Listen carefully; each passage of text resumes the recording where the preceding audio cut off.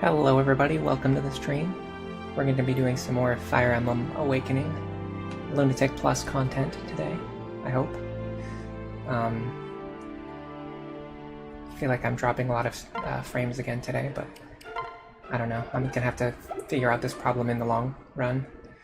I noticed that after the most recent Streamlabs update, my streams have been significantly more laggy, and I'm kind of curious about like what is going on there. I don't know if something in the most recent update just like does not agree with my setup, or maybe the settings got changed back to default or something and I have to go through them and I have to fix them back to what they were. I'm not 100% sure. Hey Tricky, welcome to the stream. You think that for Lunatic Plus Virion is the most underrated? Yeah, I kind of go both ways with Virion. I do think he's really great. I think he's extremely strong in Lunatic Plus. However, I think people probably already know that he's strong, so it's tough to say if he's underrated or not. Now, granted, you know, there's a lot of people who are very fixated on like just Robin, like just Krobin, just using, you know, Lucina and Morgan to steamroll the entire game, and from that perspective, yeah, Virion is definitely underrated compared to that strategy. But if you look at the very first threads of people completing Lunatic Plus runs from like 9 or 10 or like 12 years ago at this point, I don't even know how long ago it was, Virion was used. So people have always known that Virion is good. But on the other hand, yeah, he's definitely still very underrated now based on how most of the discussions about the game go. So I don't know, it's a tough call. He gets better, yeah, the more you scale up the difficulty, the better Virion gets, for sure. Okay, I'm just dropping frames like crazy again today. I don't know why. You think he sucks in hard mode? It's not necessarily that he sucks, it's just that you don't really need like an extra archer dealing chip damage. Because you can just enemy face sweep everything. Anyway, we're going to check our barracks before we go into the next chapter. For the most part, I'm probably just going to be showing you guys why this run is already doomed, because Robin's speed is just way too low. Hello, Tinkerball. You're catching the stream again. You've been here before. This must be your second or third time coming to a live stream. Welcome. Sorry that the quality is so bad today. I don't know what's going on. I literally don't know what's going on. It's been like this for weeks. The connection. I don't know if it's the connection or if it's Streamlabs or if it's my streaming PC. It could be either of those three things. I've tried to figure it out and it's just nothing seems to fix the problem. It's just dropping frames like crazy, constantly. I'm gonna have to do more diagnostics in my free time, I guess. We'll figure it out. I mean, granted, you know, it's not like I'm playing Fortnite or something. You don't really need to see everything that I'm doing like happen in real time, but on the other hand, the stream being extremely choppy is also not very comfortable to watch. What has changed lately? So my ISP did send out a notification that they were going to be doing service, but that was a week ago, and they did it. And then I assumed it was going to go back to normal afterwards, but it did not go back to normal. It's continued to be extremely crappy. I really think I know for a fact that after I uploaded Streamlabs, that's when all this started. So I don't know if there was something in the recent update that like broke it for me, or like I said, I don't know. Maybe because I updated. I noticed when I updated, it actually logged me out and I had to log back in again. I'm wondering if all the settings on Streamlabs got set back to the defaults and I have to go through and I have to fix them all again. Because I used to have this problem when I first started streaming and I had to go through and set all these custom settings to fix the lag. Virion probably falls victim to the early FE Archer stigma that comes from people experiencing Naomi and Rebecca. Yeah, GBA Archers are really bad for the most part. The DS Archers are actually pretty good. I would say, honestly, Virion might be the best of them. Just because, again, he is the only character you have that you get early on who has bow access for a very long time and without requiring any investment. Like every other character who is going to use a bow either requires a second seal or a master seal until you literally get Basilio at the very end of the game. Let me think, is there anyone else? Is there anyone else? Because there's no Innis in this game. You don't get a sniper later on. You get Libra, Anna, Sayri, Like, none of them use bows. So you don't get another bow user until Basilio at the very end of the game. Or you have to make your own bow user with either a second seal or a master seal. So, like, the low investment to get Virion and have him do his thing is, like, it's pretty noteworthy. Snow warning, you think... Hey, welcome to the stream. You think the motorcycle guy is tampering with the internet cables? I doubt that's it. I wish I knew what it was, because I would fix it immediately if I could. And the annoying part too is the stupid notification keeps popping up on my YouTube studio as well. And it's like, I get it, okay? Like, I understand. I know that I'm dropping a lot of frames. I know that the quality's not good. You don't have to retell me the same thing every 30 seconds. If you count child units, Noir starts with a bow. Yeah, well, there you go. So you either get Virion, you get Noir like halfway through the game, or you get Basilio at the very end of the game. But there's no Innis, like you don't get a sniper, there's no Klein, you don't get a sniper who's awesome and joins for free. So you just have Virion. Anyway, we're gonna get rid of the units that I'm not using, we're gonna bring the units that I am using, which is gonna be these ones. Oops, do not click that button right there, that would be devastating. Alright, so I'm actually probably not gonna really use Kellum for much of anything, except maybe like a strength pair up. One of the reasons I do, defense pair up, the reasons I do like bringing him is because of that defense pair up. And also because Donald, I can just pass Donald's equipment over to him, and then just get rid of Donald immediately. And because Kellum also uses a lance, it's just like you just pass over the lance and it works. You can also just give it to Sumia as well. Donald is going to be the MVP of this Iron Man? I don't think so. I'm gonna do like a Donald focused run at some point in the future just to show people. But it's, yeah. And I have to collect a lot of footage for my eventual Donald video. But anyway, I've really been rambling for more than 5 minutes now, and I haven't even gotten into the game yet. So let's set up our starting formations. We definitely want him here. I mean, honestly, the positioning of the other characters doesn't really matter too much. Let me do this, though. Yeah, this works, because she can fly over these forests, so her movement's not really as restricted. And then, if she's here, if we can get rid of this guy, Sully can run through. The problem is actually getting rid of this guy is not that easy. Okay, so here's the thing. These guys have 11 speed, and you can get, let's go to Surin's Forest. So technically, I've started. This is what starting looks like. I'm actually going to update my spreadsheet because I haven't updated it yet. So, Barbarians have 11 speed, so you need 16 to double. So the thing is, from the pair-up system, you can get 3 speed from default by Crom. 3 speed from Crom by default. You can increase that to 4 when his speed reaches 10, which we did meet that benchmark. So we want Crom to 10 speed is important. And then Crom, Robin, B support, you'll get another +1. This is +2 speed overall because you'll get a speed from there. So you'll get +5 speed from Crom. Okay.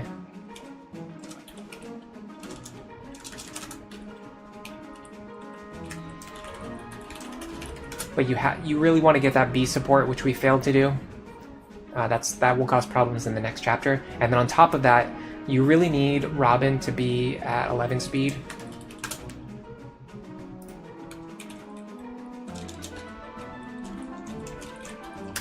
That way, when you add 5 speed to them, they will be able to double these characters. The other way to look at it is Crom can double them if he can get 5 speed from Sully. So Crom to double. He gets 2 speed from Sully. No, he gets 1 speed from Sully. If she reaches 10 speed, he'll get another speed, but he's not really going to. So he'll really only get 2 speed from Sully.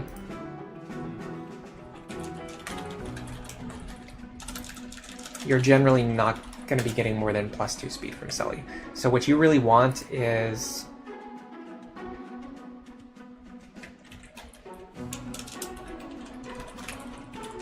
Crom to be on 14 speed if you want him to double these guys, or he can use the Sumiya pair-up. If he's on 11 speed, he should be able to do it with this Sumiya pair-up, although I don't think I got their C support. Yeah, I didn't, because it's just not something I'm going to use in the long run. Yeah, so even with the Sumiya pair-up, he's only getting +4 right now.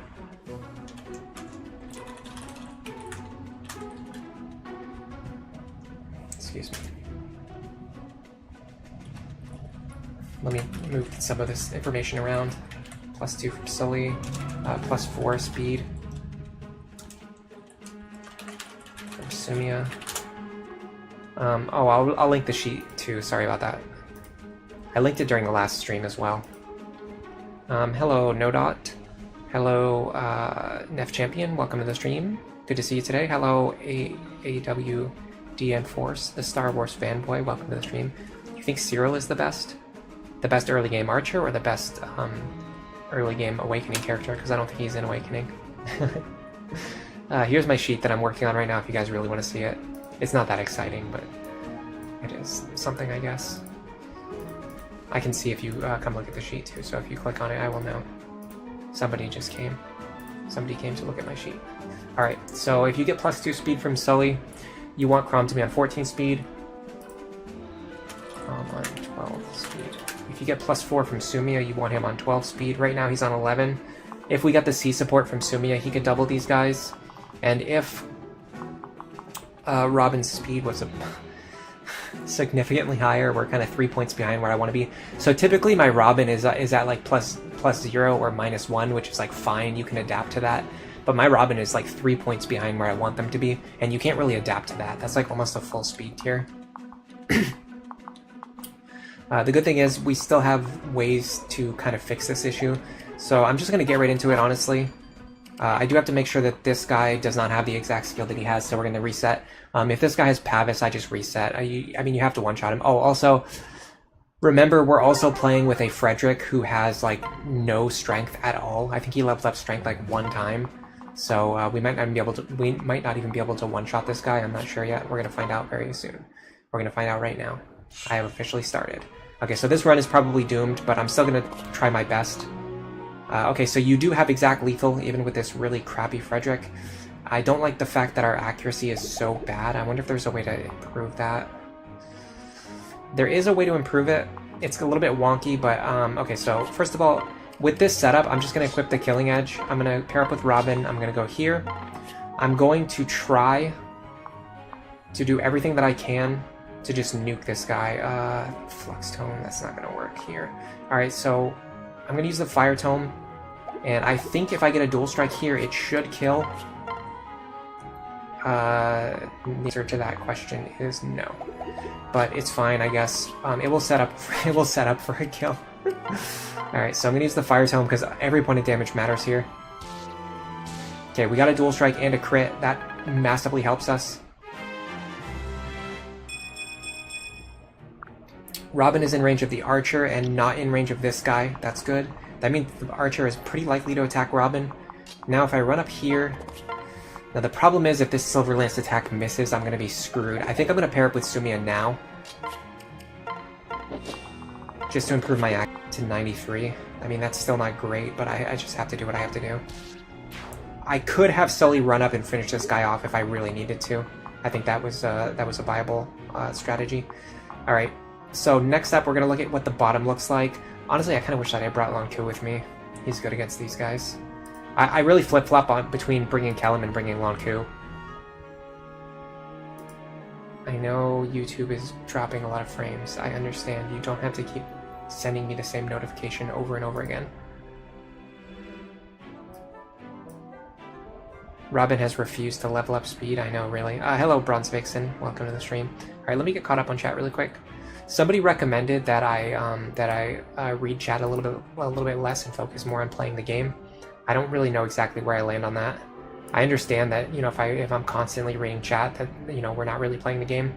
But at the same time, if I'm reading the game and like never like looking at the chat or responding to chat, that's also not very satisfying either. So I don't know. Anyway, yeah, I've been flip-flopping between bringing Callum and bringing Long Ku. I still really haven't settled on a strategy. Do we have pair-up fodder for 10 free hit? Yeah, well, I'll just pair him up with Sumiya because they're going to be paired up anyway. Alright, so we want Robin to fight this guy. And then on the south side of the map, see, I kind of would like to have Long 2 fight this guy, but I mean he has counter anyway, so it's not going to matter. I'll just get rid of Donald right now.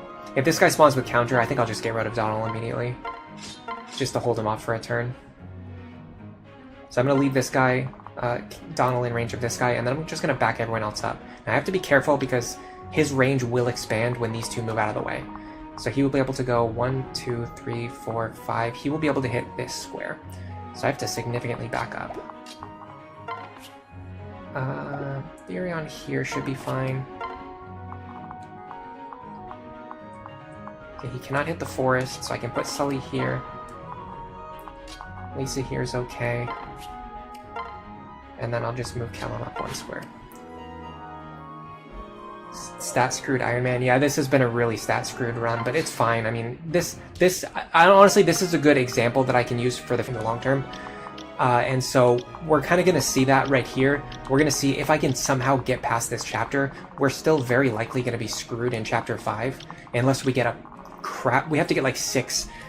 We basically have to go like +6 on our next 10 speed level ups in order to catch back up because we're already down 3. You can't use tonics very effectively in Awakening. In the early game, you only get strength and defense tonics, which can be pretty useful, but you won't get speed tonics and HP tonics until later on, and those are the big ones that you can really use to fix problems, and we just don't have access to those. Alright. I need to see if Virion can survive a hit from this guy. 28. If he gets a +1 defense pair up, he can survive a hit from this guy. Right here. And we also might be able to form a defensive wall in front of Virion. So we're gonna go here. We're gonna go like this. He doesn't have he does have pass, okay, but we can still wall him, I'm pretty sure. With this defense pair up, we can survive an attack here. We're gonna chip this guy. Dual strike, it's fine. Now, I would like to get Robin away, I think.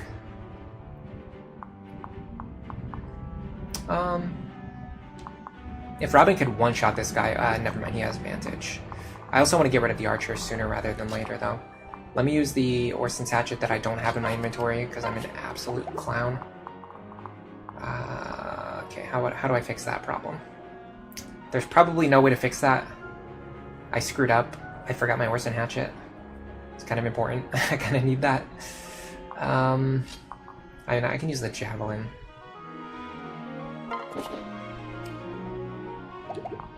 I want to see if Robin can one-shot this guy and then survive. But then, no, because then Lisa has to stand behind him and Lisa will get targeted. Well, hold on a second. 1, 2, 3, 4. 1, 2, 3, 4. 1, 2, 3. 1, 2, 3, 4, 5. 1, 2, 3, 4, 5. Yeah. Okay. I think I can do this. I just have to be real. I have to do it in a very strange way. 28 damage. -10. It's 18. 18 plus 18 is 36. Let me get my calculator. I can fix this even without the Orson hatchet. -10, -10. Robin's gonna take 16 damage. They actually survive even without healing. So let me do this.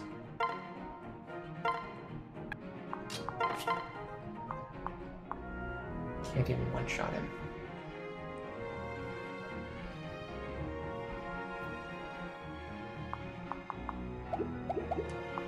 Alright. I'm gonna have to use the javelin. I feel like I'm also gonna have to use the javelin at 1 range because I have to body block Virion. Yeah, I have to body block Virion. Alright, so normally I'd be using the Orson hatchet for this and I'd be not playing like a moron. Crazy, I know. I mean, this is fine. Assuming I might even pick up a kill here. Or some chip experience at least. Alright. Now Robin is going to go here to body block Virion. Now I believe, yes, he can hit Virion, but only at 2 range. Then we're going to put Sully up here. So he should attack Virion. And then the archer... Oh, he got doubled. That might have been a huge misplay. Yeah, I needed a speed pair up. I needed Sully there. Yeah, I needed Sully, not Callum. That was a, let me make a note of that. Virion versus Barbarian. This is good though. I'm updating my notes. This is going to be really important for the future. So we want 7 speed and 29 effective HP. Or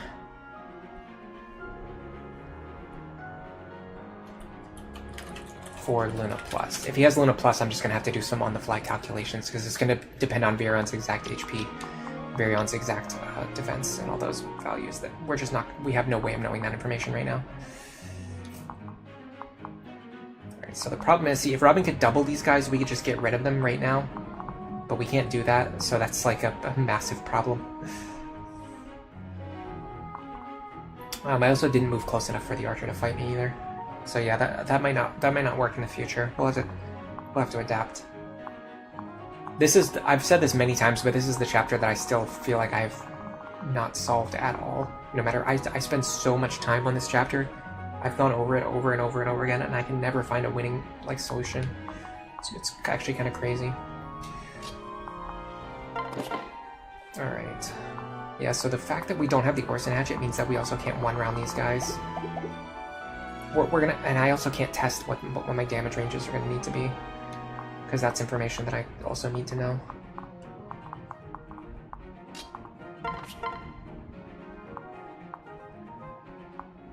Does have Vantage. He does not have Vantage.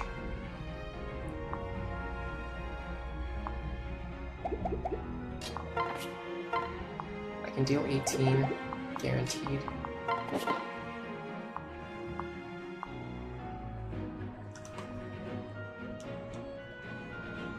Not enough. I needed a strength tonic on Frederick. I'm trying to figure out what the exact values are, but honestly I should probably just always use +2 strength tonic on Fred. Because like at this point, yeah, it's becoming very, like, honestly, even if my Frederick had a little bit higher strength, I think I pretty much always want to use a strength tonic here. In fact, I think my strength's not even that bad. I think it was bad at the start of this run, but we kind of corrected it. The interesting thing is you can actually jump back down here now.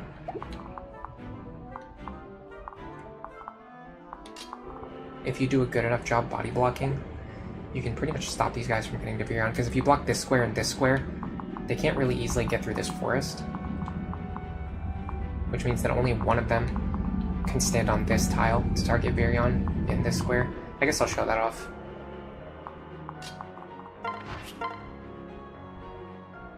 We do want Sully to be paired up with him next time though.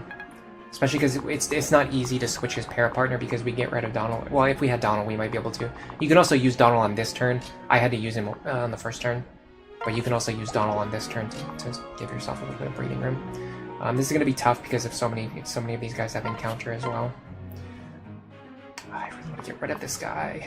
Can I do it with the javelin? Not really guaranteed.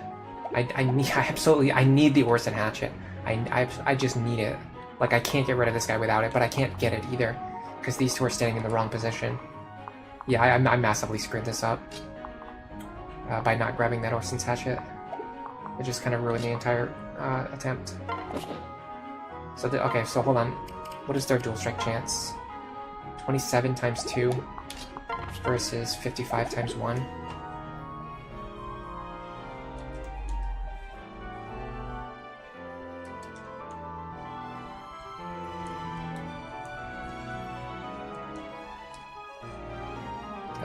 Nope.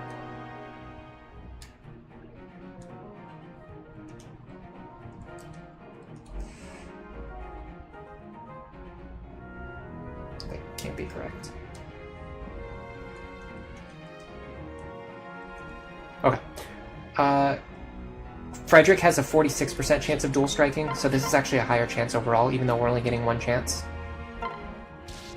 Didn't get it. How do I fix this? The answer is that I probably don't, because I need Frederick to be standing here, but he can't. I mean, I could have Sully attack him, but that doesn't solve the problem, because then I need Lisa standing in this spot, too. There's just like a million problems with what I'm trying to do right now. Because I also need to heal Virion.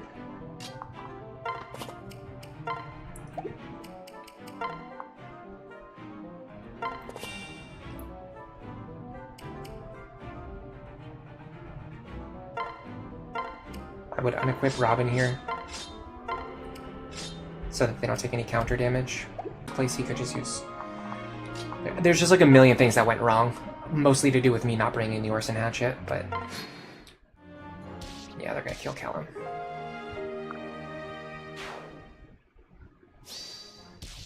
But what's cool is that only one guy can target Virion from that square, as the thing that I was trying to show off.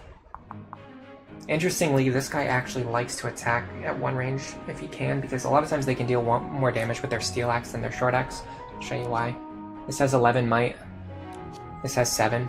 So unless he has a target that has like 4 less defense, unless he can go after somebody who has like 4 less defense, he'll actually prefer to use his one-range weapon, which is why we have to unequip Robin. Hello, Luminary, welcome to the stream.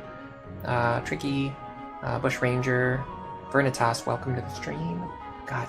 Wow, I'm dropping so many frames right now, it's unbelievable. I'm gonna look at this stream health.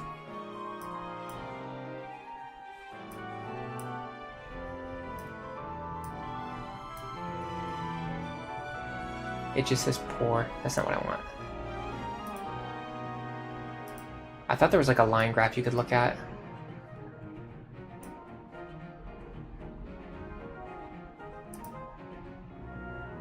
Can't see it.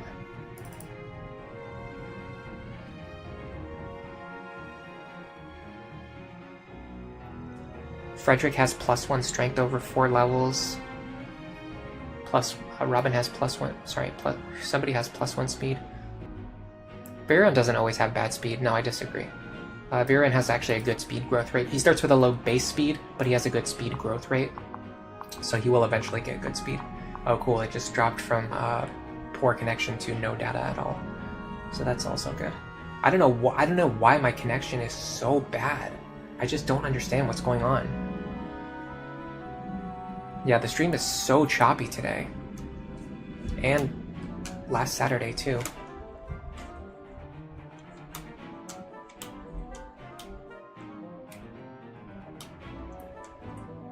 Yeah, Virion Sumia would be fantastic. That's actually why I'm doing Virion Cordelia.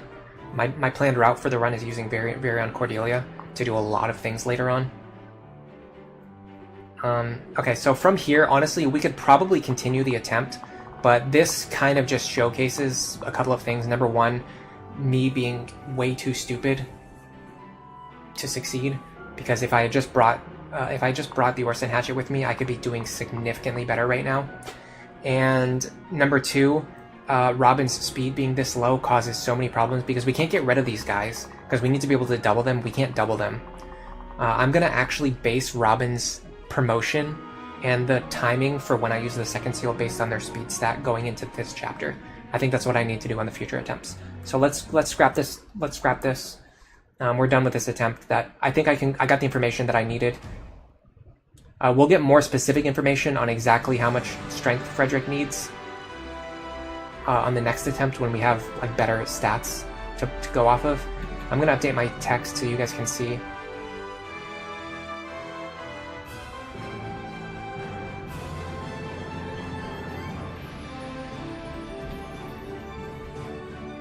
We have 10 failed attempts now. Keep in mind, a lot of those were last week.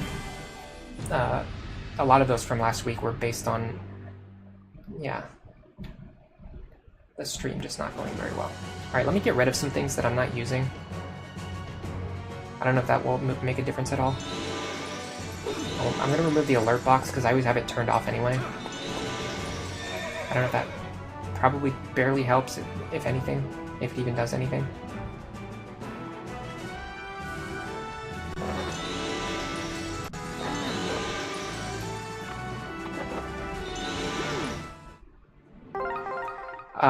Yes, I have considered Mage reclass. It's one of my 2 planned routes.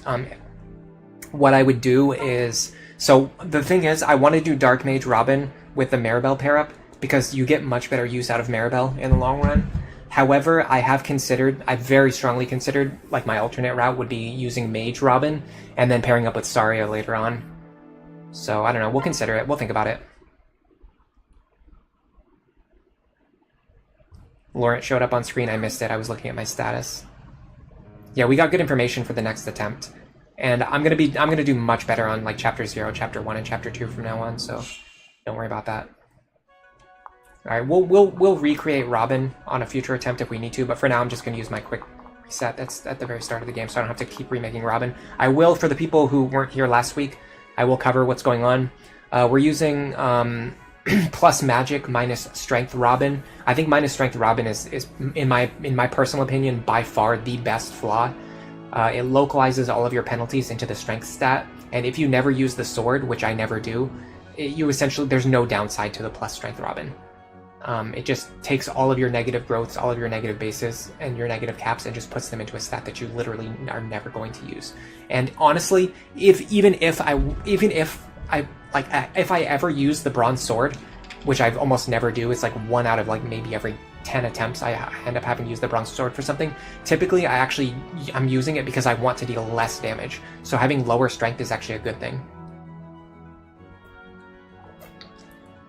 I think Maribel might be male Robin's best partner, but I have to prove that.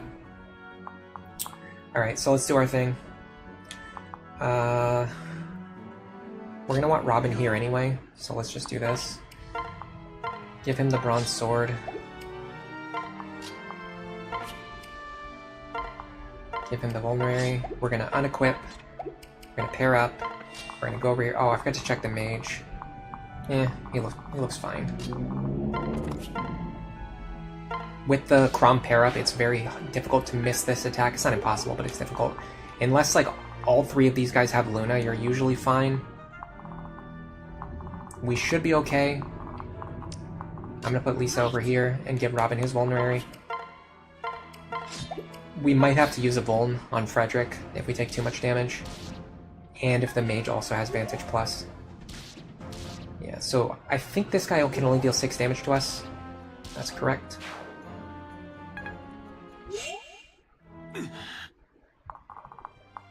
This guy does not have Vantage, so we don't really have to worry about him. So what I'm going to do is... The problem is I have to make sure he can't one-shot Frederick, though. He has to think that he can't one-shot Frederick. Even if he can, it's okay as long as he doesn't think that he can.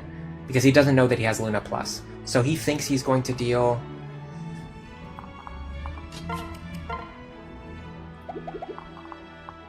He thinks that he's going to deal 11 damage. So if I can get Frederick up to 12 HP... Yeah, this should work. This is going to look insane, but it should work.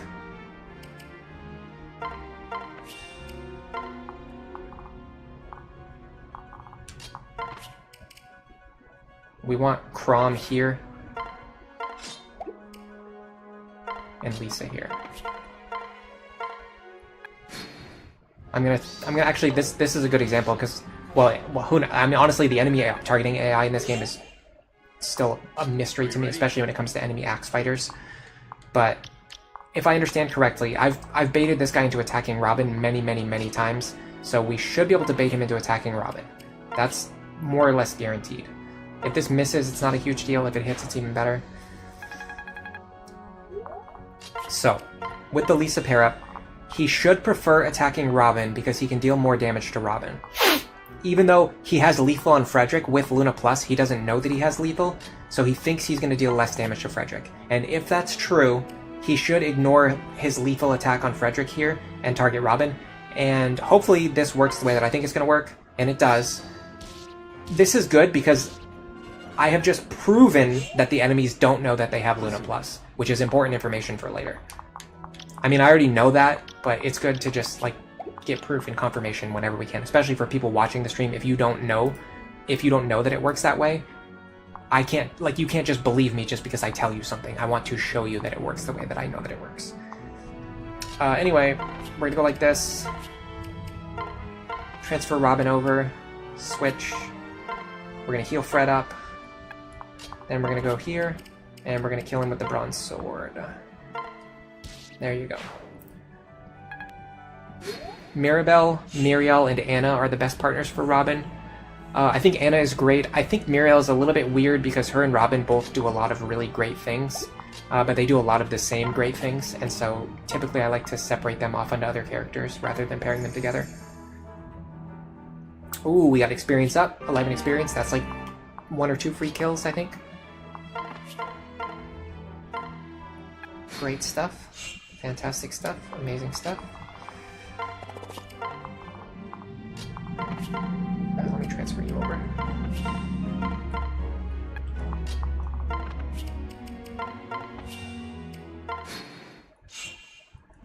Crom should still be on full.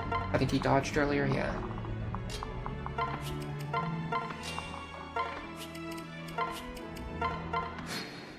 Alright, we're gonna do the top side water trick.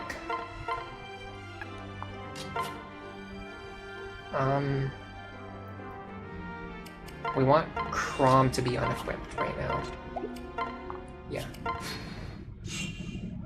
Alright, now this mage does have a tiny crit chance on Robin. There's just no real way to get rid of that. Like, even if you watch Zoran's recent stream where he was trying to solve this chapter, he even used a plus, I'm pretty sure he used a plus luck Robin, and the enemy mages still had a crit chance against him. It's absolutely absurd.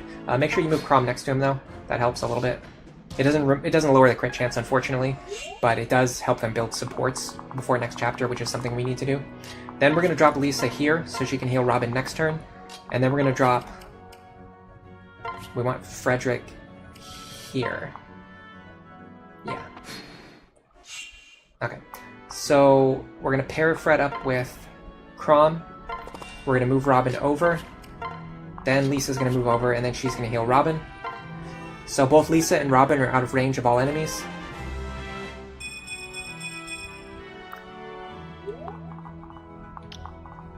Next up, I'm going to start chipping this sword fighter.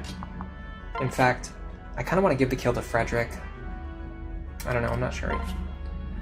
I'm really not sure. Let me see. 15. So Crom two-shots him no matter what. So there's no reason to really have Crom hit him with the bronze sword. How much does Frederick do with the bronze sword? Again, it's 15. And Robin does... How much does he get from Priest again? He's getting... I promise I will look at chat at some point in time. Okay, he's getting 2 magic from Lisa. So he'll deal 12 damage. So he'll deal 10. Okay, this works. Yeah. So we're gonna go like this. Frederick will hit him with the bronze sword, and then Crom can deal 10 damage. Robin can deal 10 damage and leave him on 1 HP, which I'm totally fine with. I'd like to check. I just want to confirm how much damage this guy is going to do to Robin. It's 18 minus 6. 12. Okay, so we will survive. I'm going to move these 2 over and these 2 up. Yeah. Okay, so if I move you up here and I move Robin over, again, the enemy just has a tiny crit chance on us. There's just nothing we can do about that. We just have to wait until he doesn't crit us. Okay, now if he didn't have Vantage, I would attack him right now, and then if my attack missed and I died, I would just reset the run, because it's so early on, it doesn't really matter. But because he has Vantage, I'm going to have to buy a few extra turns. So in order to do that, we're just going to kind of copy the same maneuver over here.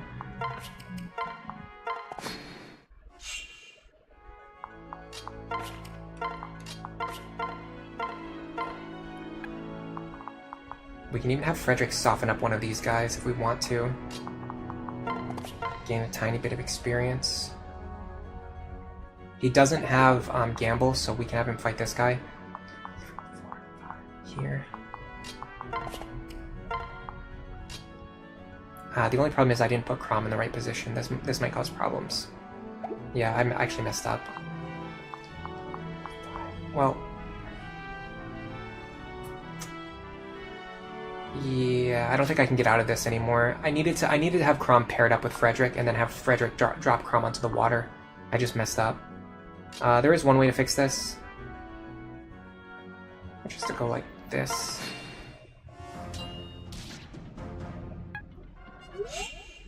Okay. Problem is, okay, the mage can't reach me still. I might be safe, because if the mage could reach me, I would be in trouble, but because the mage can't reach me, I think I'm safe. I'm gonna unequip Frederick, and then drop Crom onto the water now. The problem is they might just kill Fred. He deals 6. These guys can deal 10. Okay. Got a clutch dodge there. Problem is, actually, Crom might still be in range of the mage. He is. Okay, so the mage is probably going to attack Crom, I think. I'm not sure. Let's see what he does. Yeah, he attacks Crom. I mean, it doesn't really matter.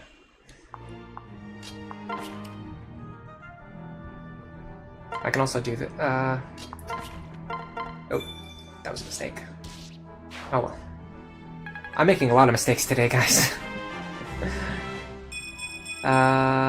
Did not get magic or speed. That sucks. We did get defense. That's good. Okay, we're kind of in a lot of trouble now. All of our characters are on low health. Okay, I can at least heal Robin one time before I have to run away.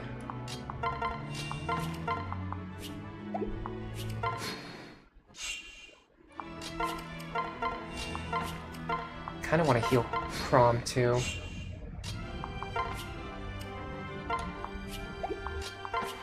Should be able to. Yeah.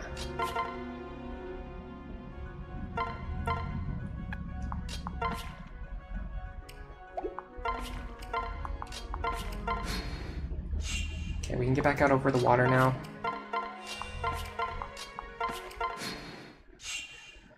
Okay, now we can start repositioning. We just gotta shimmy over here.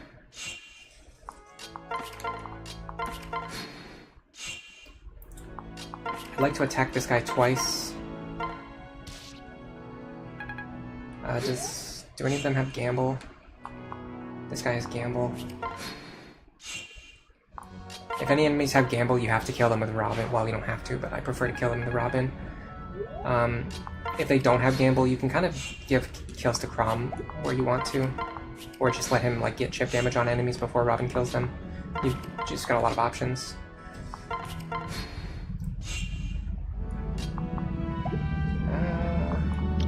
This is only reached by this one guy. Unfortunately, I will kill him if I hit him. He's also going to deal a lot of damage to me, more than it says. He's going to deal 5 extra damage. I'll actually survive. But the problem is I won't be able to get back out onto the water.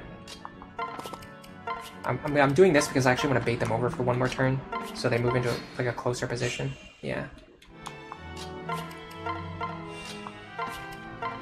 That will allow me to go back to the other side safely now. Let me just go over here. This is like the sloppiest version of the water trick I've ever done. Well, maybe not ever, but in a very long time. This guy has Luna and Gamble, unfortunately.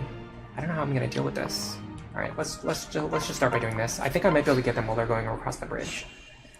No, they're in like the perfect position where I can't get them stuck on the bridge, but I also can't get them over here either. Something went wrong with this attempt. I'm not sure what's going on. I don't know. Let me wait for a second. Yeah, something went wrong. Like, they're not moving into positions where I can target them anymore. I can fight just this guy by himself, but he has Gamble, so typically I don't have to do that. This has Luna Plus, doesn't he? Yeah. He's gonna deal 19 minus 5, which is 14 damage, which I can't even survive. Oh god, this is so disgusting, guys.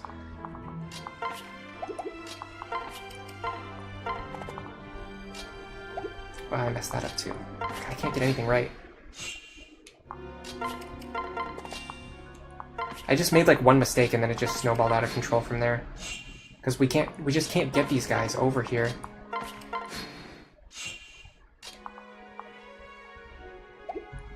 Alright, Lisa, go here. I have to heal Crom back up, which sucks because I'm wasting healing stabs.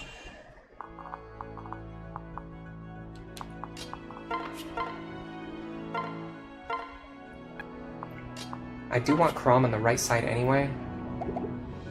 But I need him... I I need him in the position where Lisa's standing right now. Is so frustrating. Okay.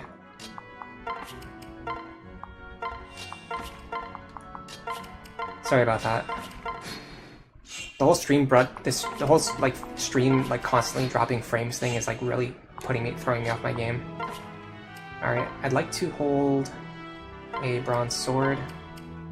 I think it matters.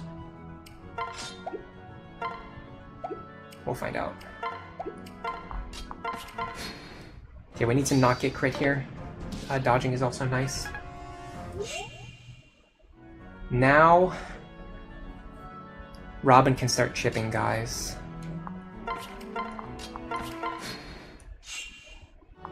I deal 10 to this guy so I can hit him twice.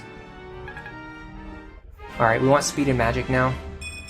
Didn't get it. I'm very tempted to reset this run. Our Robin is already very far behind. Like, if we're looking at things in a long-term view, like, we really just need to get a good Robin immediately, and then, like, go from there. Like, there's no point in me investing another hour into this run when Robin is already so far behind on their speed. What is our speed growth?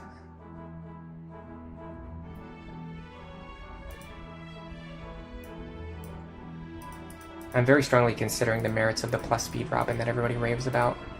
Just so I don't have to keep resetting over and over again to get these speed level ups. The problem is, Robin eventually gets the speed that they need, like pretty much guaranteed. So I hate using plus speed Robin just to make this one chapter like slightly less reset heavy. Yeah, so our speed growth is 55%. We should have gotten at least 1 point of speed by now. We didn't get any. I don't know. Let me look at chat and see what people think. Do you guys think it's worth resetting?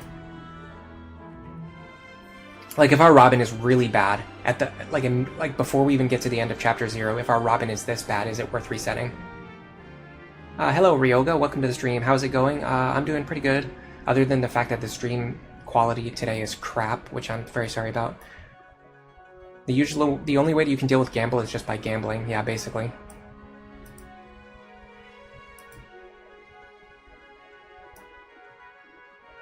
Hello Wesley Ballard, welcome to the stream.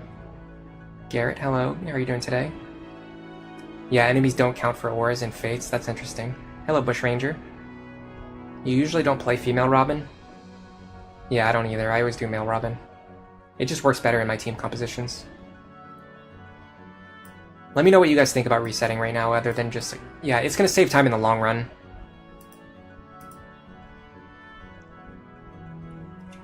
It saves time, like, resetting right now saves time in the long run, because otherwise I'm just going to end up in the same spot. I'm going to be in Chapter 5. I'm going to be stuck with a Robin who has no speed.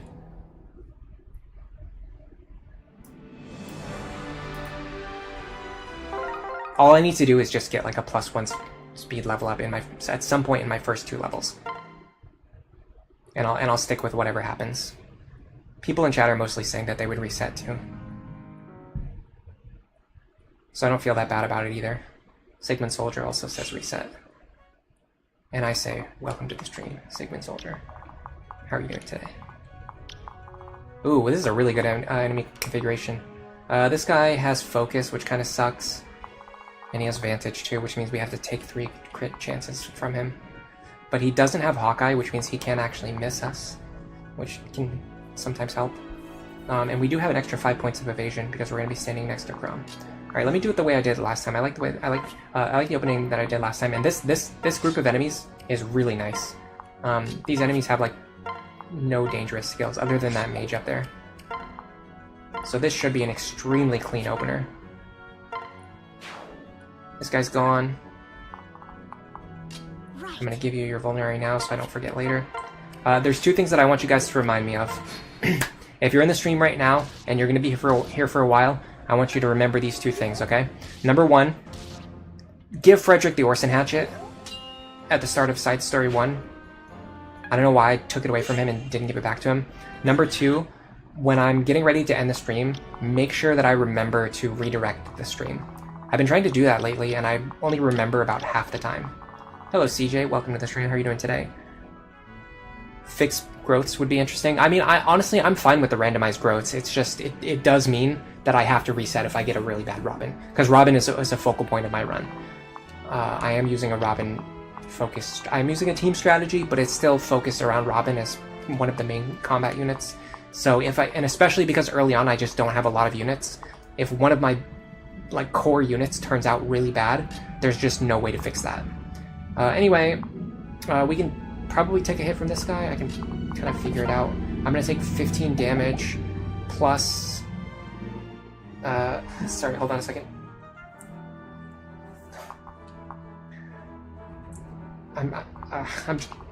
Let me just calc it. He's gonna deal 18 minus 2, which is 16, so I will survive. And plus he won't attack me anyway, unless he sees lethal, which he doesn't see. But even if he did attack me, I would actually survive this time anyway, unlike last time. Alright. Grump can't dodge here, which kind of sucks, but it's fine. It just means we'll have to use a heal staff. I had so many extra heal staffs last time, I was really proud of myself for that. Are you ready? Alright, we want Robin's attack to hit here. If it misses, it's fine. If Crom dual strikes, even better. If Robin misses and Crom dual strikes, that's actually technically optimal. Alright, so what we're taking advantage of here is the fact that the enemy will attack Robin, which means we get to enemy face him. Even though he has a 2-range weapon and Frederick doesn't have 2-range, he just doesn't choose to attack Frederick, which is absolutely wild.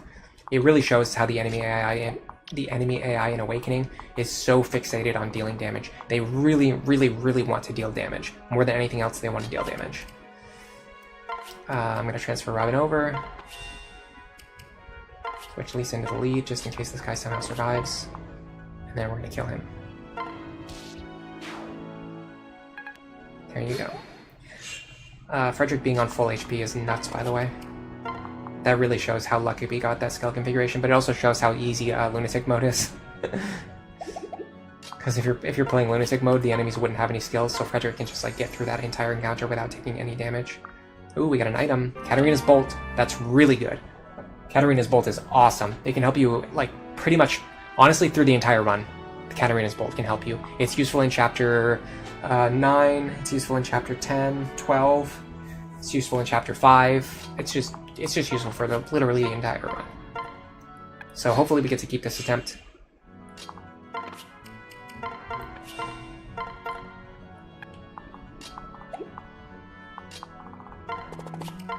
I'll trade it over to Robin in a second. I forgot to do that.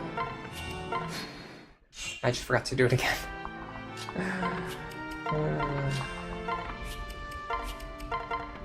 I got up really early again this morning. I don't know if you guys saw me posting in the Discord at like 3 in the morning. I was thinking about releasing a video today, so I woke up early to go over it. Just like if I was going to release it, I was going to make sure that I got everything, settled. We decided against it. We decided to take an extra week to optimize the video and make sure that it's really high quality. I'd rather put out high quality videos like slightly less frequently, rather than just put out like whatever videos like constantly. I forgot to pass the Katarina's Bolt over again. There's something seriously wrong with me.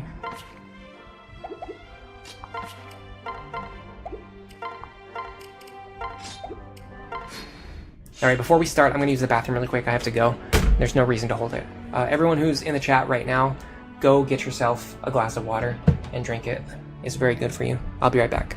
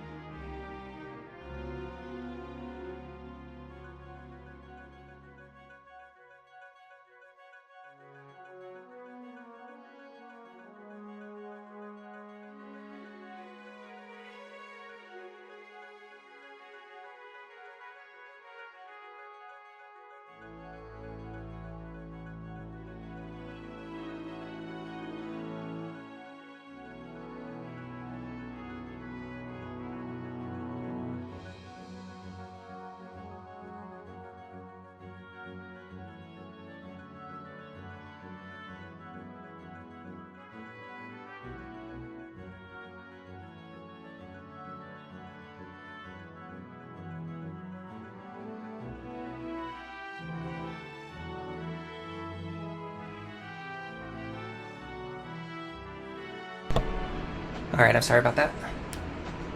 Just really had to go. The good thing is I actually exercised before the stream today, so we don't have to stop and do exercise in the middle of the stream. Yeah, we're on... No, I forgot to add one to the attempt counter, because we just failed an attempt, like, just literally just now. I have 29 notifications about dropped frames, by the way. Like, okay, we get it. Like, I just don't understand why they have to send 29 notifications. Like, just send the one. We know the frames have been dropped. We get it. We understand the connection's not good. You don't have to keep notifying me every 30 seconds. It's absolutely crazy. I wonder if I can change the bitrate while I'm streaming. I think I might have to stop the stream for a second if I want to change it. I'm trying to remember what I had it set to before. Do you guys mind waiting for a second? Because I might be able to improve the quality of the stream. There's one thing that I might be able to do. The only problem is I can't remember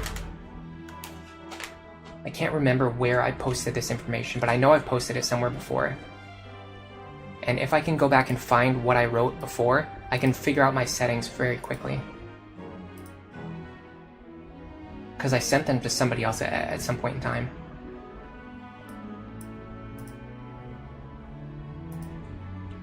Let me do that really quick.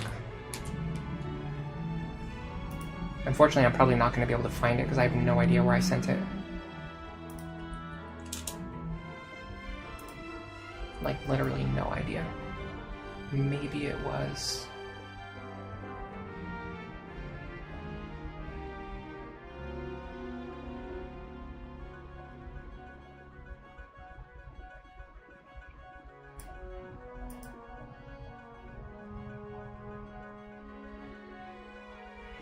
I don't think it was you.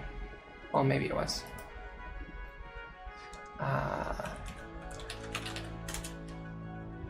Nope.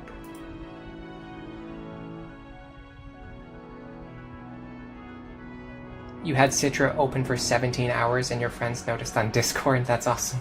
I actually have like all of my Discord like connectivity turned off. I don't know why anybody would ever have that turned on. People are like really, I don't know, like the idea of like information and like how much information we just willingly give to other people is so crazy compared to like how it used to be. Like when the internet was still like brand new, you were like we constantly were getting warned not to just like send information to like random strangers, and now like it's encouraged to like just share every single detail of your life with everybody, even the people who didn't ask. Alright, unfortunately I can't find the conversation. I know I had it with somebody, I just don't remember who. I told them my exact settings that I was using. And if I could find that, I would know what my settings are. And then I could just replicate them really quickly. Because I think what happened is I'm pretty sure what happened.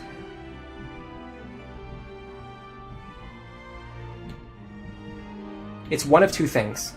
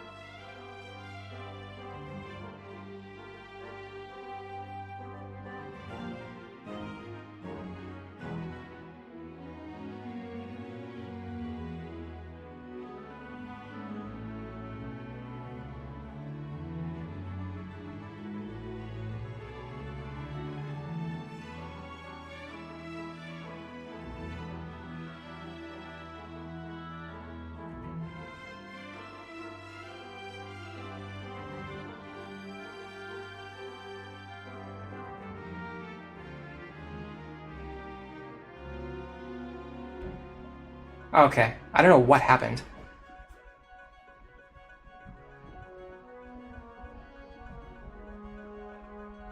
The audio should be back on. I'm sorry about that, guys. I was literally just talking for like 3 minutes, and you guys thankfully told me that there was no microphone audio. My microphone was on, but there was just like no sound coming from it. Yeah, this has been like the most scuffed stream of all time.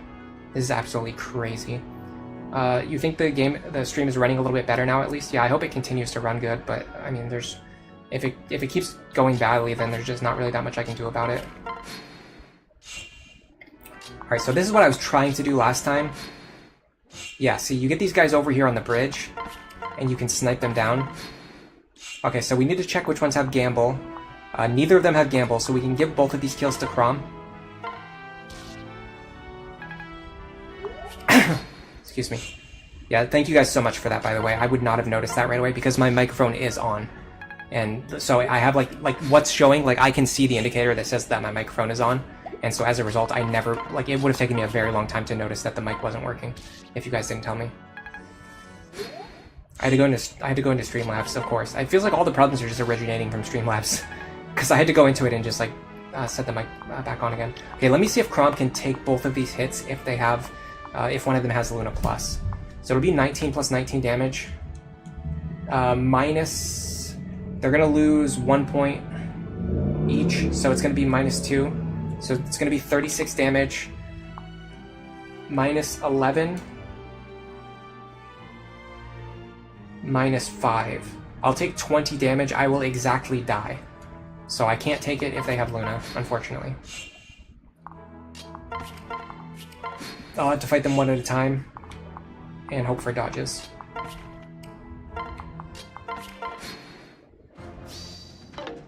Got the dodge anyway. What can you do? Let me see about these two, because I think Crom could fight these two. Well, maybe not, because this guy also has Luna. God, come on.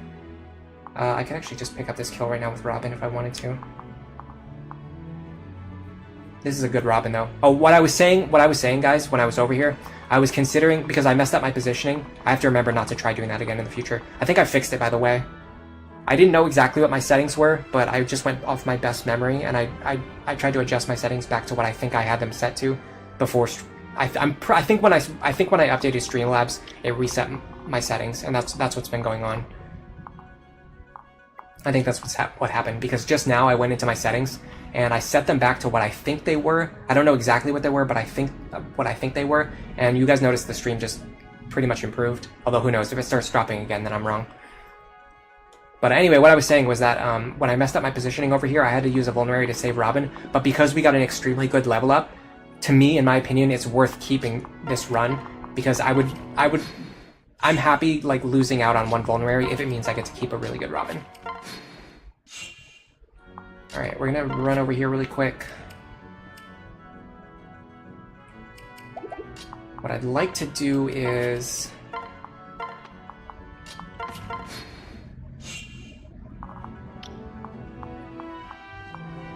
Problem is, if I fight him, I won't be able to get away. Is that okay? Actually, I think that's fine. No, that's not fine, that's not fine. I have to be able to get back onto the water. I have to be able to get back onto the water.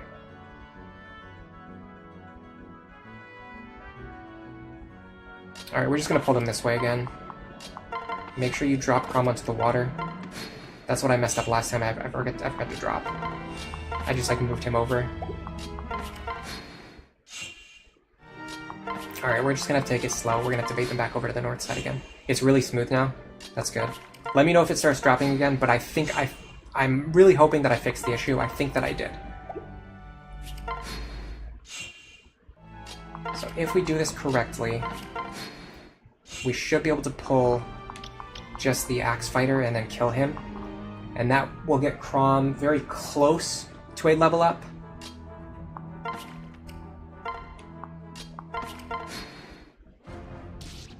And it should move maybe the Myrmidons into a position where I can shoot them. The answer to that is no. So in order to get Crom a level up, we're going to move him over to the right-hand side and have him fight this guy, or we're going to have him fight this guy. I don't know which one yet. How much damage is he going to do? 17 minus 5 is 12 damage. I think I survive on 1. Didn't I calculate before that I die, though? 17 minus 5. I should survive on 1. I don't feel good about this. But the thing is, Crom doesn't really need to fight again, and I don't want to waste heal stabs, so if he can survive on 1, I'd really like for him to do that.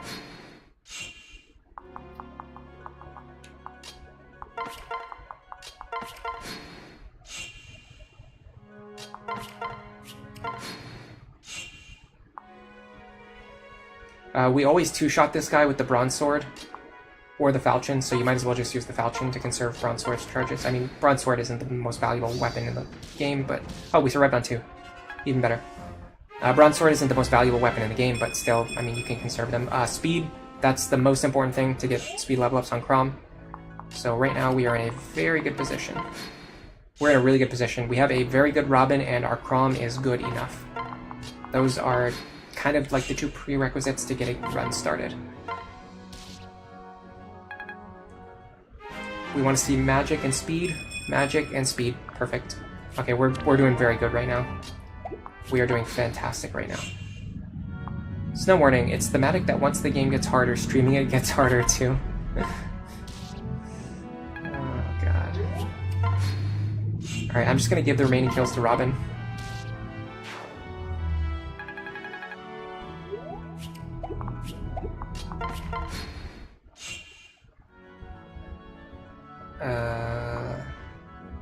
How do I get this kill to Robin?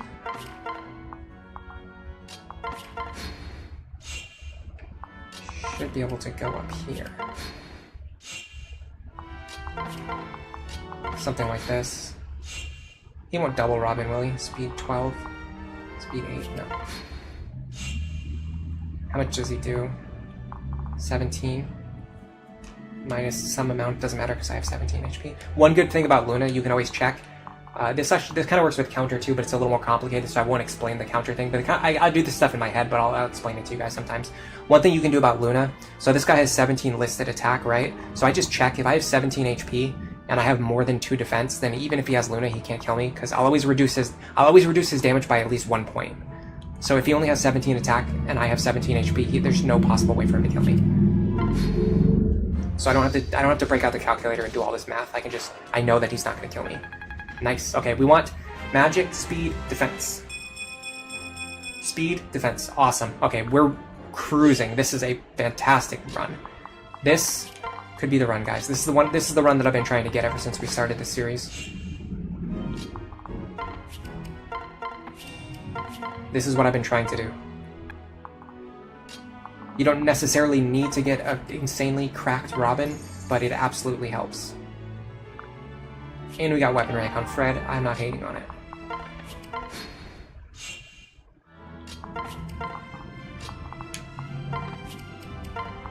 Honestly, our speed is so good, we might actually double the boss. I've never checked that before. How much speed do we actually have? Probably not, but it would be funny if we did. 12 speed? Okay, never mind, no. You're not going to double the boss. That would be really funny if we did, though. I think there's probably no possible way to double this boss. There's no way it would be possible, right? Because like even if you gave all the experience on the map to Chrom, he doesn't have a pair up that gives him enough speed. I don't think anyway. All right, let me make sure everyone's holding what I need them to hold. Everything looks good to me. We're gonna stand here now. As you can see, the boss has a 5% crit chance. When Lisa is standing next to me, the crit chance goes down by 10 points, which will bring it down to 0. So he has no chance of critting me now.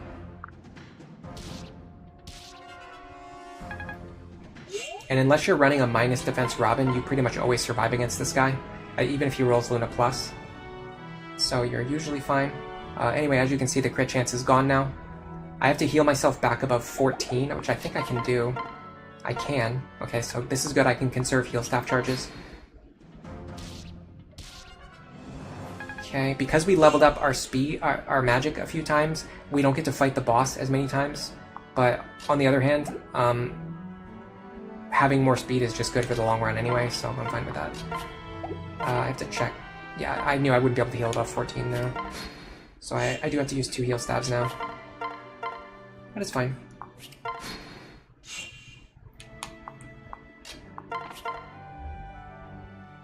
Because we don't have 100% accuracy on him, I'm just going to wait here.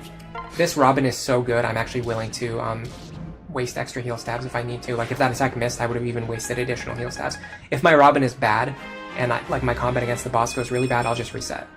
But because my Robin is so good, I actually want to stick with this, even if it costs extra heal stabs or vulneraries. Hello, Poochievert, welcome to the stream. How are the runs going? We just got a good attempt started. This is the best attempt that we've got so far. This is by far the best attempt.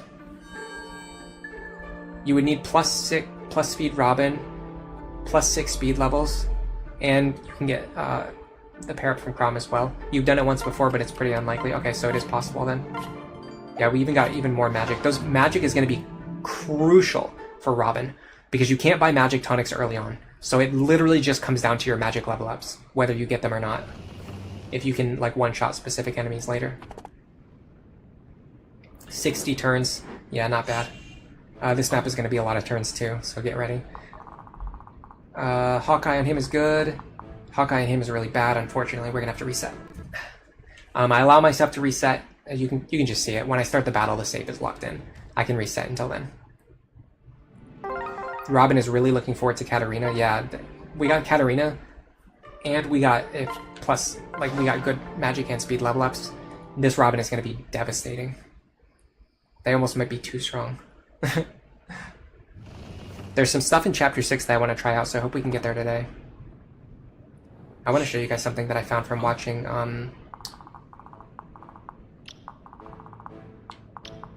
Kuroi's older run in Chapter 6. Hawkeye and this guy, we cannot reconcile with it. I'm just going to check to see if this guy's Hawkeye, and then we're going to reset. I don't know why I'm doing this. Robin is really looking forward... Oh, I read that already. You have to have 8 speed base, plus Chrom is 11, so you have to have +6 additional speed level ups to have 17 speed. Yeah, you can get...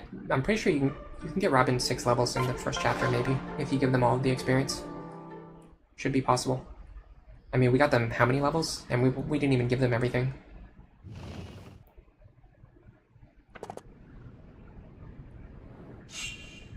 Oh. Yeah, it should be possible, I think. I probably could have gotten a few more extra levels if I tried really hard.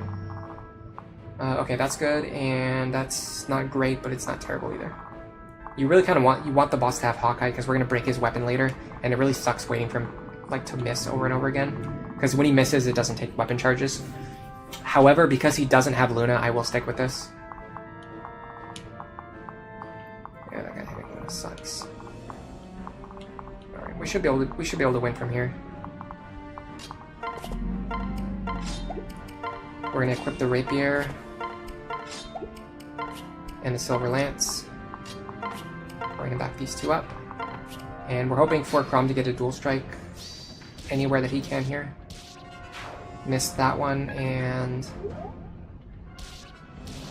got that one. That one's actually really clutch. Getting that one's very good, especially if that guy has Luna Plus. It's even better. Alright, we're on 13 HP. We're gonna have to dodge some axes. This guy's Luna Plus 2. This is horrible opener. We've just taken too much damage. Alright, we can pull some of these guys away. We can pull him off.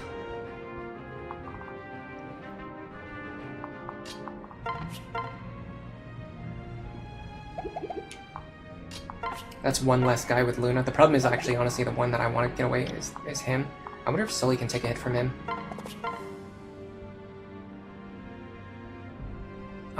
If he didn't have Luna Plus, she could do a combat with him with a Virion pair up.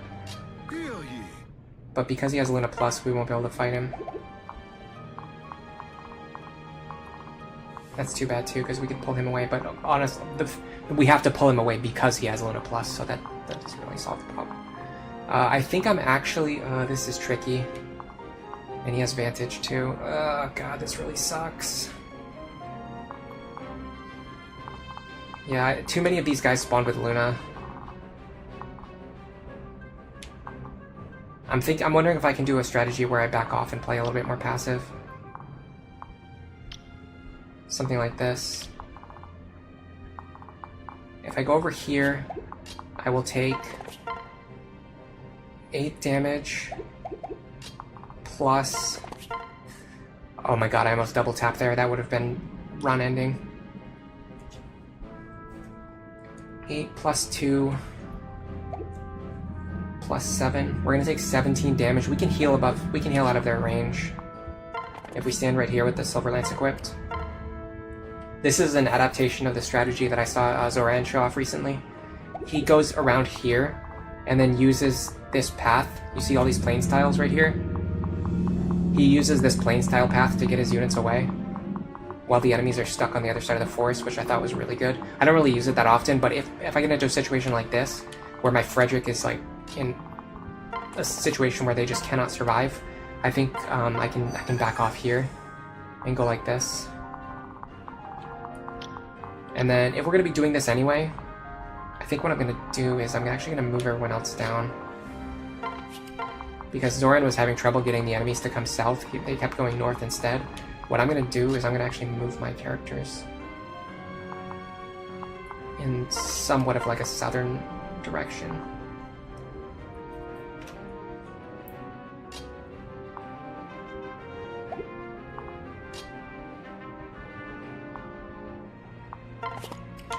This will hopefully control the enemies and get them to start moving south instead of east. If they move east though, I think I'll still be fine. Dual strike there is nice. We also want one here. Didn't get that one. Yeah. They kind of went a little bit more south than east, I think. We have the archer on the north side too, which is great because either Virion or Robin can fight the archer now. This guy surviving and having Luna Plus is pretty tough though. But the thing is, the hammer guy is going to be blocked by this forest right here. So he can only go 1, 2, 3, 4. 1, 2, 3, 4, 5 here. But this guy can't target that square because they can't move through these woods on the east side. I like to go from east to west. So I can use these woods to siphon to split the enemies up. The problem is I have to use another freaking vulnerary. This attempt is so good though. My stats are good, so it's honestly worth it. Honestly, I think I have to use these vulns. So I want to move so that I'm just in range of this guy. In fact, I can actually have Sully pick up this kill. If I can improve her accuracy. If she pairs up with Virion, how much is she going to get?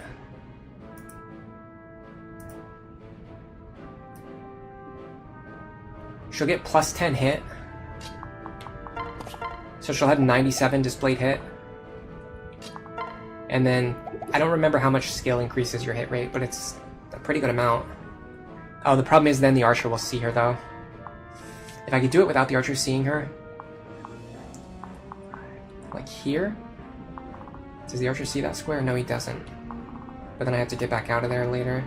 Well, I mean, she has 7 move. 1, 2, 3, 4, 5, 6, 7. Yeah, she can get out. If I put her here and fight the mercenary, I think she can enemy face him.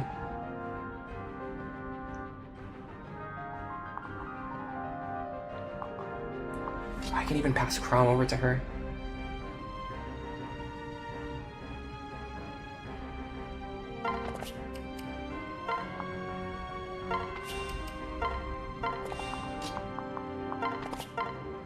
So even if he could he can't double me anymore, but keep in mind that even if he could theoretically double me, he wouldn't actually double me because I would kill him on the counter attack anyway. So if I back up 1 square, nothing can hit Sully except for this mercenary. And then she's gonna kill him on the counter. She's got a 97 displayed hit rate, which is like basically statistically 100% in this game because of dual RN. Now I'd love for Robin to fight this archer. Don't love my accuracy.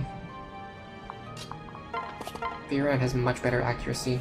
How much damage do I deal? Let me do Robin first and then Virion on the follow-up. That way if I need to guarantee a hit next turn, I can guarantee it. This will also allow me to fight with Lisa one time. And then you're gonna go here and you're gonna drop Freddy. Alright. I kinda like this. We got pushed into a position that I didn't want to be in, but things kind of worked themselves out. Now,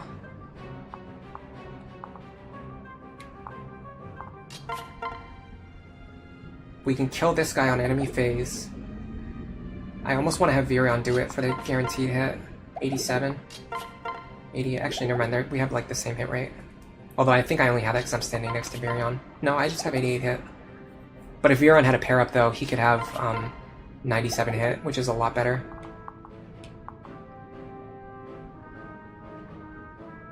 I need Crom to fight the hammer guy, but I need to get rid of him.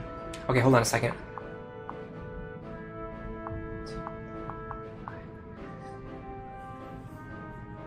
Yeah, the problem is whoever gets rid of him is going to be in range of the hammer.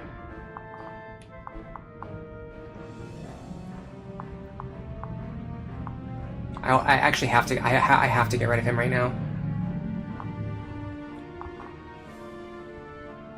Okay, well, hold on.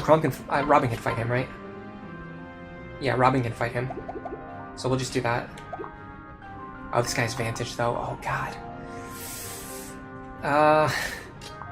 He has Vantage Hawkeye, in fact. So we're gonna take 8 damage. Plus 16. We need to get above 24.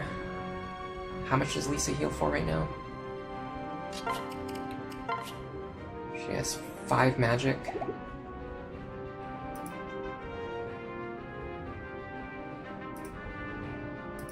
Is the stream quality still doing good, by the way? Let me know. I feel like it massively improved after I made that change earlier. I can never remember how much the heal staff heals for in this game. Let me look it up on Fire Emblem Wiki.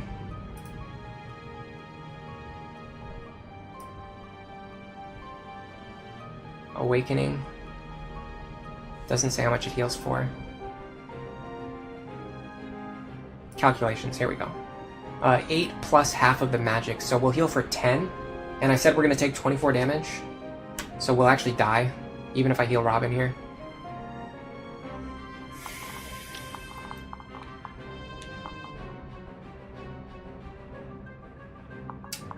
I see the way. But it's a little weird because this guy has Luna Plus. If I attack him at 1 range, he won't hit me.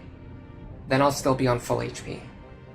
Or not full HP, but like good enough HP. Then I body block the hammer guy.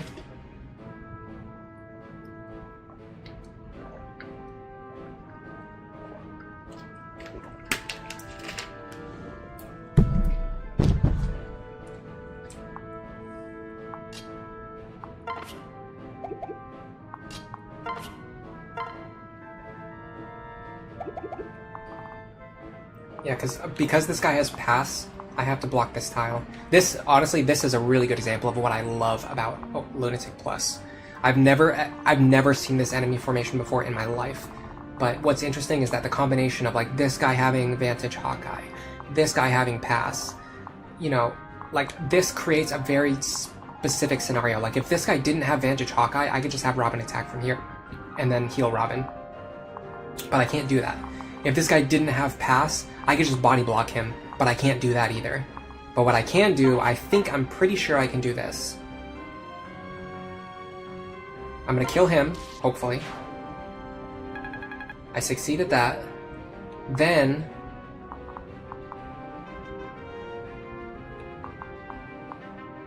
Chrom is gonna go here.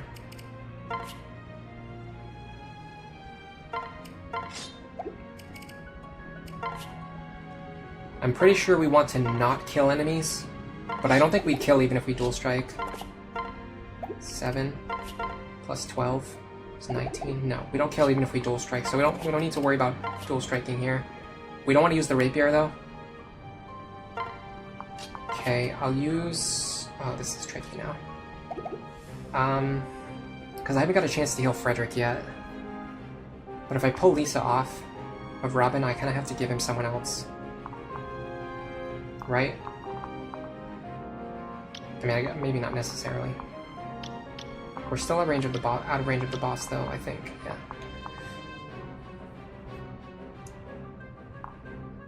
I'm quickly running out of actions, but.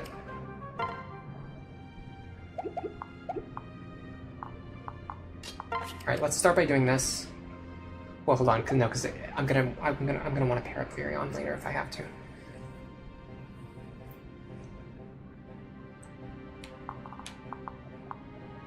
-4 -8 is 16.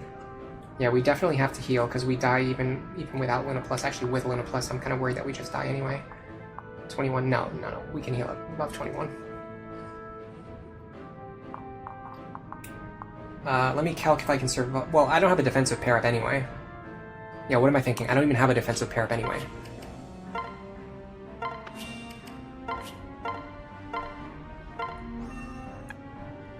This affords me the opportunity to split up my characters again or use a Vulnerary on Frederick. I think I'm going to split my characters. I think it's more important.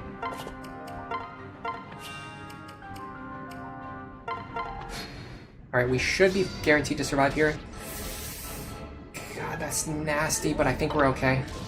It's so scary, but I think we're actually totally fine there. Now, the thing I'm worried about now is the boss. I think the boss just pinned us in the corner.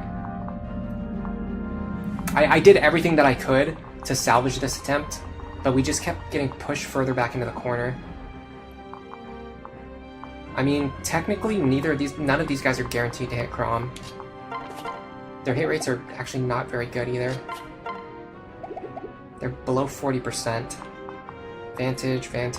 They all have Vantage, so I can't take them out on player phase. I mean, Virion can take out this guy. The boss doesn't have Luna. Hold on a second. Virion can fight up the boss for a round if I need him to. He can kill this guy. In fact, wow. Holy crap. He does it without a pair up. Do I want to take Sully though? So I survive against the boss? I think hold on, he doesn't double me anyway, does he? I just survive, like, straight up against the boss with Virion. No pair up needed. Oh, Vantage though. Oh no, I don't have to worry about Vantage because he has a hammer equipped. Let me think of the downsides of this strategy. 1, 2, 3, 4. I mean, there's no real downside to this. The boss will be able to reach me, but only at 2 range. 1, 2, 3, 4. And then he can't go into either of those because he would need 2 movement. 1, 2, 1, 2, 3, 4, 5 here, and then he... Yeah, I mean, the boss could only fight him at 2 range. I'm gonna go with this. I think I can salvage this attempt. I think we're still not done yet. The problem now is this guy right here. He's an absolute menace. I have to get rid of him. Robin can do it, but then I would have to heal Robin with Lisa again. Kron could do it. Kron can't even do it. No, he can't. Frederick probably can't take a hit here. 6 plus 7 is 13. I might be able to heal Frederick though, above 13. And then the boss probably won't see lethal on him. 1, 2, 3, 4, 5. Here. Oh no, Lisa can get targeted. Okay, well, the question is, can he kill Lisa? He doesn't double her. He deals 23 damage. We would need 3 defense on her somehow. No, she's not getting 3 defense.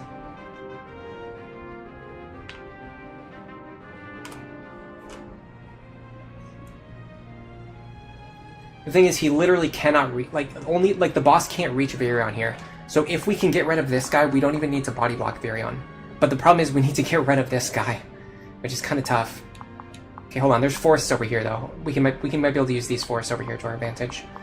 So 1, 2, 3, 4, 5. Nope. No matter where we go, Lisa can get targeted. That's what we have to accept.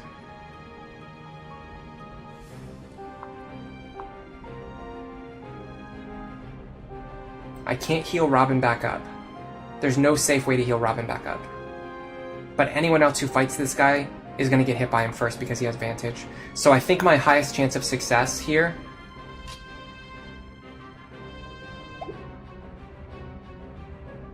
is going for like a rapier crit. And I have to dodge, and then I also have to crit him with the rapier. Well, he has pass. If I do the right formation, I might be able to body block the square so that he can't target Lisa. So I would want characters standing here and here, which doesn't really work, but I might be able to make it work.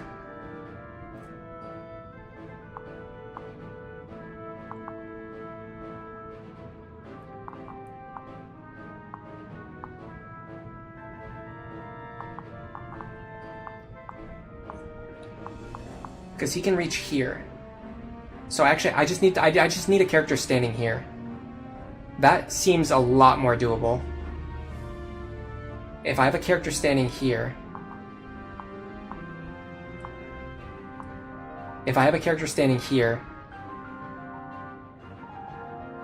he won't be able to target Lisa. But the character who stands there needs to be Robin, though, is the character that I also need to heal. And in order to heal Robin, I need to stand next to Robin, which I can't do.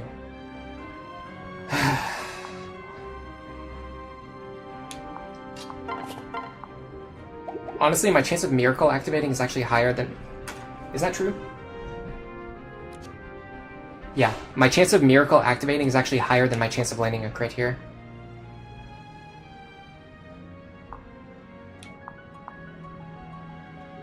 I feel like there's a solution here and I'm just not seeing it. Let me look at chat if anybody's saying anything.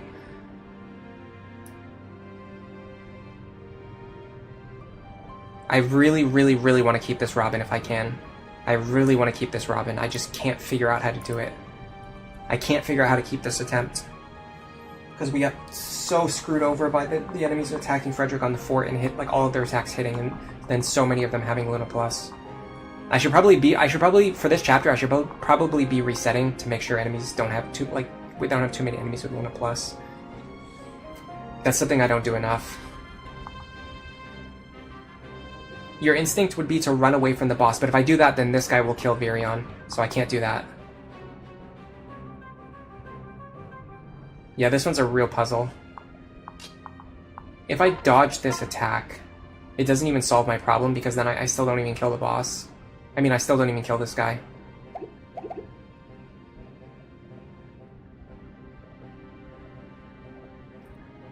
Can Frederick actually one-shot him, though? I can't even one-shot him anyway.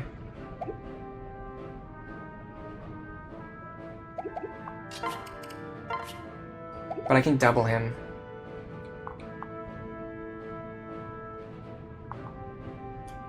Let me see something. I feel like we're at the point now where we just have to let it go. Oh, Sully can stand here, but her health is very low as well, though. So that doesn't really work. Well, Sully can stand here. Hold on a second. I think I have it. I think I have it, guys. I think I might have it. We kind of need to dodge this, but I think even if we don't, we might be fine, because the boss probably won't see lethal on us. Maybe. It's kind of tough to say. Oh my god, that does so much damage. I did not expect it to do that much.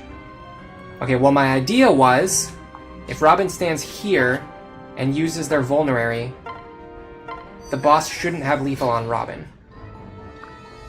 I was wrong. He had lethal anyway. Okay, whatever. I don't think there was any way out of that situation. That sucks, guys. We had such a good attempt going, and we just completely lost everything on Chapter 1.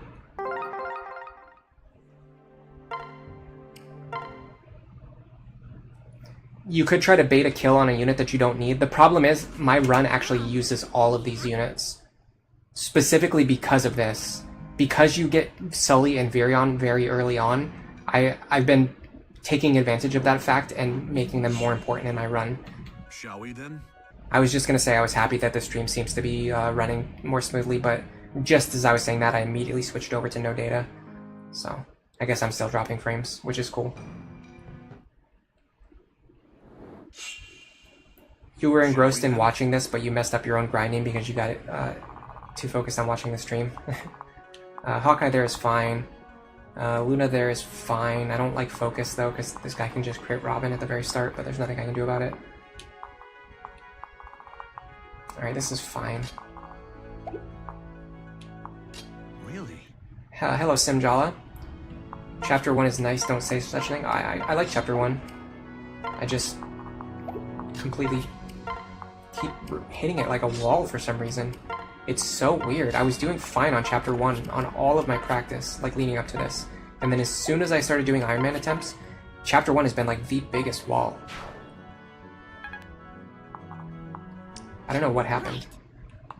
It must be something either, like, while playing live, I'm playing worse than I normally do, which is probably a small component of it. And then the other thing I could think about is that the strategies that I was using might have seemed Iron Man safe, but it was only because I was playing under, like, testing conditions.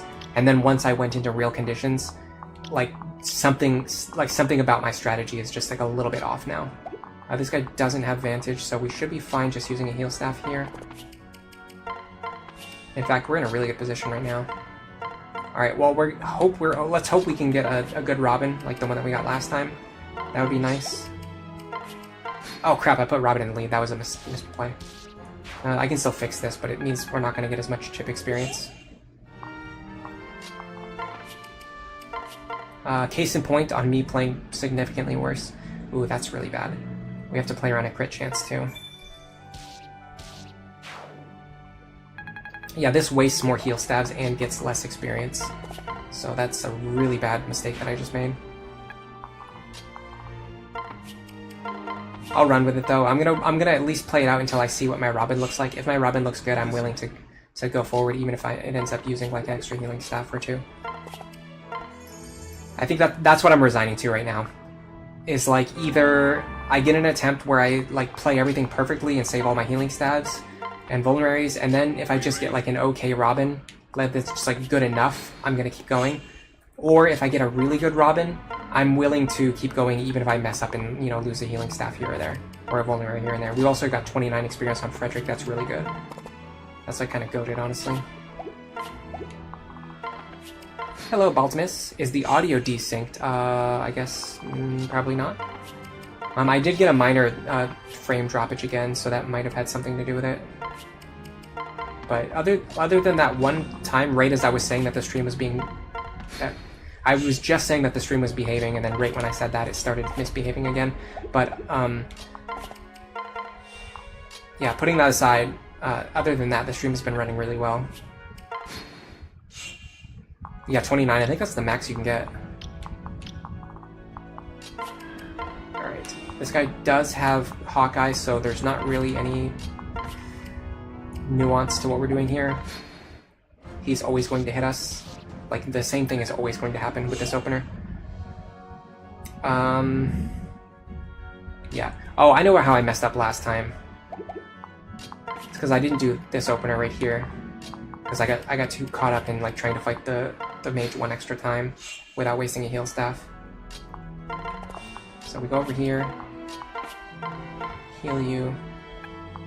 You know... Ugh, that's disgusting. Alright. That's fine, I can take it. I'm actually gonna use the Silver Lance here. I've been toying with the idea of giving this kill to I've been toying with the idea of giving this kill to Frederick. But the thing is, honestly, I don't mind doing it, but I would rather have someone else chip him first. Let's actually do this. Let's do no item equipped. Because I can just fight him in like future turns. I don't have to fight him right now. It's really not that important.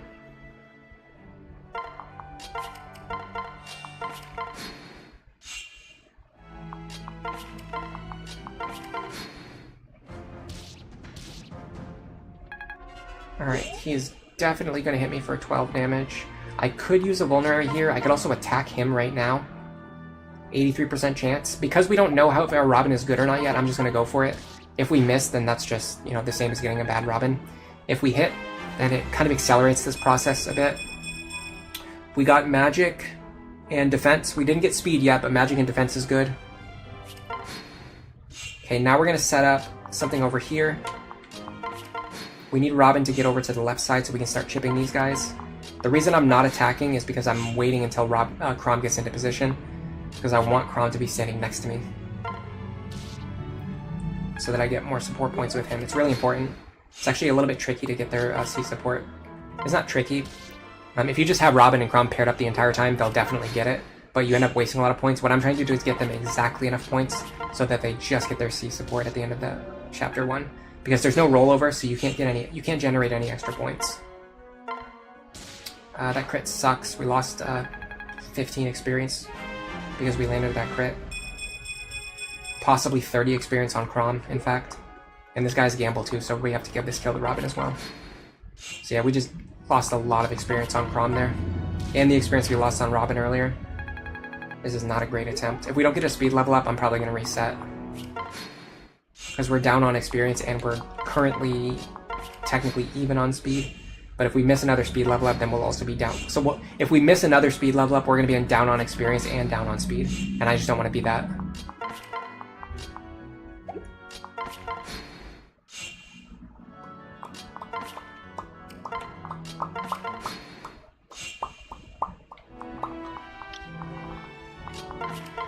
Oops, I forgot to equip him, but that's fine. I can trade his weapon. That re-equips him. Which can actually cause problems if you don't want the characters to re-equip. Alright, I think I'll give that kill right there to Frederick, now that we've already got chip experience from him.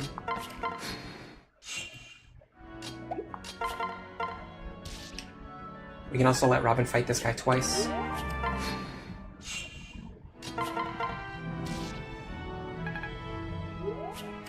Alright.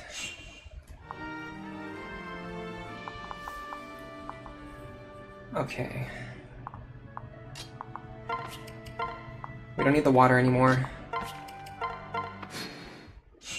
Because we're just going to pick up these kills here. So, this one is better to give to Fred. Do I need to heal him? 17. No, I don't need to heal him.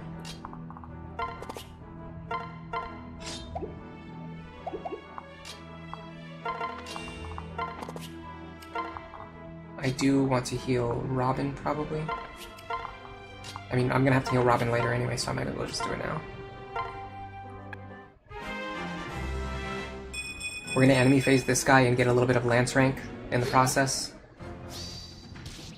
Getting Lance rank now makes Chapter 2 more consistent, so I want to try and pick it up whenever I can. And these Silverness charges are not really that valuable in the long run, or even in the short run. Baltimore says, good luck, thank you very much. How do I manage pairings in an Iron Man? So the pairings that I'm doing are Crom, Sully. The reason I'm doing that is because it makes Crom and Sully both very consistent for Chapter 12. Because I can get them... Yeah, I can either get them both into classes that are not weak against Beast Killers, but they can hold Beast Killers, and they both have enough speed to keep up with the enemy Paladins. Or at the very least, I can have Crom do that, and then just have Sully supporting him from the rear position with a either Cavalier or Paladin pair-up to give him extra speed, defense, and strength, and skill, because the Cavalier pair-up line is absolutely broken. I'm doing Virion Cordelia, because you can use them to replicate the effects of certain things. So normally I use Sumia Crom for very specific things. I'm not going to be able to do that, specifically Sumia with Archer Crom, but I realized that just having Virion pair up with Cordelia, you can accomplish a lot of the same things. It's just that Cordelia is weaker than Sumia, Virion's weaker than Crom. Honestly, I don't know if Virion's actually weaker than Crom, but either way. Well, you don't get Dual Strike Plus. But either way, I can use Virion and Cordelia to replicate those things, and it doesn't cost me any seals, because I don't have to use a second seal to turn Crom into an Archer. Virion is just already an Archer. I'm doing Frederick with Sumia, because I honestly think they're just like the two best partners for each other. Like her best partner is probably Frederick, maybe Crom or Henry. And Frederick's best pair is almost definitely Sumia.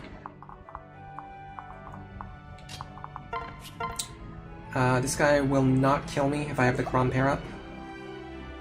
Do I want Crom to get the experience though? I think I do. I want Crom to pick up this kill because he dropped some experience earlier.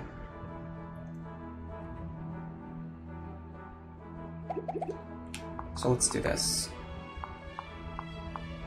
Here. I don't need to use the rapier, because even if I miss, it's fine because it's enemy phase anyway. And I don't need to heal either because I'm guaranteed to survive.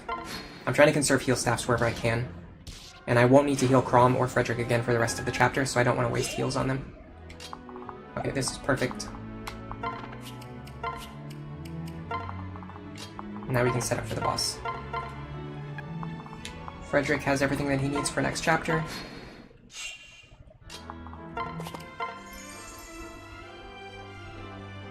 Oh my god, I got another 13 experience. Oh, it's very tempting to try to find a little bit of extra experience for Frederick right now, but it's fine. Alright, you two are going to go up here, and you are going to fight this boss. We're going to make sure that we do not dual strike him.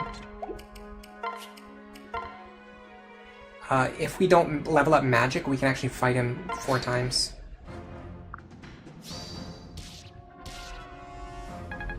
But honestly, leveling up magic is better for the long run, so either way is fine.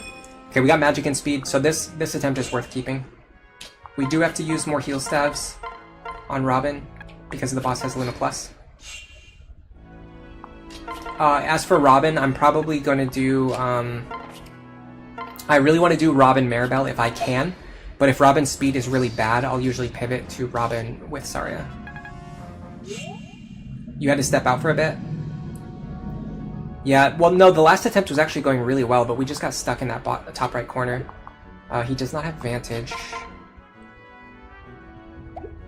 If he doesn't have Vantage, honestly, I could just shoot at him right now to save a heal staff. Is it worth it? My speed is good enough. I'm actually willing to use 2 heal staffs here. Mania, maniacally happy, welcome to the stream. Everyone else is saying that the stream is running well, but Maniacal is saying that they're getting stream errors still. Sorry about that. I'm not sure. I don't know. I don't know for certain if it's on my end still or if it's on your end. I know on my side it has at least says that we got an excellent connection now, and I haven't been getting any more notifications about dropped frames. And other people are saying that the stream is still running well, so hopefully it's fixed overall. It's unfortunate if some people are still having problems. All right, so this is not our team. Our current team going into Chapter 1 is not as good as last time, but honestly, it doesn't matter. All that matters is whether you win or not. Bronze, it's running fine for you as well. All right, well, let's just hope that the problem is fixed. I think I fixed it earlier, which is good.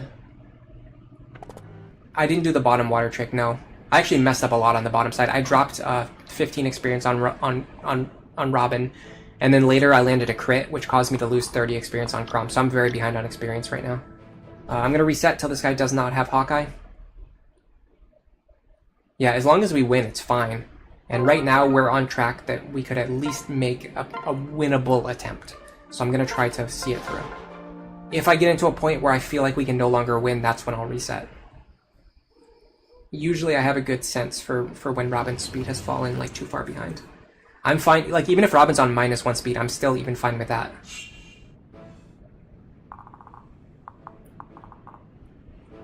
Love for this guy to not have Hawkeye though. That would be great.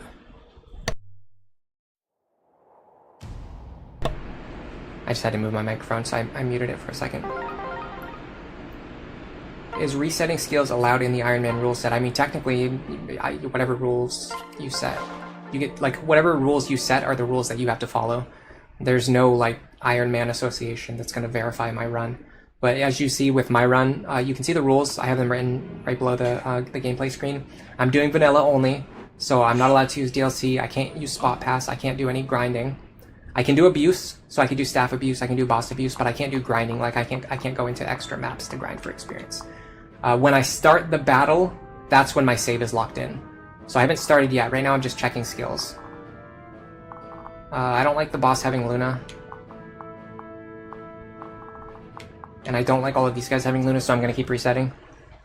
But once I start, that's when the save is locked in. If I get a game over, the run is over. Some people do rules where, like, if just Robin dies, you can actually reset and keep going. I don't like doing that. For me personally, if it says game over, that's a game over. And then I'm tracking my failed attempts, which have been 12 so far. I think it's actually more. When is the Deathless Iron Man Resetless run unit coming? KuroiTTV's done that before already, if you want to check out their run. I still refer to their oldest footage from like 9 years ago. I still check that out, like, for ideas sometimes. Oh my god, please stop rolling Hawkeye. We're definitely going to staff abuse on the Volcano chapter.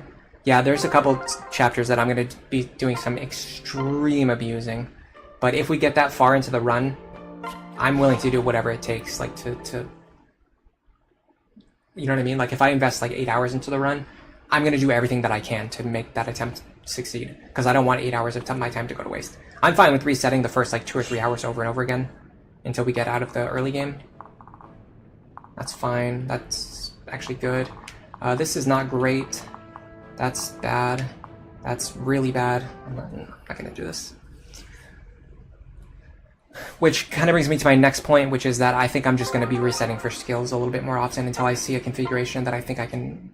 I don't need the enemies, like, every enemy on the skill to have, like... I don't need every enemy... And I don't need every enemy on the map to have, like, pass Vantage or pass Hawkeye, like the worst combinations of skills. But I need, like...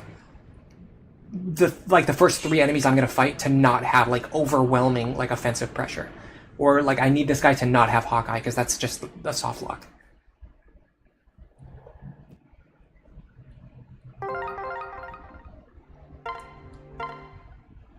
I don't have anything else to do today either.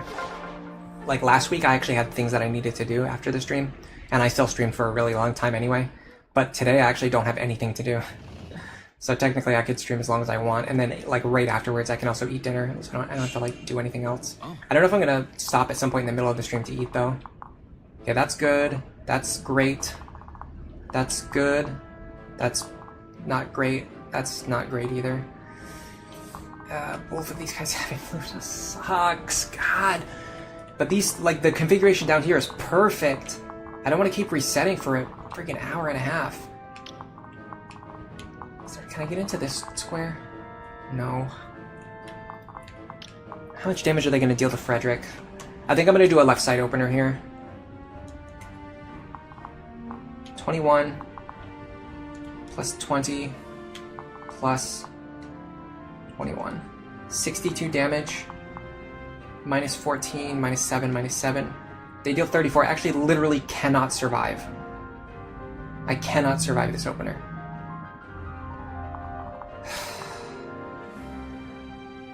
And he has Vantage anyway, so even if I wanted to kill him before he does anything, I couldn't do that either.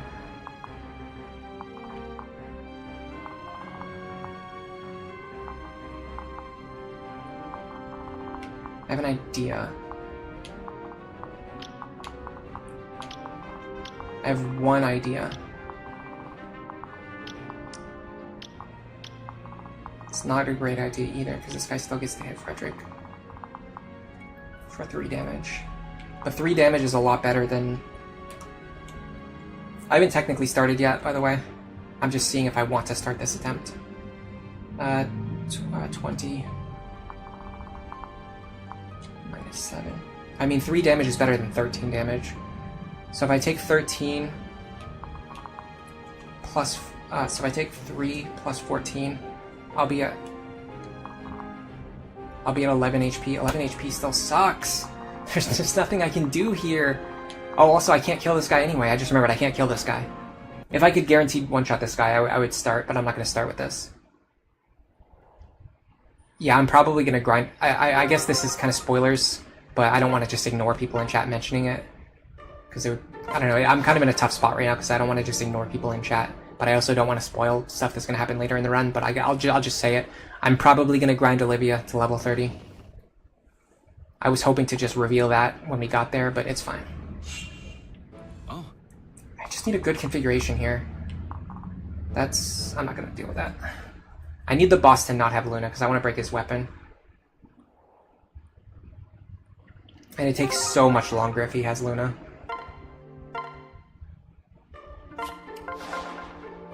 LS Main, welcome to the stream. Is Kellum dead yet? No.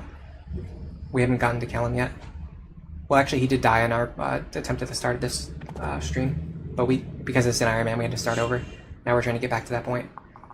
I'm taking a very, like, precarious path through the early game here. Oh my god, can I just not have, like, 80% of the enemies having Luna Plus? I feel like I'm doing so much more resetting than usual here. Maybe it's just because honestly, it's probably because I'm going for stricter conditions. You finally started your Lunatic Plus no grind run. You happen to get 2 Tiki's Tears from the shiny spots, so you're really grateful for that. That's an awesome start. Is Tiki's Tears the one that gives permanent stat boosts, or is it the one that gives temporaries? Temporary is still good. Oh my god, that's atrocious. Okay.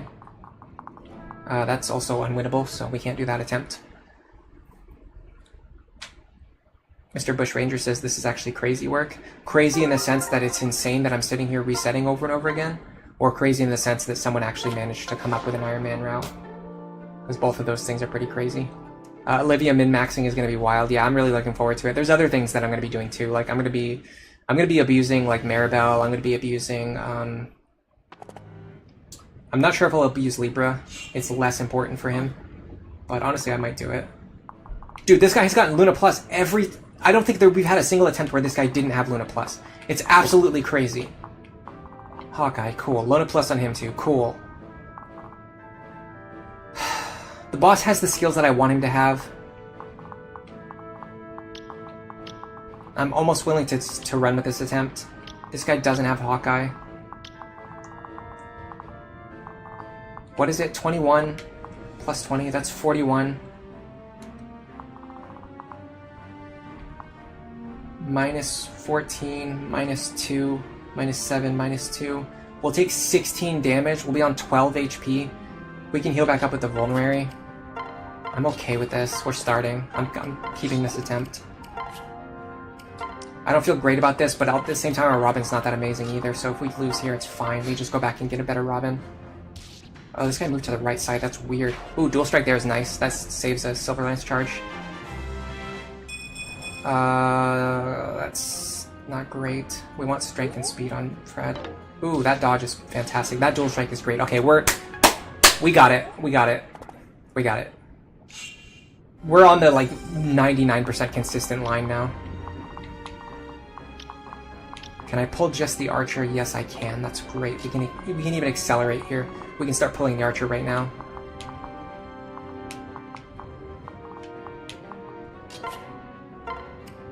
Alright, we're here. We did it.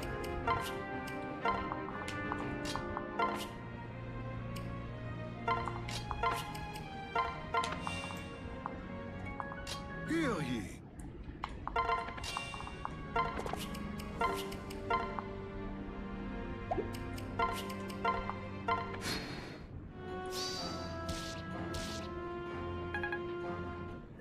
If we get +1 magic, we can actually one-shot him on the next turn. We missed speed again.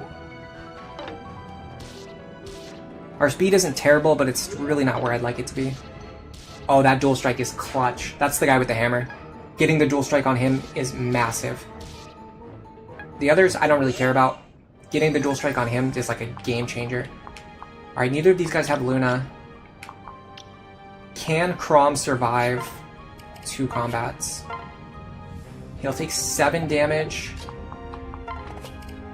Plus 7. He'll take 14. What does the Archer do to him, though?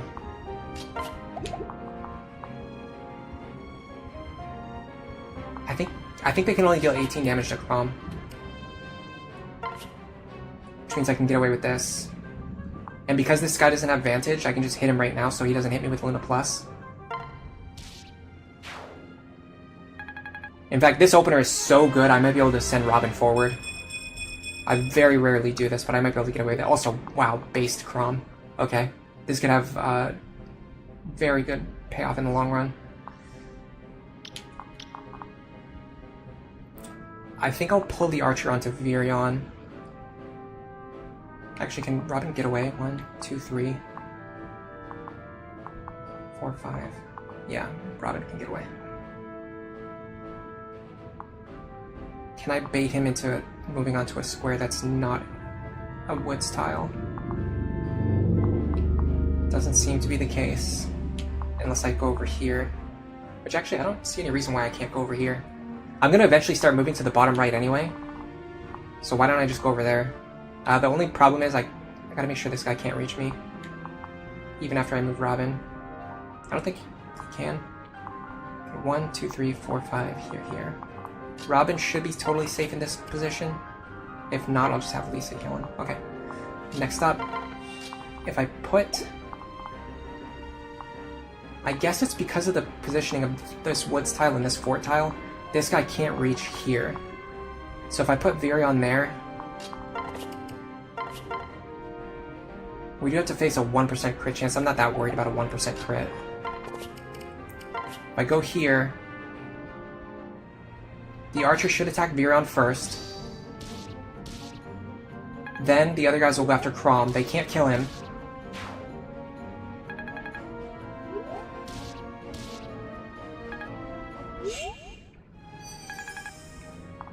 Now that did move the boss into a weird position.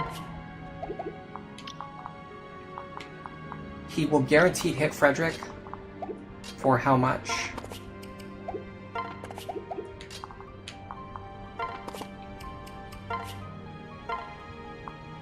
Nine damage. I can take 9.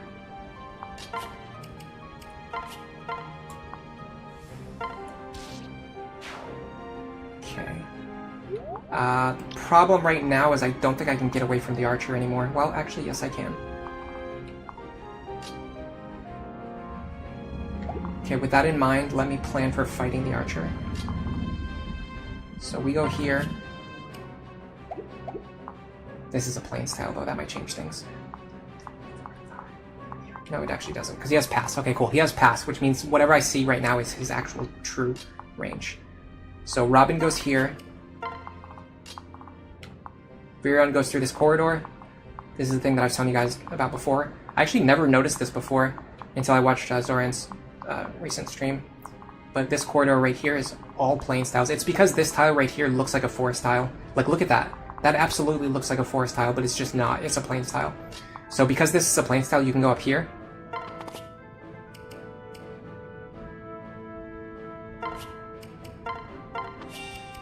Then we're going to heal Robin. And we'll get rid of the archer this turn. Yeah, as long as you get a good turn 1 opener on this map, the rest is like pretty much free. You do have to be careful with your positioning, but as long as you don't make any mistakes, it's very difficult to get a game over on this map. Unless it's on like the first turn, or second turn. Alright, from now on, Frederick is just going to be chipping down, breaking the boss's weapon, essentially.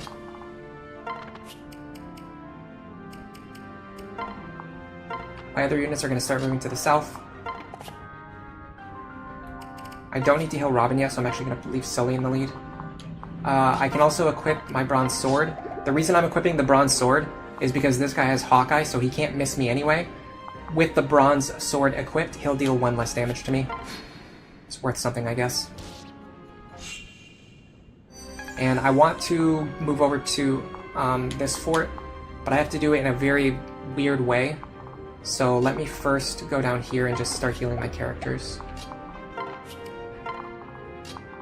I need Robin to be healed, I think.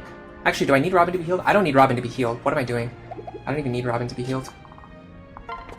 I mean, in an absolute emergency scenario, if I end up having to fight the boss, but that's not going to happen. So yeah, I'm not going to waste heal stabs on this. I actually never realized... I've done this, like, ever since I came up with this new Iron Man route, I've probably done this, like, this exact strategy, I don't know, 20 times at least. And I never realized that I don't need to heal Robin, because Robin's never going to fight again for the rest of the chapter. It's absolutely crazy that I never realized that. Okay, we want... we actually need to heal Crom, though. That's tricky. Do we? Yes, we need to heal... yes, we need to heal Crom. How do we do that?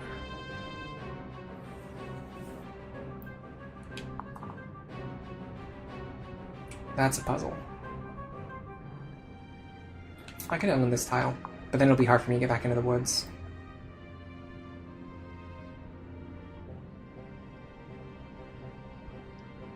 I could use a vulnerary.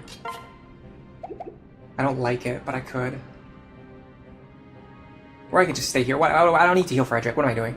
I'm trying to do the strategy where I need to heal Frederick because the boss has Luna Plus, but the boss doesn't have Luna Plus, so I don't even need to heal Frederick. So it literally doesn't matter. The only thing that matters would be getting Virion to pair up with Frederick. But if I'm going to do that, I have to make sure that I can do it in a way where I can get back up here. But I can't do that without taking the shiny spot. I don't want them to take the shiny spot. That's the problem. Oh, hold on a second. I can do this. I can do this. I just realized how to fix it. But I put the characters in the wrong positions. This is like an extremely minor optimization, but... yeah, let me go back over here. Sully here.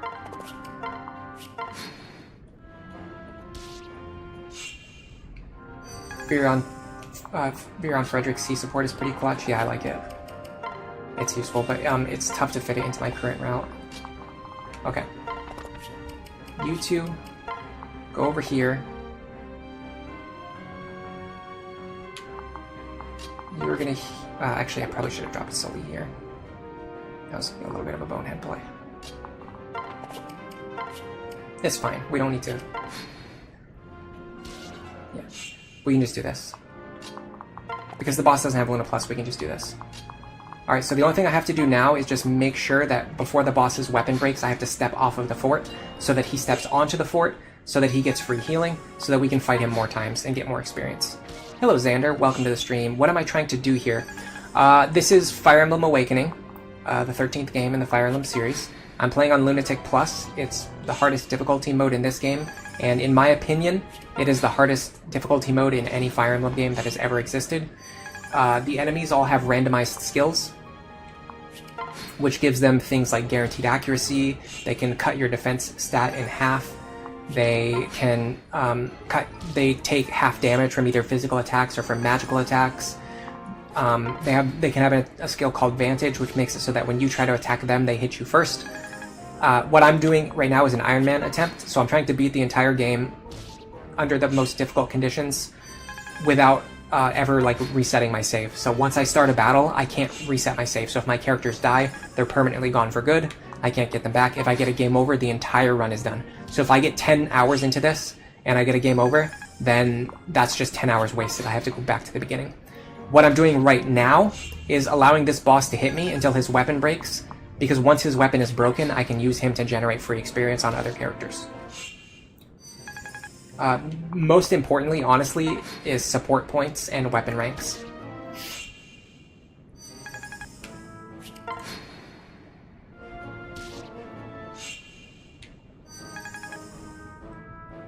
Poochievert says it doesn't matter if you give him to Virion. Well, Poochievert, you're actually wrong, because every time Virion dual guards, they get a +2 over 9. So the reason I switch Virion over is because he has the chance to dual guard, which gives him a chance to get +2 support points every time that happens. And additionally, it gives him more defense, so that we can just infinitely sustain while standing on these forts. Crom doesn't give as much defense, so depending on if the boss like hits you too often. See that dual guard? Did you see the hearts appear? It actually just happened, so you just saw it. Whenever Virion dual guards, he gets +2 over 9 with Frederick.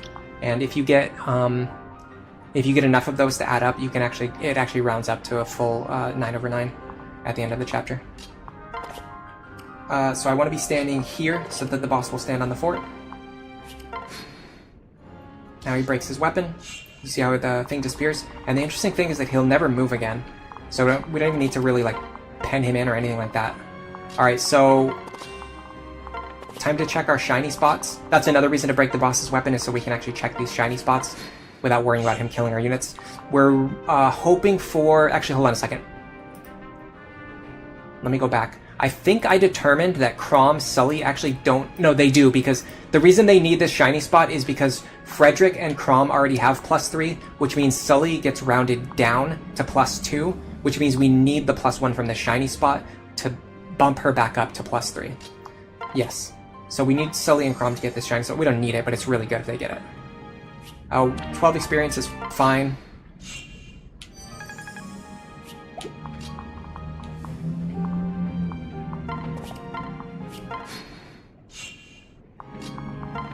We really want a +1 support here. Didn't get it. Weapon proficiency is by far the worst thing to get on Crom. Now I have to think about if I want to raise Sully's lance rank, Frederick's lance rank, or just give experience to Crom. Because I missed 30 experience on Crom earlier, I think I want to make sure that Crom gets more experience. If Sully dual strikes, she'll get lance rank. Nice. And she gets free experience too. Oh crap, Robin's supposed to be standing next to him. Probably won't matter if I just miss one.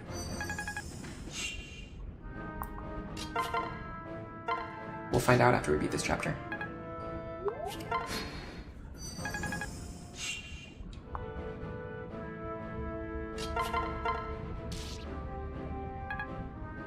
Alright, this should bring us back to the experience that Crom should be at. We got another crack to level up to. This is a really good Crom. We've already got our 10 speed, so Crom is already set. We no longer need Crom to get any experience from now until side story 1, basically. Granted, if he gets another level and gets +1 strength, it would be nice. I'm not saying like him getting experience would be a bad thing, but I'm just saying like he has met his experience goals. So I'm going to give the rest of the experience to Sully and give her some lance rank as well.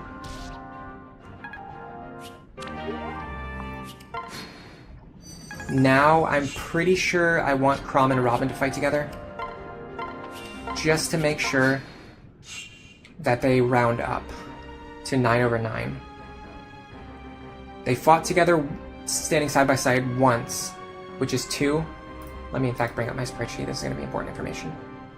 It's really annoying how my other monitor blocks the exact spot where I need to click on the tabs to switch between spreadsheets.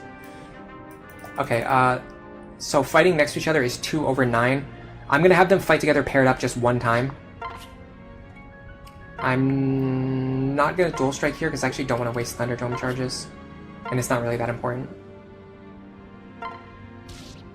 Missing is perfectly fine here too. It's actually arguably kind of a good thing if you just miss attacks here. Because you still get weapon rank and you still get support ranks. Okay, so we've got all the weapon experience that we can get from the boss. I think we got all of our support ranks that we need. Now we just need to divvy up the remaining experience.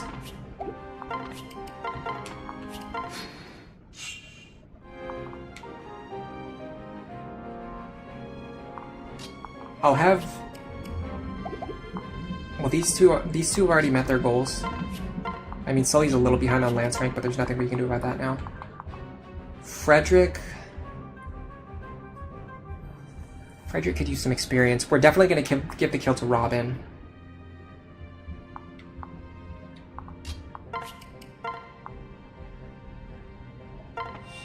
Is there any problem with doing Robin Fred? It's a little bit scary. I think I don't want to do Robin Fred. Just because I don't want him to accidentally round Lisa down or something. I can't remember the exact priority order. Oh yeah, I want to give him the elixir. I'm just trying to think who really benefits the most from this experience. I think it's Robin.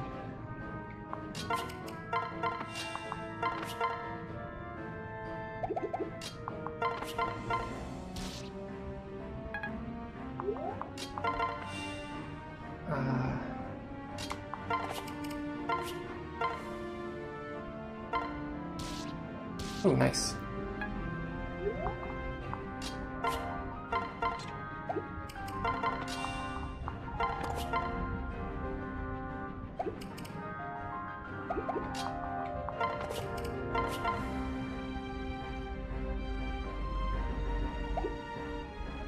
I think if Virion dual strikes here, we don't kill.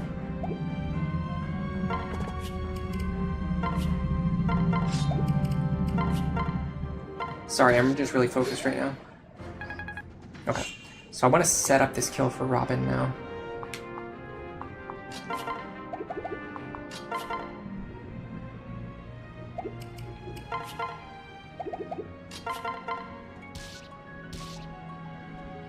Problem is we need to actually hit our attack. Got it. Okay, nice. Perfect. Okay, we got a solid attempt off the ground now. Funny enough, I actually think Chapter 2 is one of my most consistent chapters now. Magic we got, defense we got. Unfortunately, we're still a little behind on speed. Right now, we're on like that -1 speed threshold. Like I said, I typically end up at like 0, either +0 or -1 speed. I'm fine with that. I can work with -1 speed. The whole point I plotted out this whole thing to get Chrom and Robin to their A support is so that I can deal with -1 speed when that happens, because we get +1 from having them on their A support. But last time we were -3 on speed, it was just too much. Alright, let's see if we got all of our supports. We got Chrom Robin. We got Chrom Fred. We didn't get Chrom Sully, because we didn't get that shiny spot. So what happened is they did fight together enough times, but Sully got rounded down, unfortunately. It just happens. We got Lisa Robin, that's an important one. We actually didn't get Chrom Robin. Or no, we did. Sorry, I viewed it from Chrom's log, and then I went into Robin's log. So this, I'm going to go to my 0 to 4 supports tab now on the spreadsheet. I will link people to the spreadsheet if you want to see it. So there's a tab at the bottom called 0 to 4 supports. If you check that, that's going to be what we're looking at right now. It's not super important, but if you're interested, you can look at it. So what I'm going to be doing now is I'm going to write down exactly what all of my supports are.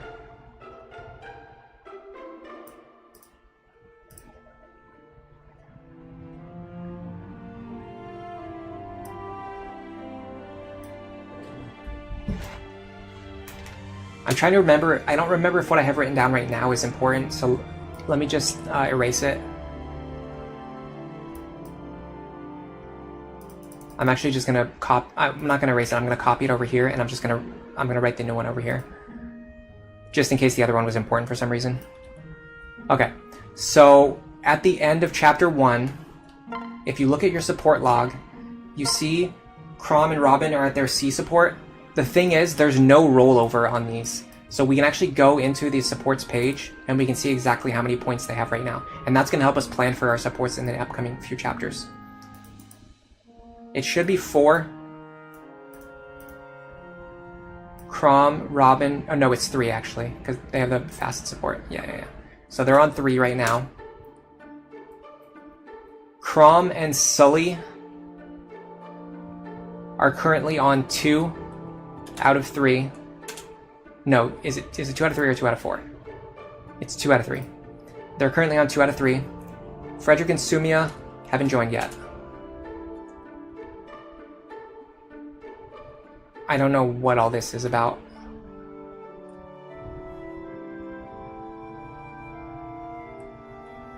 Oh yeah, that's just me tracking the stats in different ways. I don't have to track the stats in a bunch of different ways.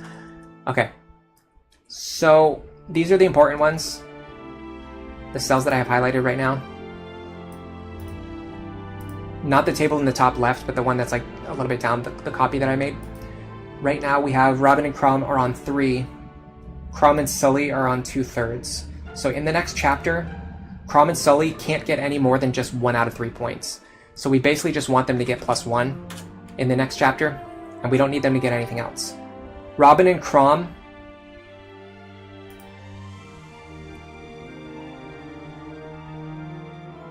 cannot reach B support even if they get a shiny spot.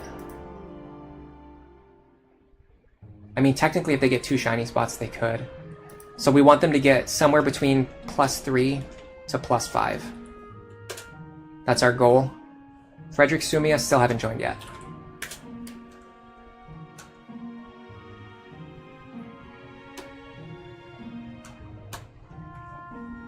Other than that, we don't really need to track anything too important. And I'm going to go into the next chapter. So we want Robin and Chrom to get somewhere between +3 and +5. We want Chrom and Sully to get exactly +1. The other supports don't really matter that much right now. There is a pretty low limit to weapon rank gain per enemy. Yeah, it's 5. We confirmed it during the previous stream. Mr. Bushranger, the thing about support points rounding down that sucks is that you can't get B support in the next chapter. Yeah, you basically waste a lot of the support points in chapters 0 and 1 because of the fact that like Chrom and Robin would definitely gain more than 3 points, but they just can't. Spreadsheet emblem. It's a shame that Sully loses first place to Frederick if they both fought with Chrom a lot because Frederick is higher in the support list. Yeah, that kind of ruins the entire thing. It makes it so that we can't get our Chrom Sully C support as easily because Chrom and Frederick just end up fighting together a bunch of times. There's no way around that. Alright, let me check the skills and see if I'm okay with this opener. That looks good, that looks good, that looks good. This guy having Luna is a little tricky. We have to make sure that Chrom can survive.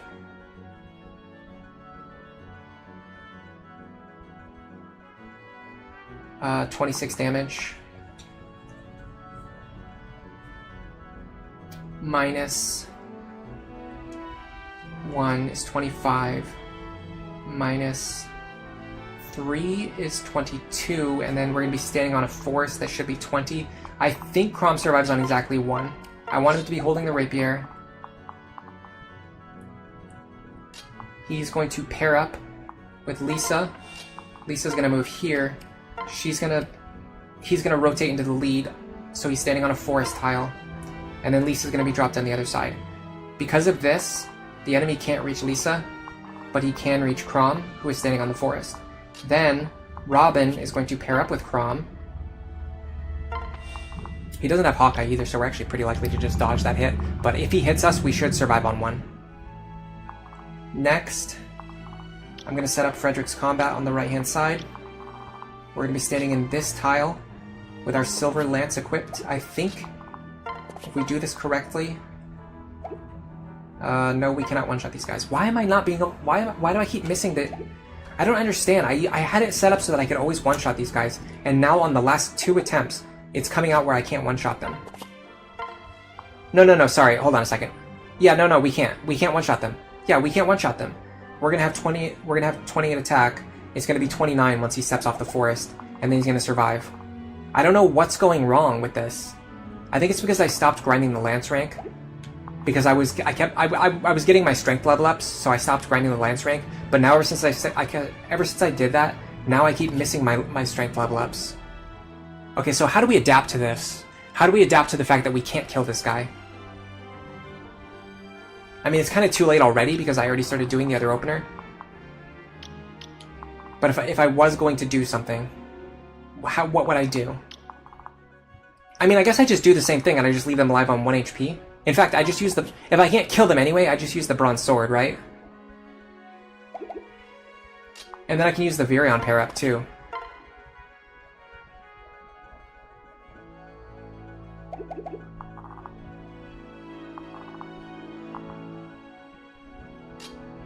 Sure, why not? I'm gonna experiment. In future attempts, I need to make sure that Frederick... I need to see if Frederick gets his strength level up, and if he doesn't get his strength level up, I need to make sure that he grinds his lance rank. That's where I'm messing up. I'm gonna adapt. I'm gonna experiment with a new opener that I've never done before.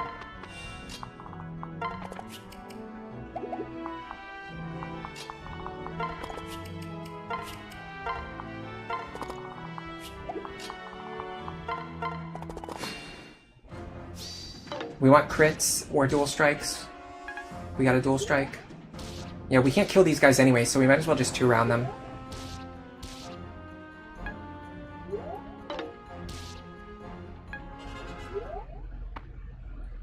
Okay.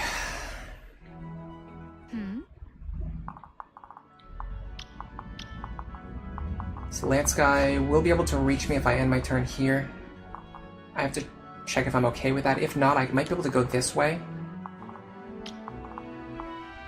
And just fight these 3 again.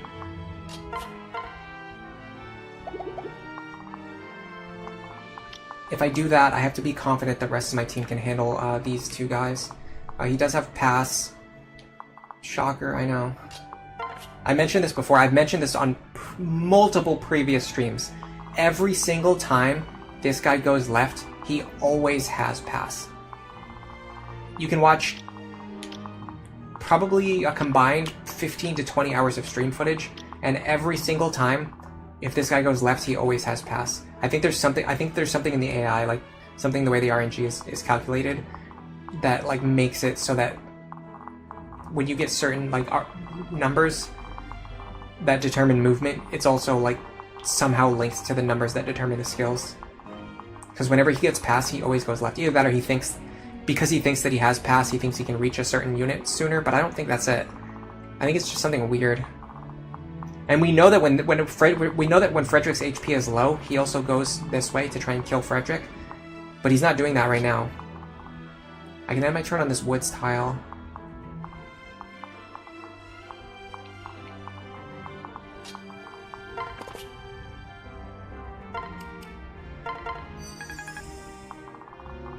This is a wonky opener, but I like it. Alright, so if I do this, I can go here.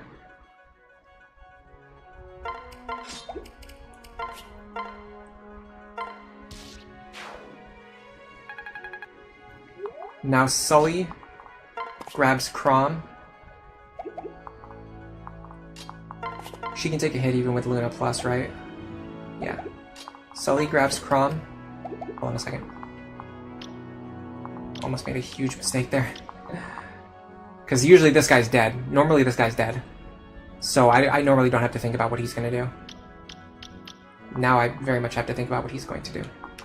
And it actually makes this guy more complicated to deal with, but I think I'll be fine. Sully grabs Crom.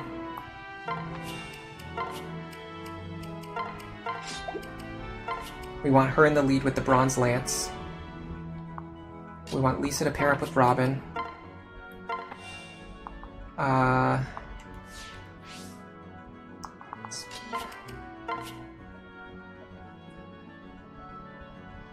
I don't think we can get... Oh, we can get Stell out of there. The reason I actually specifically put Vake in the lead for this reason, it's because Cavaliers have reduced movement over woods tiles. So I usually like to have either Virion...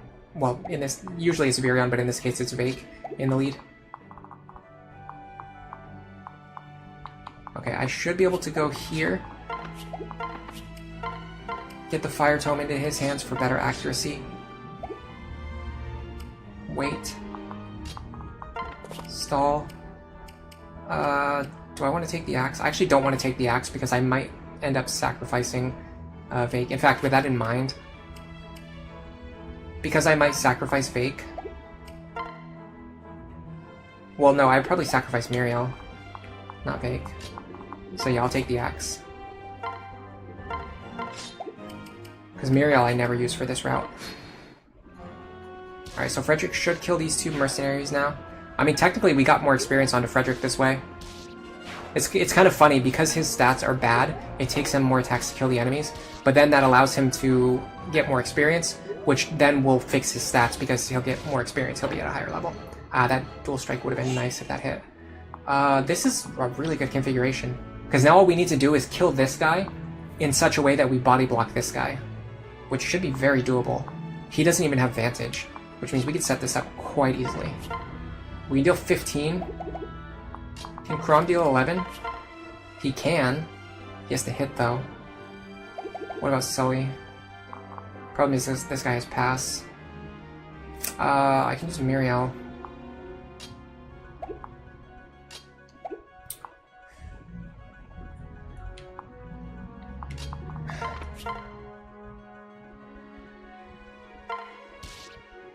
I wonder if my accuracy will go up when I'm standing next to Robin. No.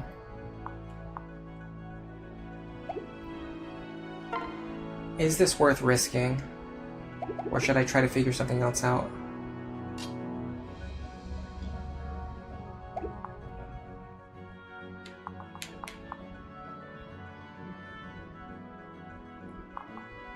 Because this guy's Luna, I think I have to get rid of him.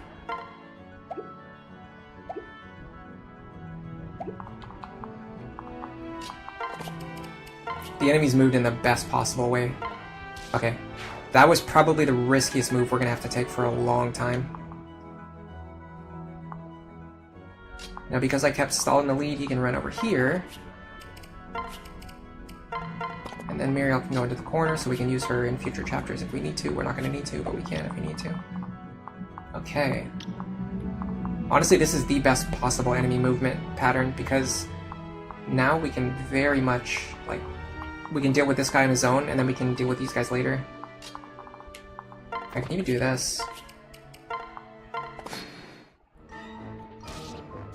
Ooh.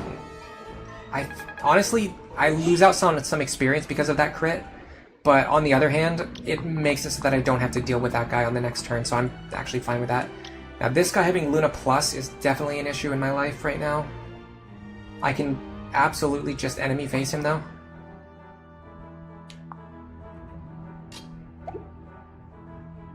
So let me do that. Unfortunately, I can't stand on this tile because he can stand on this tile, and I don't want him getting onto the mountain.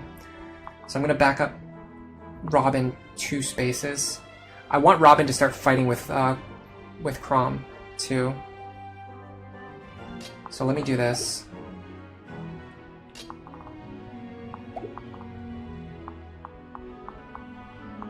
I want Vake here. Muriel's gonna pair up with him. Krom's gonna go here. This is a tactic you don't really see used very often, but what I'm gonna do is I'm gonna transfer Krom over, and then, ouch, I just very much messed it up. I thought I was gonna do something, and I was very wrong about what I was going to do. I thought I was gonna transfer Krom over, and then I was gonna pair up with Stall to get out of the way. I think this is still fine, though. You put Lisa in the lead. Yeah, this is still fine. Grab Sully. Drop Sully. This isn't what I wanted to do, but it still works. 12. Okay, so the Fire Tome is the same as the Thunder Tome in this instance. I'm fine using the Falchion here. I actually don't want to crit this time, just so I can grind out some extra experience from this guy. Alright. Now, if we stand on this fort, these guys probably can't do anything to us. I'm going to calculate exactly how much they can do. It's 5 plus 8 minus 4. They can deal 17 damage. They can actually exactly kill me, so I'm going to have to use a Vuln. No, I'm not. I can stand here. And then if I dodge that guy's attack, I'll be safe next turn. Alright. This is looking very good. Didn't get the dodge. That means we're probably gonna have to use the elixir next turn.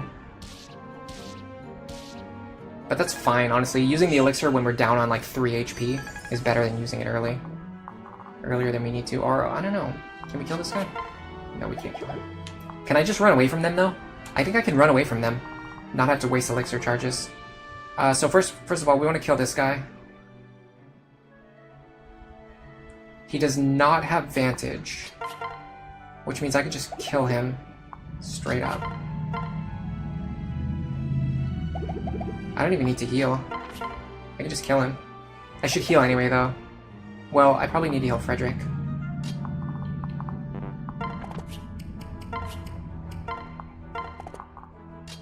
Yeah, healing Frederick makes more sense. So let me do this.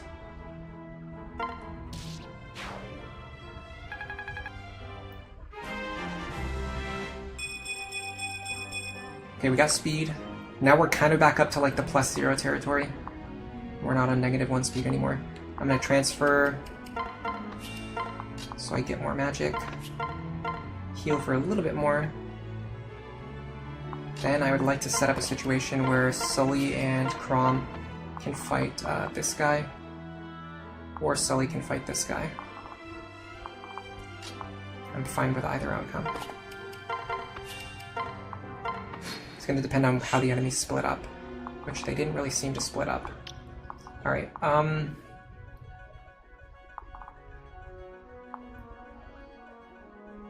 the problem is this guy right here with Luna Plus. He just causes a lot of issues.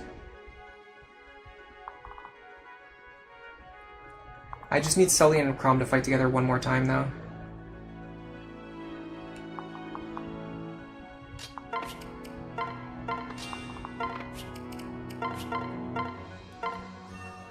Can she actually survive?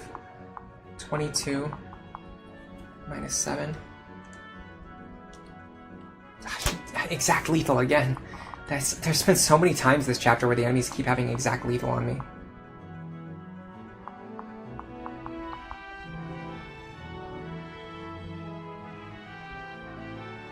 And I don't get any defense from Crom.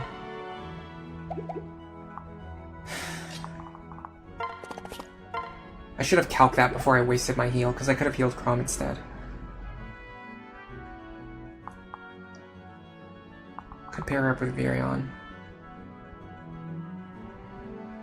But the whole point is that I need her to fight with Crom one time before the end of this chapter. Alright, let me just deal with the Axe Fighter this turn. Well, no, I don't want to do that, because if I do that and the soldier starts following me, then I'm getting trapped by the soldier too. And I also probably won't dodge his attack again. I'm fine, like I can win from this position. I'm just trying to figure out how to get the experience onto the characters that I want. Like, we're totally fine. We always win from this position. I just need to get my experience. And I'm doing a very bad job of it.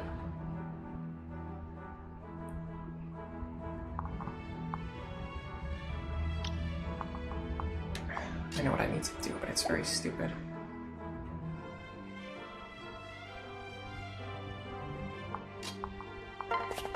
Eight plus Jesus plus 10 plus 8. Hold on, that's not what it was last time. No, it's 6 plus 8 plus 8 minus 2. 20 damage. I actually survive on 1. Actually, I think I survive on... Well, hold on a second. Yeah, I think I survive on 1, because I think their weapon advantage cancels each other out. This guy will get +1 damage against me, but this guy will get -1 damage against me. So it should cancel each other out. Plus, there's always a chance to dodge this guy, which, you know, isn't going to happen, but... in theory, it's something that could happen.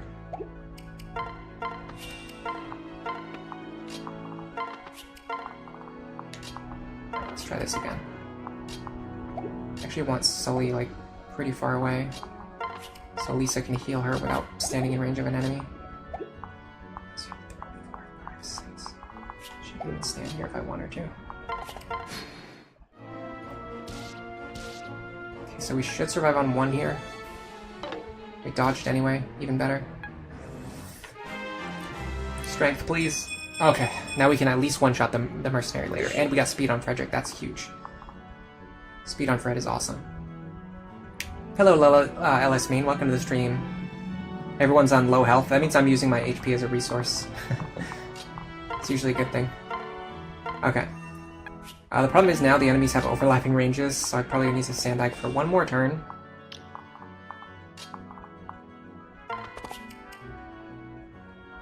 Or I can just run up and, well, look, if I kill this guy, if I kill this guy,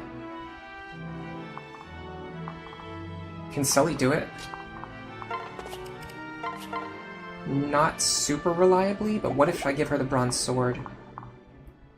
I bet she can do it with the bronze sword.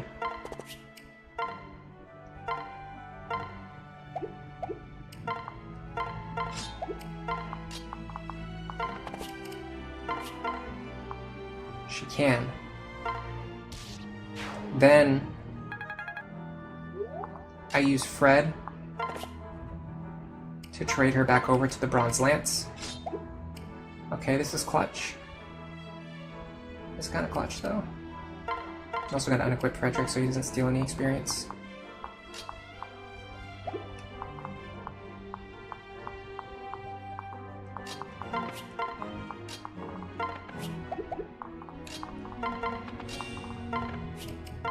Alright. Take that.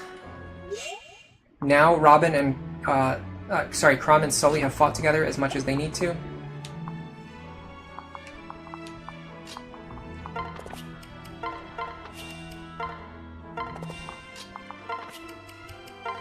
Now we need Robin and Crom to just go crazy. Gain a ton of levels. Get a ton of support points with each other. For basically the rest of the chapter is just going to be the Crom and Robin show. Can we reach? No, we can't. I'll just enemy phase him. I'm just going to go down here with the others just so that the enemy definitely comes this way. Okay, I would like for Lisa and Frederick to be standing next to me.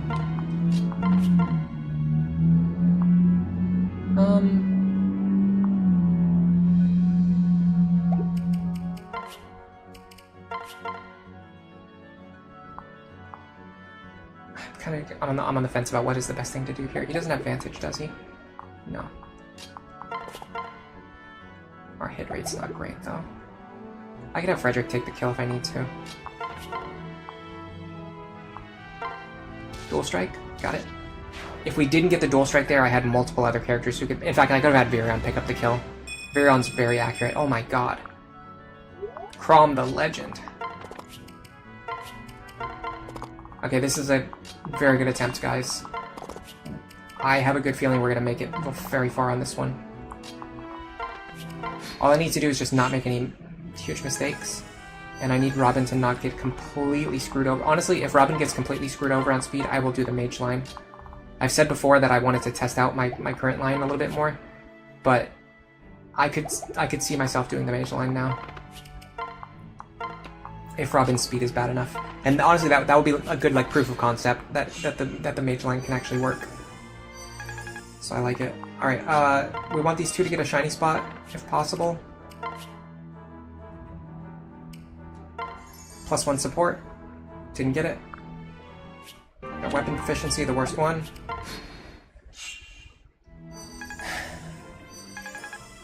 I think it's also the most common one, though.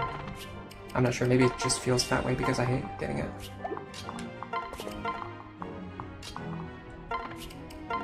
Okay, we're going to be setting up for combat on the bridge. We're going to be using fort healing, so we don't have to waste any of our precious resources. We've saved a ton of heal stabs, we're still on 14.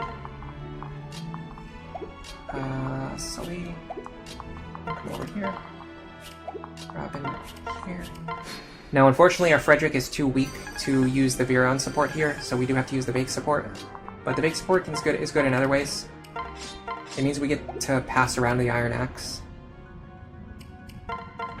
So we should have 29 damage on him, so when he moves off the fort, we'll have 30 damage, which will one-shot him. There is a strategy where you can fight both of these guys on the same turn. The problem is that causes the boss to go over here, and when he does that, he can't reach the tile over here that we need him to reach. So it just unfortunately doesn't really work.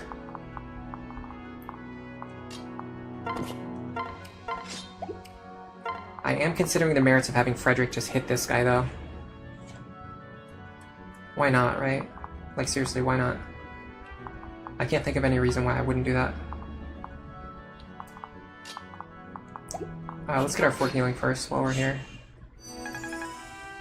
Yeah, this Crom is really good, and he is on, yeah, he's on 10 strength and 10 speed now, which means he gives +1 to an extra +1 to each of those. It's a huge difference maker on our Crom. I'm gonna do Crom Robin on the left side. I really want to build up their supports. And if possible, I'd like for them to sneak over the river. Excuse me, and grab this shiny spot to give them another chance at it.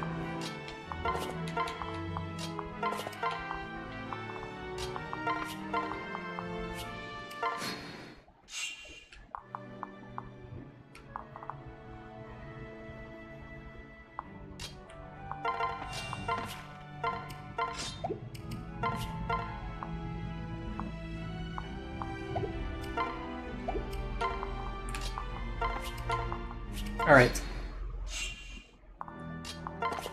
I'm gonna have Frederick stand here so that he fights both of these guys.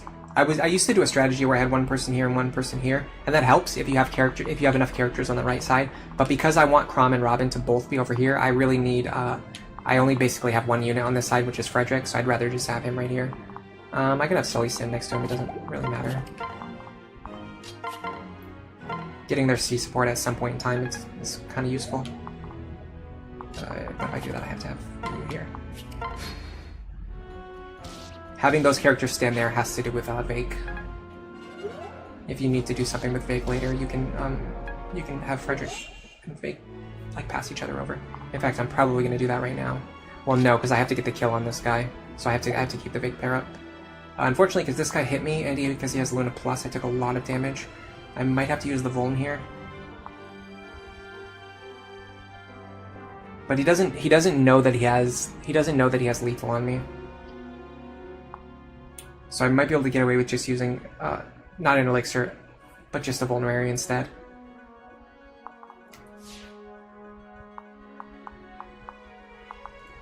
Yeah, I believe. Oh, what happened? Yeah. So these two can both hit this fort. This is a little bit tricky because I don't know for sure that I can take this hit,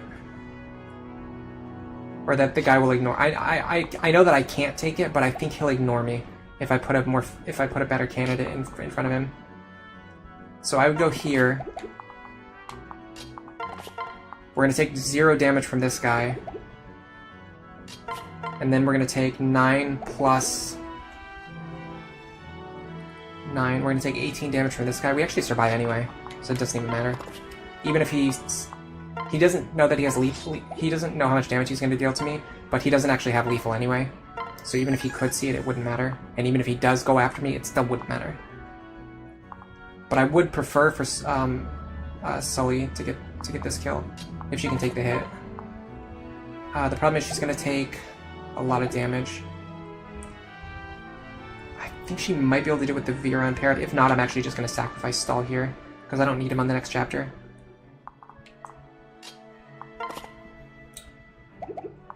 Let me just see exactly how much we're going to take.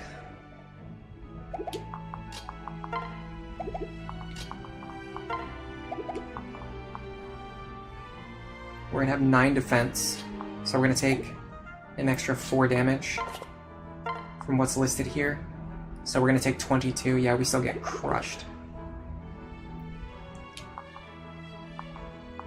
It's so weird that Stall having just a little bit of extra HP and just a little bit of extra defense makes it so that he can survive, whereas Sully can't.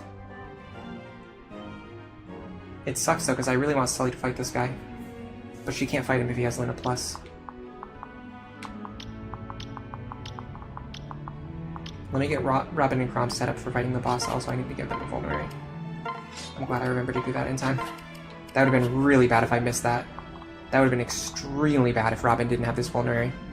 Because if the boss hit them, they wouldn't be able to fight the boss on the next turn.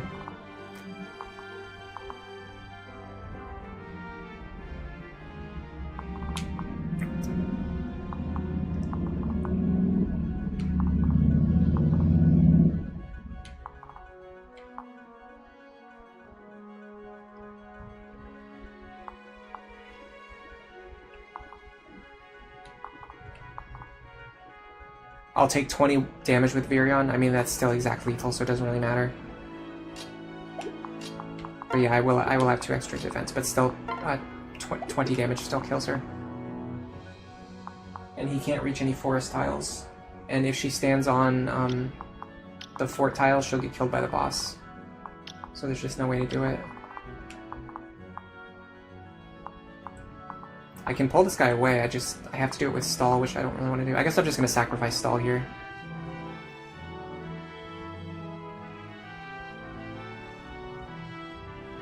Yeah, that makes sense.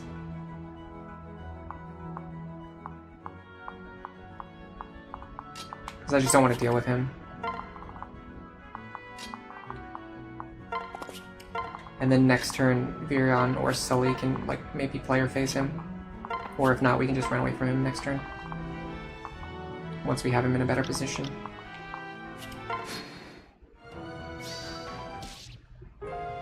If I had the sword equipped, I'd survive on 1. The problem is I don't want Stall to take that experience. I want someone else to get it. Right.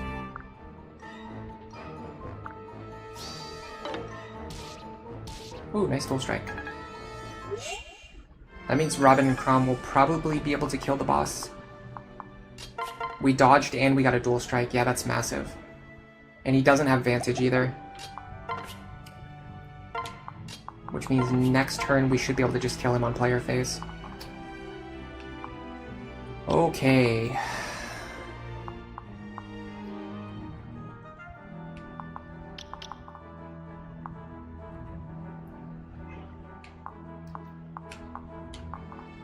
Not sufficiently solve this problem. Only one of them has... Oh no, 2 of them have Luna. I can't deal with that either. Yeah, sacrificing stall there didn't really work, because all of the other enemies still have overlapping range with this tile right here. So I could have Frederick kill him.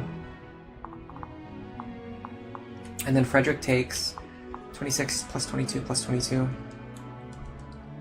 70 damage.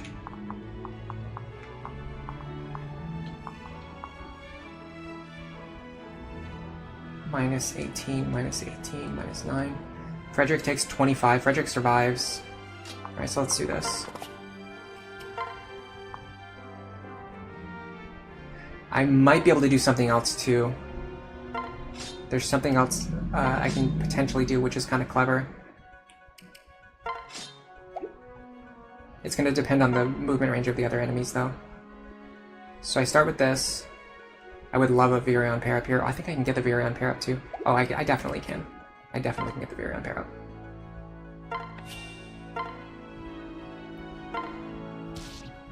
Yeah. In fact, the Virion pair up fixes the problem that I'm trying to fix. So I go here, trade with you. Now I want to be holding the axe because all my matchups are good if I'm holding the axe. So we use Virion to trade the axe. I love item swap strategies. It is my favorite thing. It feels so cool whenever you pull it off. And then this square here, right behind the enemy, can only be reached by this one. So even if I didn't do that thing with Virion, I could have just had Sully trade Frederick's equipment. And also, this will pull one guy off of Frederick, while also allowing Sully to get a little bit of experience as well. So we should be totally fine here. I don't see any issues. Let's send it. Nice guard. That means she's going to be able to get even more experience on the next turn.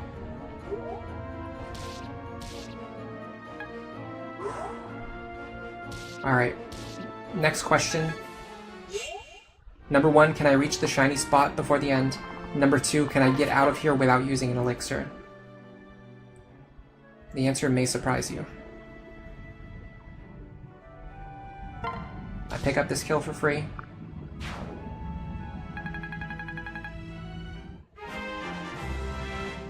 Speed. Got it. Okay, we're good on speed now. This guy has Luna. If I can just stay out of his range, I'll be okay.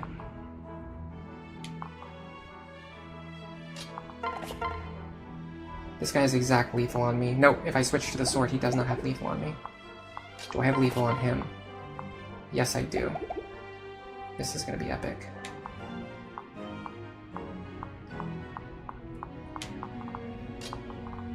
So Fred's going to go here. Bronze sword. The only way this can possibly go wrong is if someone gets trapped or pinned down where I don't want them to be. Looks like this guy has an isolated range. He doesn't overlap with anyone, which means Sully can fight him one more time, which means she can pick up this kill. And then we'll even have Muriel stick near her, so that we can sacrifice Muriel next turn if we absolutely need to. This should isolate the guy with Luna. I don't care which direction he goes, but it will leave him as the last guy alive on the map. Skill defense is fine. We would have liked strength, we would have liked speed. Nice dual guard. He was going to deal 7 damage to us anyway, but still. Just take it when you get it. With this, we can run away. Hold on a second, let me make sure Muriel can get away. Let me run this way, so Muriel can get away next turn. Because I already sacrificed Stall, I don't want to sacrifice Muriel too, because then I'll actually have literally 1 fewer unit on the next chapter, which does matter a little bit more. I can sacrifice, like, I don't need Stall for the long term, I don't need Muriel for the long term, but I do need to have all of my unit slots next turn. I can't afford to be down 1 unit. Alright, we're really hoping for a shiny spot here. It won't give us the next support, but it will make our support, it will make reaching the support in the next chapter a little bit more lenient. Got it. Nice, okay. So next chapter,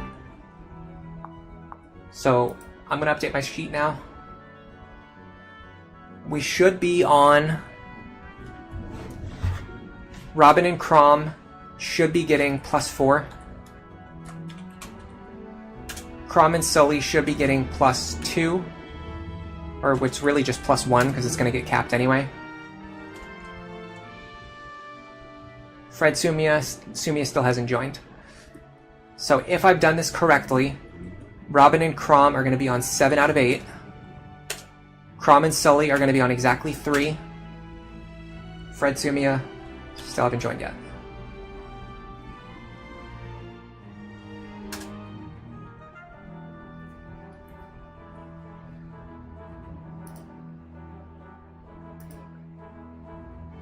Yeah, I let Stall die just so I could get a little bit more experience onto Sully. It's sad, but like the thing is, she's going to be very powerful and very strong and very useful in the upcoming chapters, especially when we get to chapter 12. So, and we don't really train her a lot right now either. Like she'll eventually be trained in the long run, but like I don't actually train her a lot right now. I'm actually tempted to give this kill to Virion, honestly, like straight up. Let me look at my characters and see where everyone stands. Frederick has 11 speed, so he doesn't need any additional speed. Chrom has more than 10 speed, so he's good. Robin looks okay. Does he have Vantage? He has Vantage. Honestly, the fact that he has Vantage makes me want to use Virion even more, because that plays around Vantage.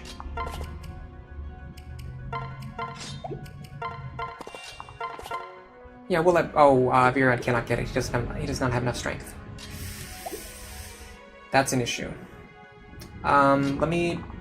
how do we fix this? I mean, I could just give it to... I could also just give it to Fred. That's always an option. Him having Vantage and Luna sucks, though. Alright, how much do we take? 2 damage plus 9 is 11, and then I'm also going to have the fort. I'll just give it to Fred, it's fine. We'll have opportunities to train Virion in the next chapter. Especially because Robin is very far ahead of on their experience goals. That means we're going to be giving even more experience to Virion than normal in the next chapter.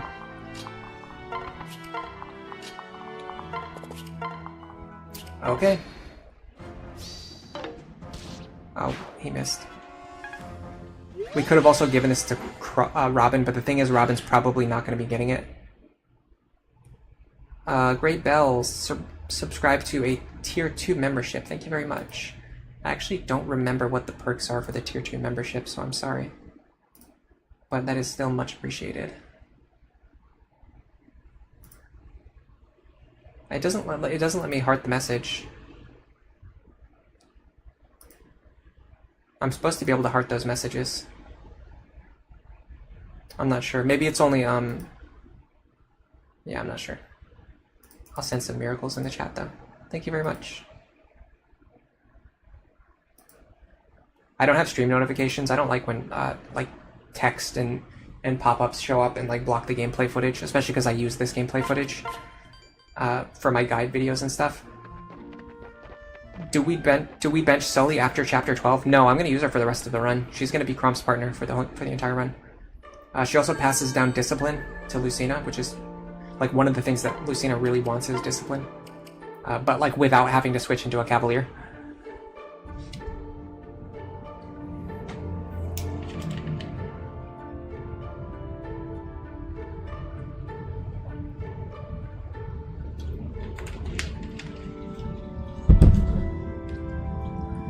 Let me check the Lucina class set really quick. Specifically with Sully as a parent. I'll link you guys to the page as well. Whenever I stop to do research, I have to stop and do research while we're doing this kind of run. So while I do that, I'll always link you guys to whatever I'm looking at so you guys can always see what I'm looking at too. So I'm looking at Lucina's page. I'm seeing what classes she's going to have with Sully. So we're going to have the options of Cavalier, Archer, Myrmidon, and Wyvern Rider. I could honestly see Wyvern Rider, Myrmidon, or Archer. And if we go into those classes with Discipline, it really mitigates the training issue. Because like starting over with E-rank bows, that's not so bad if you can get double weapon experience. Starting over with E-rank axes, that's actually not that bad if you can get double weapon experience.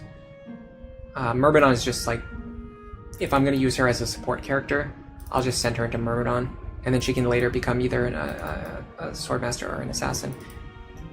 Although honestly, kind of thinking about it right now, if I'm going to use her as a support character, I might just put her into Cavalier, which then she would get Discipline anyway. Well, what I can do is I can send her into like Archer, Wyvern, or Myrmidon early, and then I can later switch her into Paladin as like her final class much later. That would also be fine. I haven't thought about it because I'm probably not going to really use Lucina, but I might use her a little bit for something. But she does love Discipline just in general. Like if she can get Discipline, she likes having it. It also makes training her out of Cav a little bit easier. Alright, we got the Virion Frederick C support. That's nice. We got the Crom Sully C support. That's nice. And then I'm going to go over our current support ranks just so you guys know them. Robin and Crom are at 7 out of 8. So I'm actually going to update my sheet with this information too. In the next chapter, we just need them to get a little +1. Crom and Sully are on... In fact, I should have written down exactly which... Because I know they're on 3, but they're at 3 out of something. It's probably 7. But it could be 8. It's 3 out of 7. Interesting. Okay. That information is important to keep in mind, because that could matter. So they're at 3 out of 7. That might matter. And then Fred and Sumia are currently at 0 out of something. I don't know what the something is. It is... Fred Sumia are at 0 out of 4. Okay, I want Fred Sumia to get the shiny spot. Crom Sully doesn't matter as much. Honestly, as like once they get their C support, that's all that really matters. And they've already got that. So yes, we want them to keep fighting together. We want them to keep gaining supports. It will matter a little bit, but it won't matter that much. We want Fred Sumia to get supports in the more immediate term, so I'm going to prioritize them. If they can get a shiny spot, they can get their C support this chapter, which will be really nice.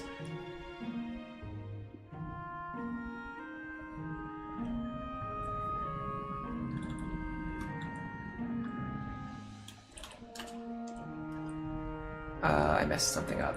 Oh, no, I didn't. I know, I'm looking at what I want. Okay, so what I want on Robin and Chrom is exactly +1. What I want on Chrom and Sully is +3 to +4. And what I want on Fred Sumia is +3 to +4. Okay, all the information's updated. I'm going to be saving the game habitually, by the way. Just constantly saving.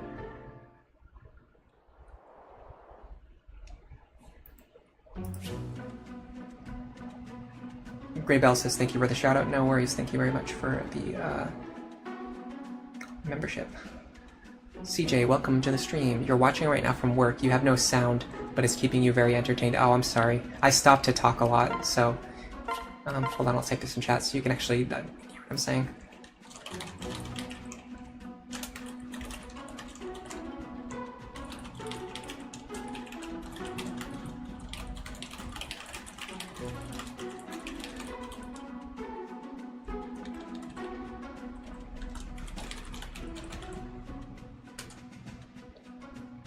Yeah, because I stop and talk a lot, it's probably strange watching this with no sound, because then I'm just like stopping for long periods of time for seemingly no reason.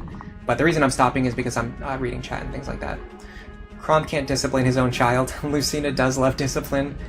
You love Swordmaster support. So, okay, here's the thing. I don't know. See, this is one of those moments where I talked about where people said, like, you know, I have to strike a balance between stopping to talk to chat and just, like, focusing on the gameplay so we keep, you know, the game moving versus stopping and going on tangents. But I love going on tangents, so you know what? I'm just going to do it. Okay, so here's the thing about Swordmaster support. I'm going to bring up the support page so you guys can see this.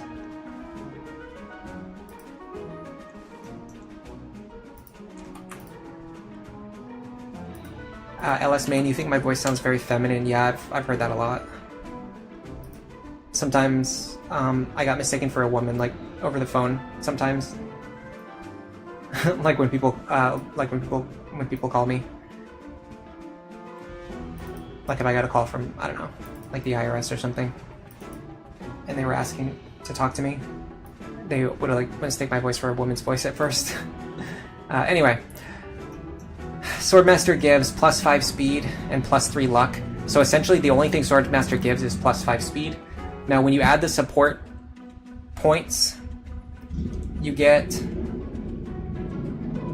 let's say +9 speed. We'll be really generous. We'll say +9 speed. So Swordmaster gives +9 speed, right? Here's the thing about Paladin. Paladin gives, under the same conditions, it gives +6 speed, +6 strength, and +6 defense. So it essentially gives, granted it doesn't give as much speed, but it gives a lot of speed. Like almost a comparable amount of speed. And it also gives a ton of strength and a ton of defense and also a ton of skill, which is less important, but it's crazy that it also gives skill on top of everything else. The streams end up being a decent length because the rants are so entertaining. You work for 911 and you're on the job right now. You're taking calls and answering radios, so it only has about 40% of your attention. Ah, okay, I see. I guess you're like a 911 operator. Marco says, you never thought my voice was feminine, but it sounds American West Coast. Like a Seattle voice? Definitely not. I've never even been to the West Coast. I've actually been to a lot of states. I've never been to the West Coast. Paladins are the best, yeah. Paladin pair-ups. I think Paladin is the best pair-up class. Now, like, once I've looked more into it. The only classes that really compare are the ones that give movement. Anyway, let's check what skills these guys have. Counter there doesn't matter. Luna there is fine. Pavis there is not good. Counter there is fine. Pavis there, it's not great. Pavis there really sucks. I'm not going to keep this set. I want to make sure that we kill this archer. We really don't want to leave this archer alive on 1 HP, like what happened last time. Oh, that was a miss. Who goes there? I'm not gonna keep this configuration. Because last time when that archer survived on 1 HP, it caused me to have to like just scramble to figure out a new strategy. This is fine. Actually, these three are great. Him having A just really sucks. That kind of ruins the whole thing. Let me see what he has. Him having counter also really sucks. So yeah, we're not gonna keep that one. Yeah, the Paladin pair-up is insane. It is the only class... Cavalier and Paladin are the only class that give a bonus to strength, defense, and speed in the base game, in vanilla game. And there's actually no class that gives magic, speed, and defense. So there's literally no other class that's as good as Paladin when it comes to giving offense, defense, and speed. And they literally give skill on top of that. Like, it's they wouldn't even need the extra skill to be good. But they also make your characters hit more consistently. I don't like him having Pavis. Alright, sorry, yeah, Pavis. I don't like him having Pavis, so I'm gonna reset that one. If I get like a bonkers configuration on the left side, I'll keep it. You think Virion is more underrated, but you think Kellum is better overall, says Nikki? Or Nick is a neat? Yeah, Kellum's really useful. That's fine. That's great. That's great. That's okay. That is unwinnable. And that would have been fine. Oh, I can't play with this configuration. Honestly, I probably could, like if I really forced myself to do it, but I'm not going to. I'm gonna just get a configuration that actually looks good and then go from there. Swordmaster has always been the fun class for you. You love making it work. Yeah, unfortunately, what I learned is that Swordmaster, unfortunately, it's great in a lot of games, but I think Swordmaster is probably at its worst in Awakening. If that makes sense. Like, it's just, there's just so many reasons why it's specifically not as good in Awakening as it is in other games. Okay, left side looks okay. That is not horrible, and this is workable. Okay, I'm gonna go from here. I think we can win this. We can win this attempt. Frederick here's fine. Robin, hold on. We're gonna be passing Kellum over. So let me do this, and I'll put Virion here. Yeah, because Robin's position doesn't matter. I think this should be okay. Let me sort my inventory. I almost just hacked myself into the ground.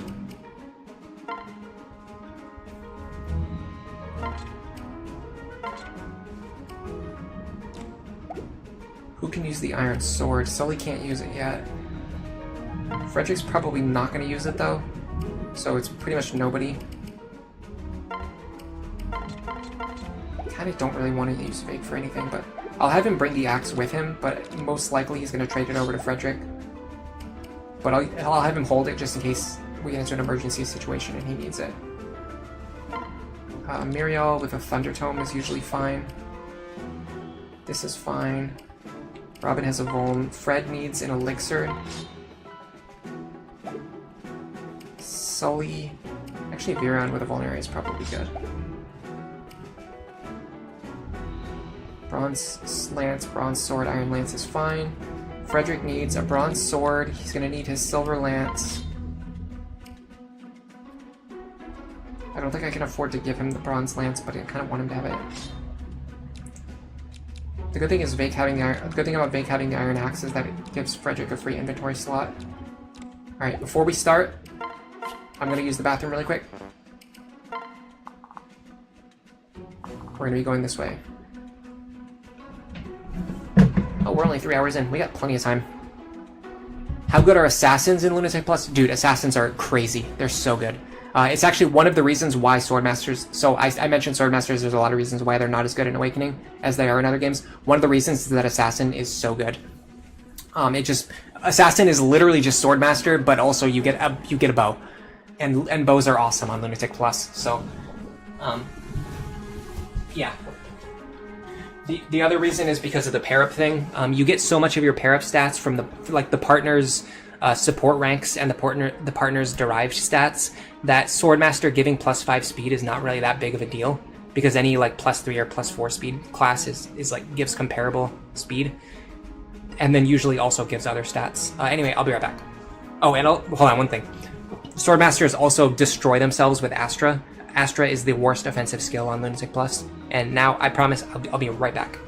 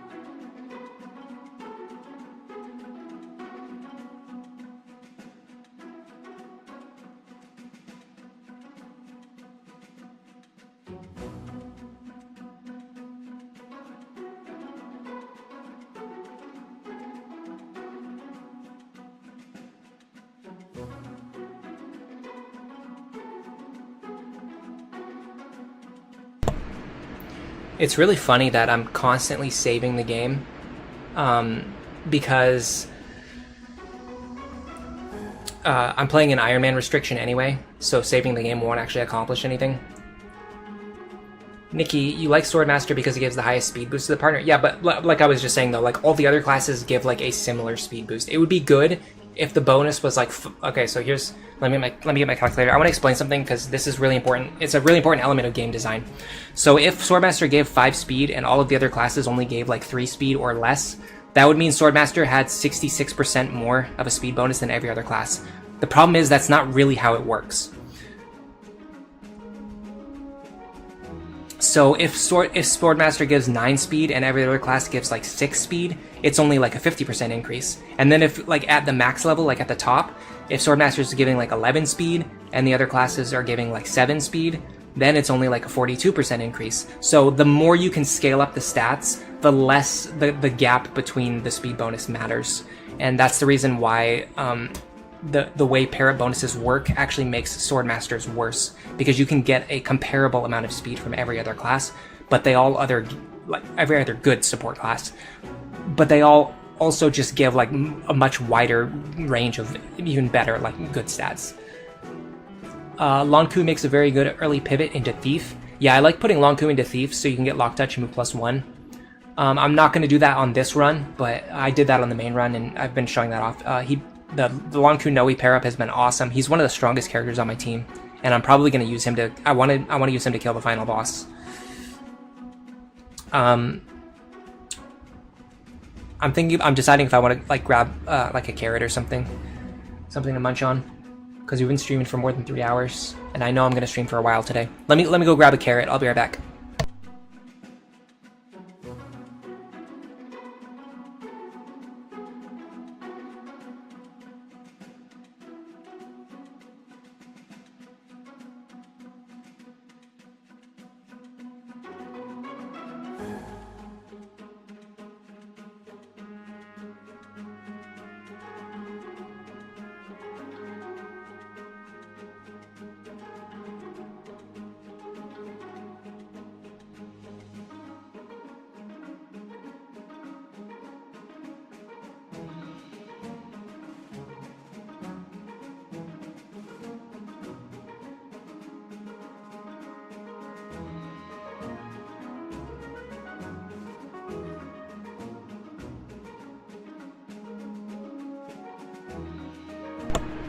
Alright, I'm back.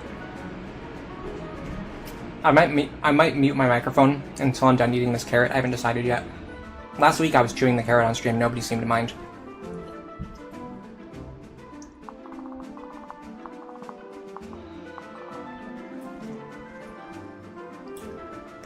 Yeah, Lonku with move +1 is awesome. And when he's in the Thief class, he also gives +1 move to his partner.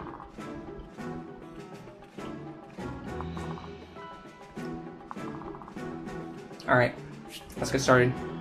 Yeah, I'm going to mute my microphone until I'm done eating this carrot, but I will be playing the game. Actually, no, I have to explain what I'm doing, because this is the first attempt on this chapter.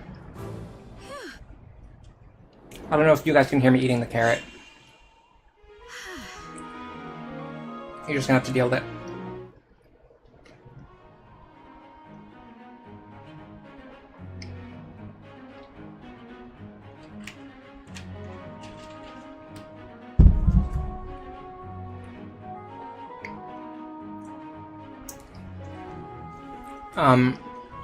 You're gonna, Bronze Vixen, you're gonna try making Assassin Lucina. I think that would be pretty good, because she also keeps access to the Parallel Falchion. If you put her into Assassin, she can still use the Parallel Falchion. And then she also gets bow access. It's literally just like a better version of her default class, because she keeps her sword, but she gets also bow access. You had Lonku, Garrett says, they had Lonku in a draft run, where your cousin picked all of your units. He was really solid throughout the run. You also didn't have access to Gaius. Alpha C says, good luck, thank you very much. The carrot sounds crunchy. LS Main says, carrot time with Ellery. Red Watcher, you don't think you would like to play Lunatic Plus? It's not for everybody.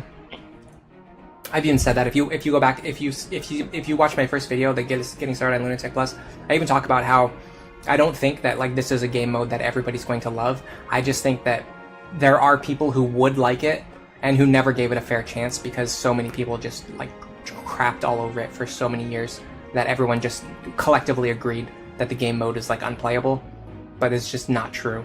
And I'm just like trying to spread awareness so that the people who would enjoy playing it will actually at least give it a try. CJ, you have sound for the next 15 minutes. You're going to be hearing me crunch on this carrot. Here it comes. Ready? Here's the last bite. Everyone's talking about me eating the carrot now. I got Uma Musumaid. That was a loud one. That was the last bite. And now I have to chew on it. Alright. It's the same opener we've been doing for a while. Because Frederick has 11 speed, he can double the archers, which massively accelerates your offense. We gotta make sure he can survive though.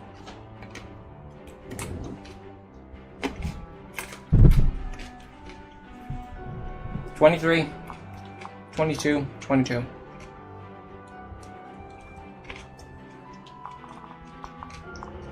$67, minus $16, minus $8, minus $8, $35.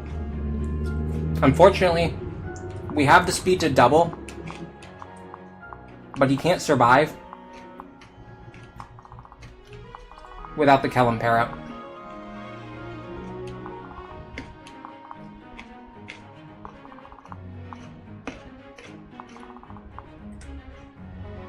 And his chance to dodge isn't that amazing either. So I'm actually going to use the Kellum Parrot for safety here. Because I don't want to rely on like risky strategies where I have to try and dodge.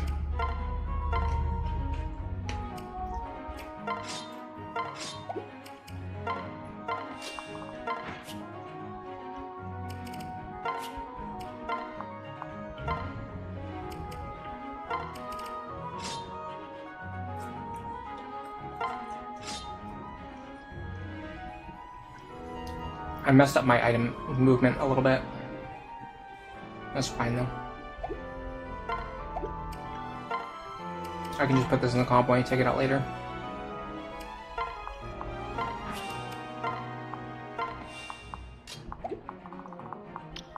With the Kellum Parrot, we should be guaranteed to survive now. We're going to take 67 minus 21 minus 10 minus 10. We're going to take 26 damage. We'll survive. We won't double here, but we will hit a little bit harder. And if we do get dual strikes, the dual strikes will also hit harder. So that's something. We could bait this archer away. Actually, we could have done that. If I noticed that, if I noticed that we had a separate pass strategy, I could have pulled this archer away. Had him attack Robin. And then Frederick could have taken the other two. It's fine though. I've done this is like one of the main two like best possible openers, so it's not that big of a deal.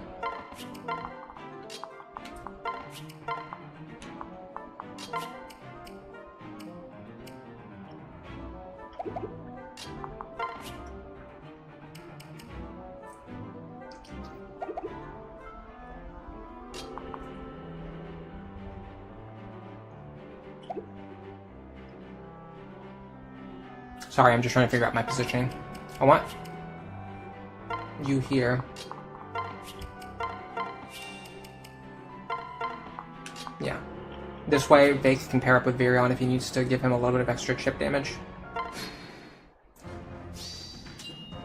Oh, we got the dual guard anyway. So we would have survived. Well, technically, with the extra defense from Kellum, our dual guard chance went up. So we actually might not have got the dual guard if we didn't have the Kellum pair up. Alright, this is a little precarious. We have to clear all these guys right now. We didn't really do as much damage as I would have liked. We could have dealt a lot more with the Crom pair up.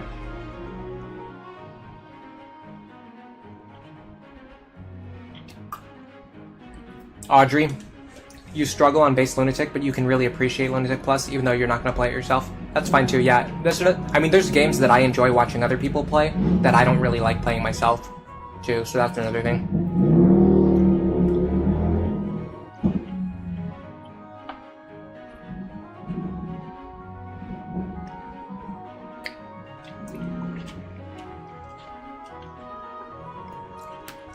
You guys think I'm a tag well?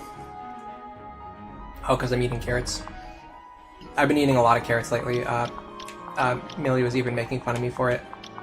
But the thing is, like, I don't know, it's tough to explain, but like I get into like different foods. I don't just like always eat the same thing all the time. It's like I always just like get into something different. I'll like right now I'm really into carrots, but like before that I was eating nuts. I think I even mentioned it before. I was like eating nuts in between, like when I was taking breaks on stream, things like that. Cashews I think is what I have. It's not peanuts, but it's some kind of nut. It's like a cashew, I think. And then what was it before that? I don't remember. But I've just always been like that. I'll have like one snack that I'm like really fixated on for a while, and then I get sick of it, and then I just like eat something else for a while. Yeah, so okay, so that's the best way to explain it. So like instead of eating like a bunch of different snacks, like during the week, I don't eat like a different snack on Monday, Tuesday, Wednesday, Thursday, and Friday. Instead, like I just eat like the same snack every single day for like 2 or 3 weeks, and then I just like get sick of it, and then I just pick a different snack, and then I'm just like obsessed with the new snack.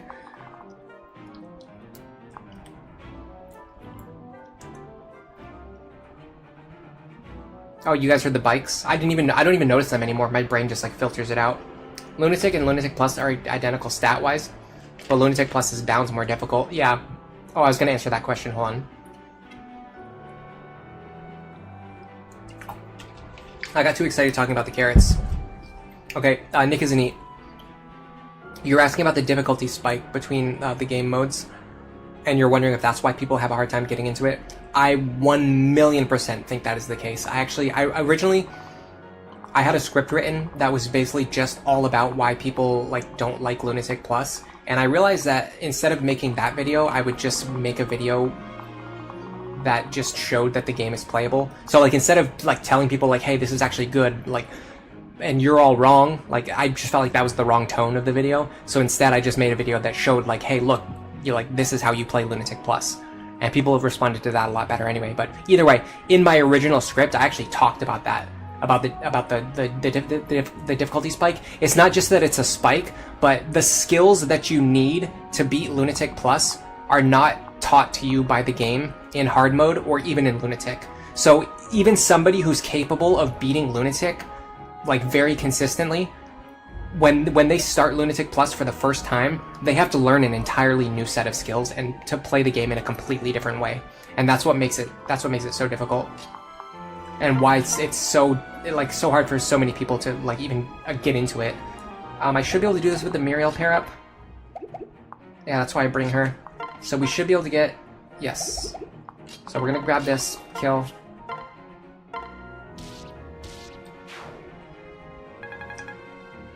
I think I was just 1 point short of doing it with Lisa. If we need to body block on the left side, we can try to do that too. I rarely do that strategy. It's typically best to just clean all these guys up.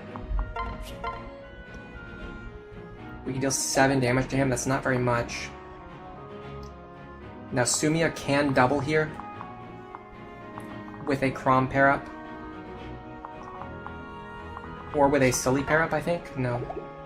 Just with a Crom pair up. Yeah, it has to be Crom. How hard can she hit? She could kill this guy. But if I do that, I'm committing to going full in on the left side. This guy has an advantage. Luna is a little bit of a problem. I might need Frederick to get rid of him. I don't see who else could do it.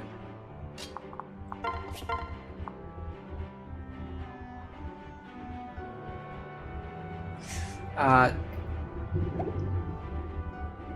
23 minus 4 or 16 plus 4. Why does the amount not... Oh, it's because I'm holding a sword. Okay, never mind. Yeah, so if I use my Iron Lance, I can hit him for 8 damage, and I can survive. In fact, I'll have a Virion pair up too, so I'll I'll be even more safe. Or I could use a Virion or a Vig pair up, depending on what I need. I see what I need. Can I get them into the right position? Yes, I can. Okay. I'm gonna go like this. I'm gonna go here. Here. If I get a dual strike, we get rid of this guy. If I don't, Sully gets rid of him. We got the dual strike. We have officially accelerated our offense. Now, I don't think there's anyone who can kill this guy. I doubt Sully can do it. No, so we have to have Frederick kill this guy anyway. It's fine. And on the next turn, we're gonna have Crom and Frederick fight these two anyway.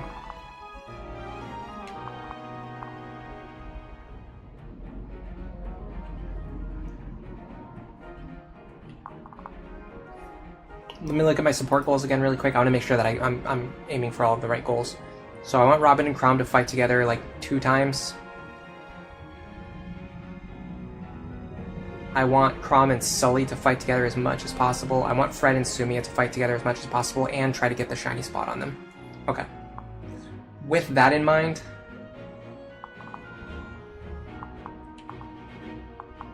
is there any way for me to let these two fight together? I think so. Yeah, I think I can see how to do that. So I would go like this. I also want to make sure that Crom and Sumia do not fight together anymore after this.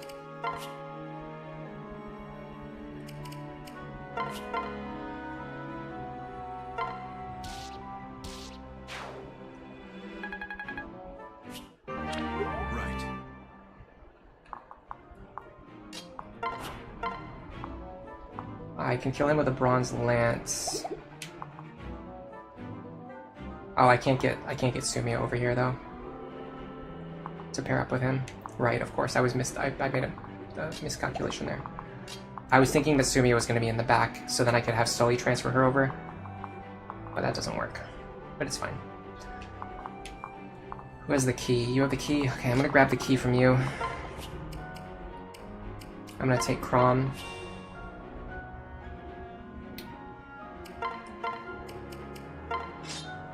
I'm going to go into the convoy and I'm going to grab the vulnerary. No, I want Crom to have it still. I'm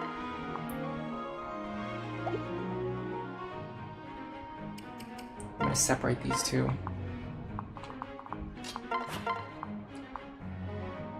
This is fine.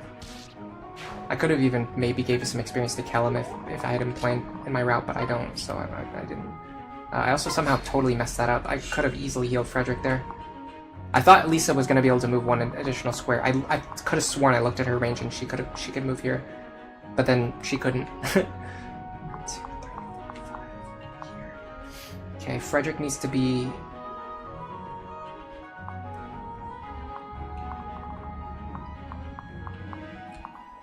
No, I want Frederick down here. Yeah, I want Frederick here. The problem is I need the Crom pair up. I think I can do that though.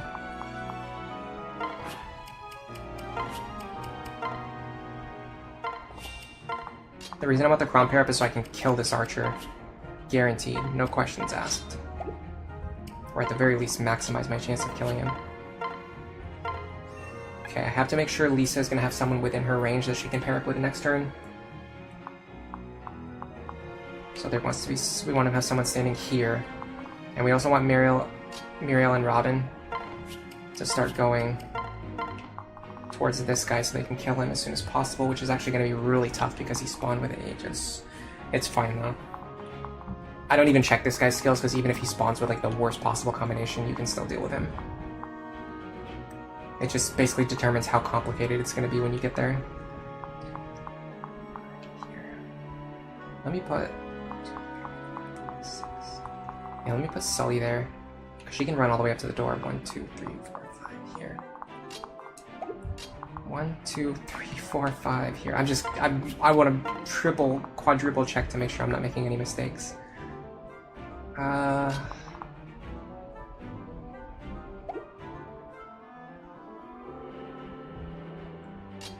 wish I could move these two a little bit further. I can do it this way.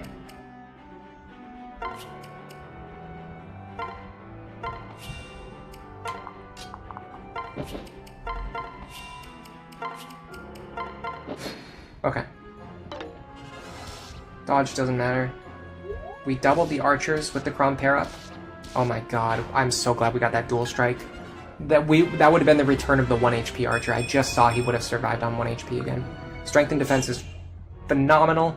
And doing this configuration sets it up so that the mercenary gets put into the top by himself. See how he's separated now from all the other characters? So if we want to get rid of him, we can actually get rid of him right now.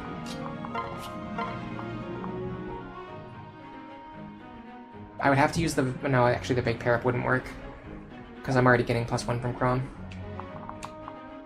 Yeah, so I can't one-shot him with the Silver Lance. So instead, I'm just going to deal with him later.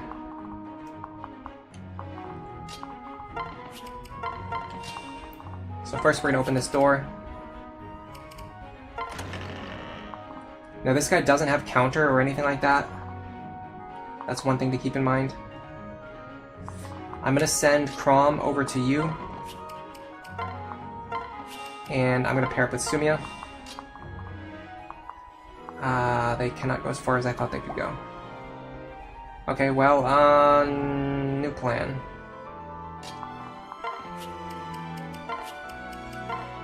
Pair up with Virion.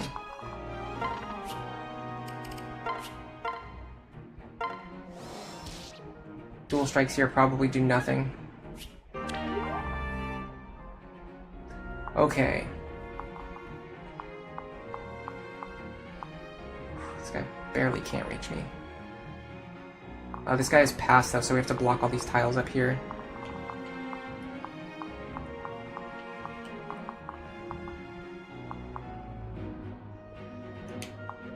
Pretty sure if I block this tile, I want Lisa with me.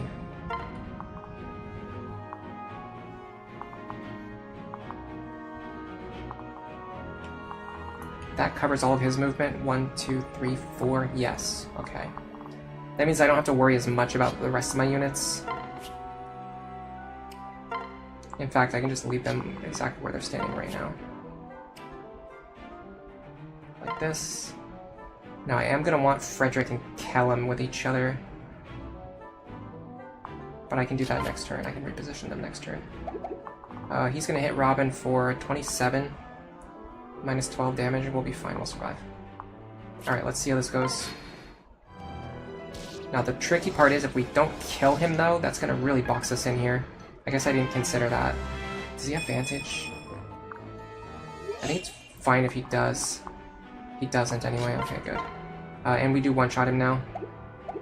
So we can just one-shot him now. Okay, that's going to open up some space. Now, I gotta be very careful about what I'm doing now.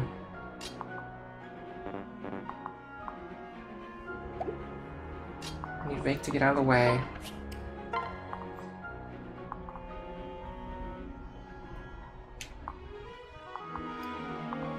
Now, I think this guy will attack with the highest priority. I'm not 100% sure, because it might have something to do with the enemy movement. But this guy can deal the most damage, so he's the one who wants to attack the most.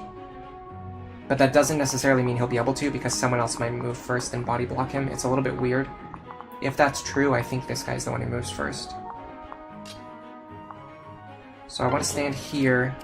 I want nothing equipped. This is the reason why the archer is such a problem. If the archer's alive, he can shoot at Lisa, which makes it harder for her to do her job. But because he's gone, we can go like this. Transfer Kellum over, heal Frederick up, and now Lisa can just keep Frederick on full health. And there's nothing that can attack her. Now, probably some of these guys have pass. Actually, none of them have pass. Wow. Okay. That makes this significantly easier.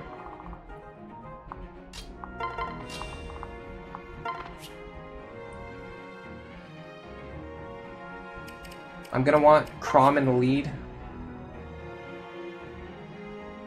Did Robin and Crom already fight together 2 times? I'm not sure. I think they fought together once.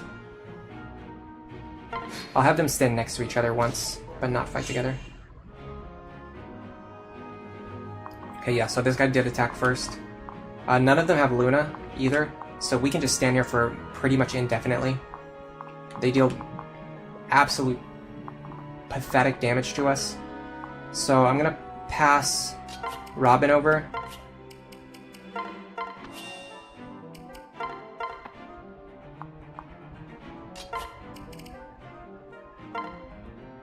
Like this.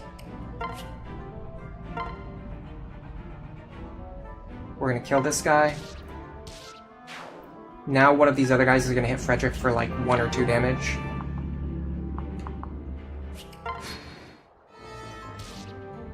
That's correct. Okay, so we fought while standing next to Crom once, and we fought together paired with Crom once. So we should be at like 8/9, which will round up to 1 at the end of the chapter, which is all we need.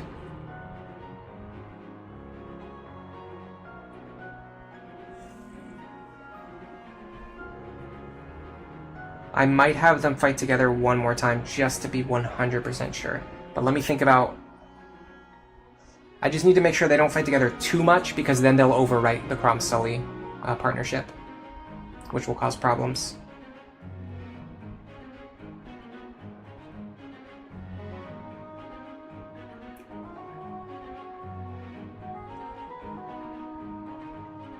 I want Virion and Frederick to fight while standing next to each other now. I'm gonna make sure we can't get any dual strikes. We can't, okay. So now we're just gonna train Virion like this. We're getting experience, we're getting bow rank, we're getting supports with Frederick.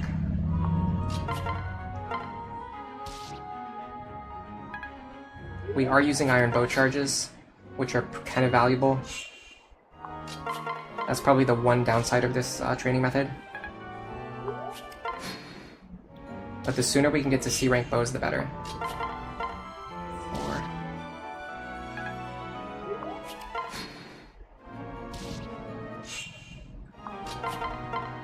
5. Okay, we want to speed level up here. We got it. Yeah, see, his growths are actually pretty good. It's just his bases are atrocious. So you'll often see like pretty decent level ups on Virion. Alright, is there anything else we can do with this information?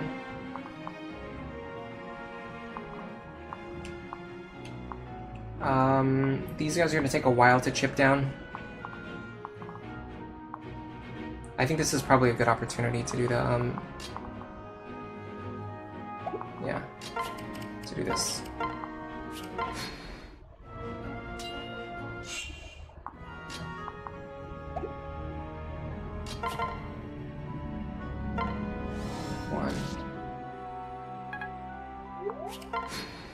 Because the thing is, Robin's going to hit their experience goal by the end of this chapter anyway. Although the question is, what about their speed goal? If I go to Dark Mage right now, I'm going to have 8 speed. Which is not very much. But if I even get a speed level up at all, I'll be on 9 speed, which will be significantly better. Maybe it's a good thing to know what my speed's going to be. Hold on, I want Robin in the lead. Transfer Crom over. I'd love a dual strike here. Sort of got it, not really.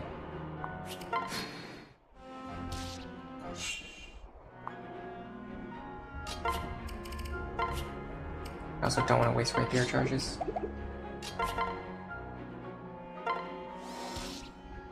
Okay, they've definitely fought together enough times to get the +2 now.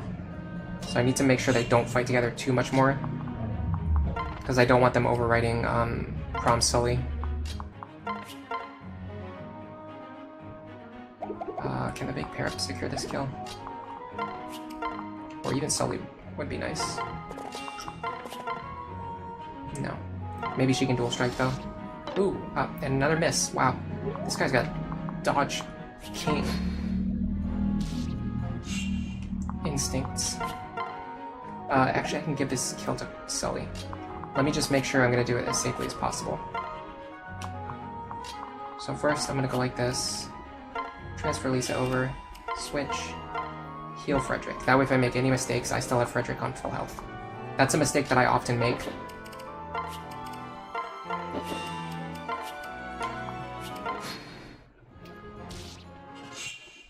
We need Crom and Sully to fight together a number of times this chapter.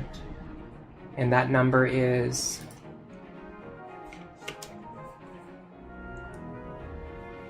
I know I have it written down somewhere.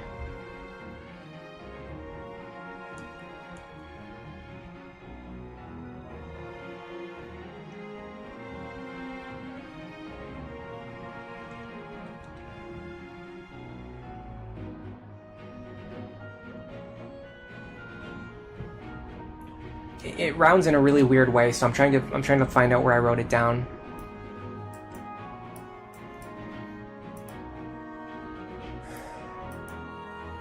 I just don't have the mentality to do the math again right now. Hold on a second, I need more water.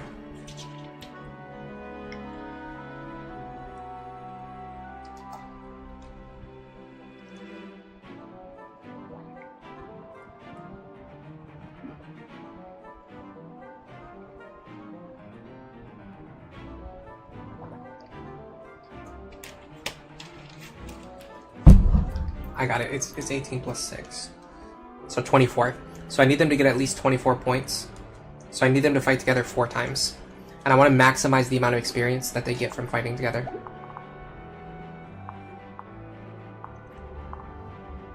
I gotta make sure this guy can't kill Sully. He deals 24 damage. He does not double her. He does not have any offensive skills. I think we're fine. This is a little scary, because we're leaving her with like a Myrmidon standing right in front of her face. But I promise you, she will be fine. I wish I could get a Bronze Lance into my hands though, for consistency.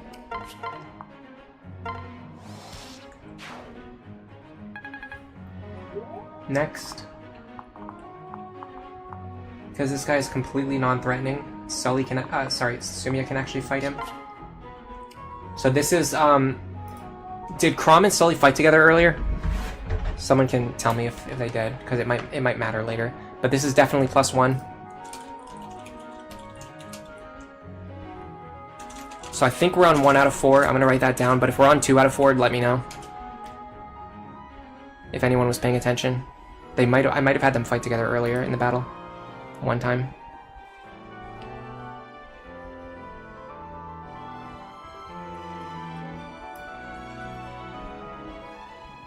Yeah, this run looks really good.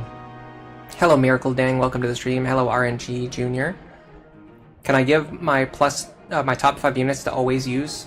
I think Robin should pretty much always be used. Frederick should pretty much always be used. Crom is a little bit of a weird case. I mean, he's the only character who's like a mandatory deployment, but you don't necessarily have to use him. You could just like have him do like a backup support role, or you could just have him do nothing. And just like hang out like far away from the battles. I think Lisa is pretty mandatory. I mean, I can't. It's not. I don't know. She wouldn't. I wouldn't say she's mandatory, but there's like no reason why you should ever not use Lisa unless you're like restricting yourself from using her, because she's just there. You get her for free, and the more you use her, the better she becomes. Other than that, it's pretty flexible, honestly. Like you can use whoever else you want. I honestly think it's really just Robin, Frederick, and Lisa. I think those are the only 3 essential characters. It's really, you're saying it's really enjoyable to watch me play the game? You hope that we get a good port of Awakening? Yeah, that would be cool. A lot of people are saying if they port Awakening that they would want them to like change the mechanics to be more like Fates. I really don't want that. I like Awakening the way that it is. But having said that, if the remake changes things, it won't really matter that much because the original game will still exist. Okay, so I'm going to take away Sully's items so that she doesn't kill herself with counter damage. She takes 1 attack. That doesn't count as fighting together, so we're only on +1 right now, or 1 out of 4. Crom and Sully did fight once earlier. Does Libra hold up on Lunatic Plus? Oh yeah, for sure. He is one of the best characters in the game. He's not essential, but he's like extremely good, and you get him for free. Okay, so this guy having counter actually causes a problem. I wanted Sumia to fight him, but now I'm realizing she can't fight him without killing herself with counter damage. I could just sit here indefinitely until they dual guard for each other. That sounds incredibly mind-numbingly stupid. I guess I could give the experience to Virion. I can have him chip this guy down and then slowly finish him, Sumia finish him off. I'm gonna do that though, I'm gonna do this.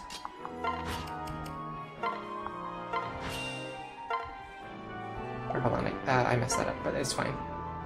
Oh, she can also get dual strikes for free experience. Well, there you go. Yeah, and then I can take Sumia back. Make sure that I stay unequipped. And then if she dual guards, I get even more support rank. Oh, no, I wanted to take... I'm so stupid. I'm doing the opposite of what I want to do. I want to attack first. Ooh, that was actually a bad crit. Did not want that. Okay, now I transfer Kellum over so that I take less damage. There you go. Okay, this guy does not have Pavis.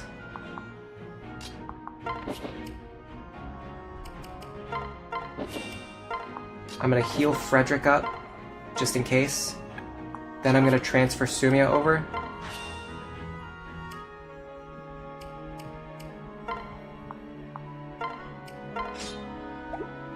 Now, in an ideal world, she can kill with the Bronze Lance, and she can. So that's 1 out of 4 for that group.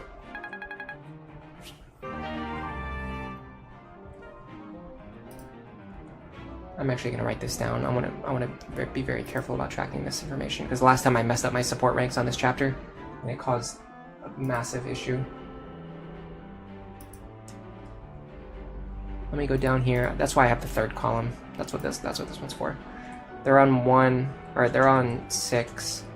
They're on 6 at least. It's actually not that much. They're all still pretty low. But if Crom and Sully did fight together earlier, they're on either 6 or 12. I'm not sure which.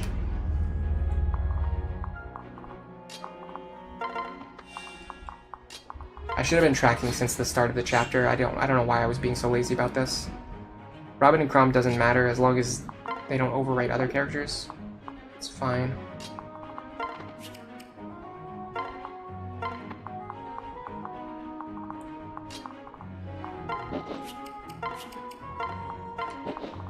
I want to give the shiny spots to Fred and Sumia with priority.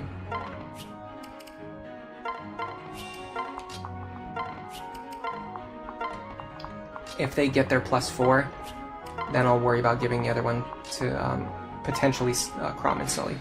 But Frederick Sumia is the highest priority.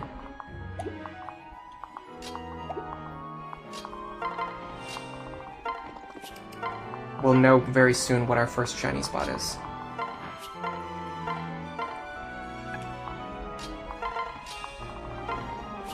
I hate this part of this map, by the way. I hate doing this. But, like, you just have to do it. There's just, like, you just can't get away with not doing it. Because it's so much more consistent to clear the map this way. You would just be a fool not to do that. But it's also, like, extremely not fun. Just, like, slowly crawling across the map. This was my biggest complaint with, genealogy as well. If you guys remember me ranting about that during those genealogy streams. Having to, like, crawl across the map, these giant maps. At least this map's not that big, but I still don't like doing this. It's still boring. Alright. I'm gonna give this to Freddy. We want a support +1, please. We did not get it. We did get a sweet tincture, which I think is completely useless. I don't even know what that does. Wow. It's literally, like, the worst possible thing you can get from a shiny spot. It's a healing item that doesn't do anything. I think it heals like 1 HP or something. Maybe we can sell it? I have no idea. It's probably worthless. Cool. Okay. It's fine. This run's going well. We can adapt. Even with like bad shiny spot luck, we can still adapt. Next up is this guy. He doesn't have anything that scares me at all. In fact, I can grind out some... Okay, here we go. I can grind out some of my support points on this guy.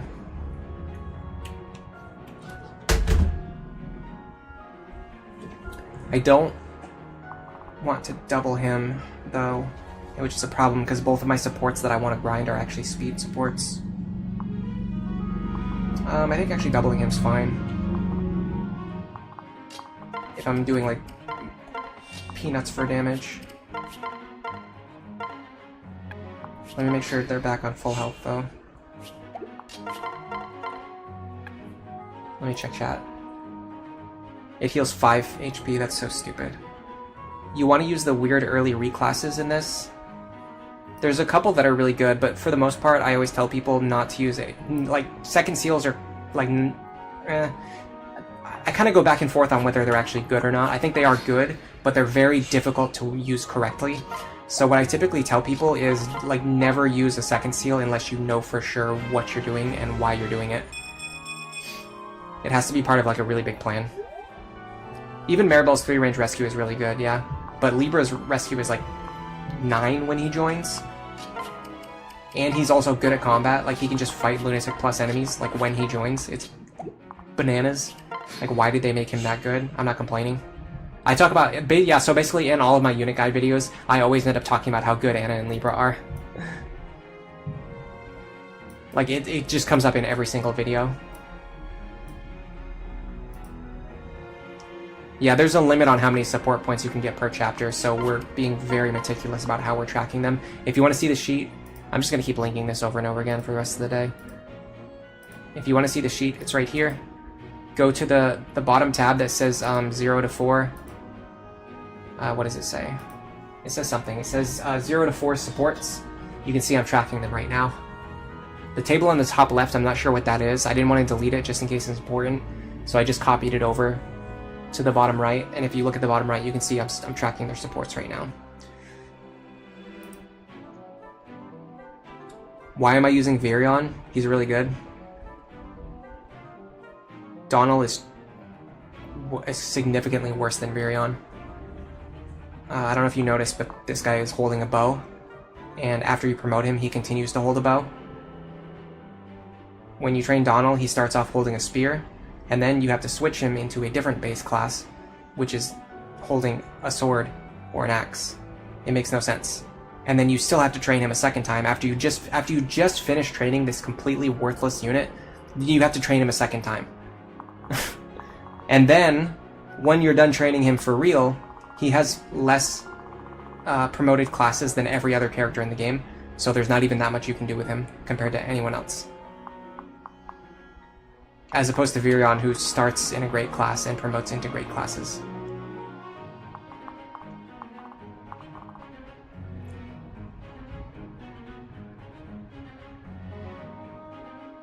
Yeah, Miracle Dang, welcome to the stream. Yeah, Libra is just like so, and Anna are both so good. They're both capable of fighting when they join. and they're both like capable of wielding stabs when they join, and that describes a very small list of characters. In fact, I think they are the only 2 characters who that describes, because everyone else who joins with a staff can't fight right away, and everyone else who can fight when they join can't use a staff. 0 days since Donald hate. I feel like I just end up ranting about Donald in every single stream, but it just annoys me so much that people think he's good when he's actually very bad. Like, it's not even that people like think he's not bad. Like, they think he's great, but he's actually horrible. Like, he's so bad. It's crazy how bad he is. It's like the weirdest thing I've ever seen. Like, everyone understands that Wendy is bad, right? Like, we all, collectively as a community, we all understand that Wendy is bad. How do we not all understand that Donald is bad when he's incapable of fighting anything?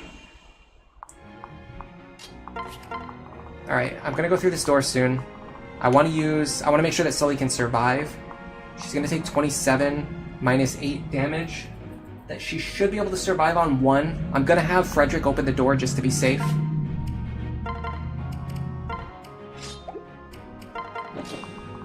That way, if Sully can't take the attack, I can have Frederick just body block.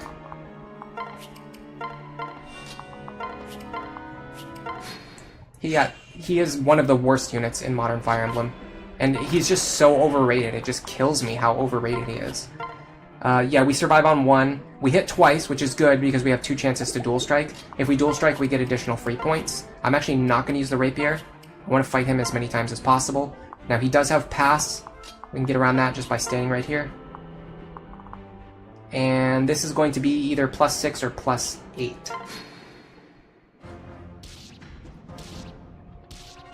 It's +6, okay. So we're either on 12 or 18.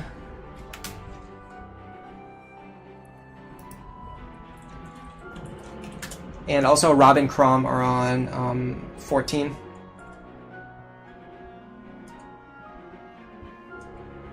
Which is way higher than I need them to be. But all I need to do is just make sure that nobody gets rounded in the wrong direction. So to do that, I just need to make sure that I maximize Crom Sully. That way, Sully doesn't get... Because if I mess this up, Sully will get rounded down to +1, because Robin will get the +2. What I want to do is make sure that Crom Sully get +3, and then Robin Crom get +2.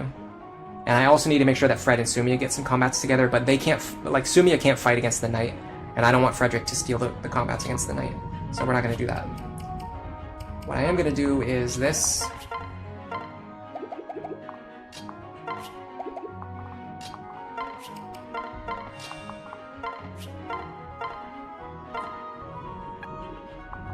Now Frederick can just body block. If Sumia lands a dual strike, then technically, sorry, if she dual guards, technically their points will go up as well.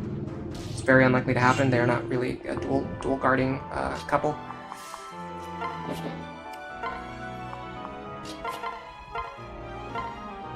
We can have these two fight again. We do want dual strikes here,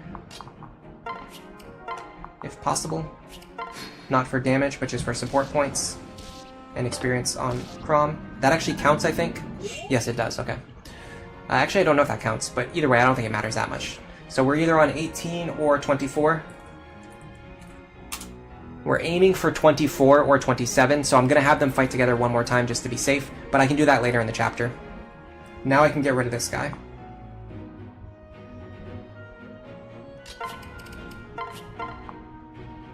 Technically, I can do it this way, but if I miss, it might cause problems.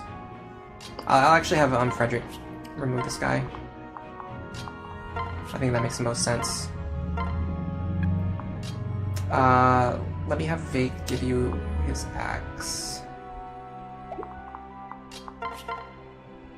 I mean, sure, why not?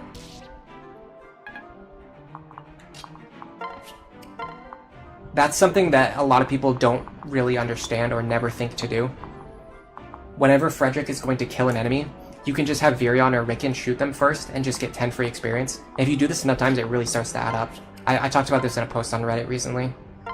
Alright, anyway, I'm going to give the axe to Frederick, and then he's going to go up here, and he's going to kill this guy. If Sumia dual strikes,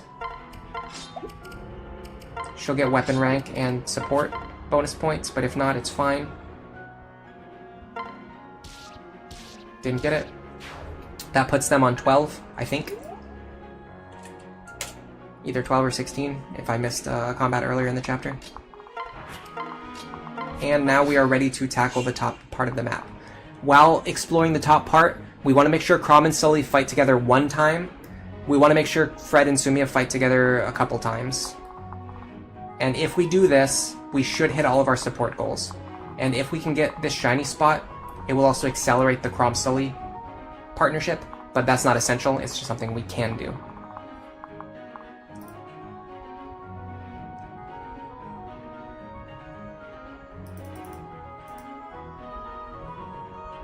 Red Watcher, you can Master Seal to Hero or Warrior right away from Villager? Is that true? If that's actually true, that changes my opinion of Donald slightly. I still think he's horrible, but that's actually slightly better than I thought. I don't think that's true, though.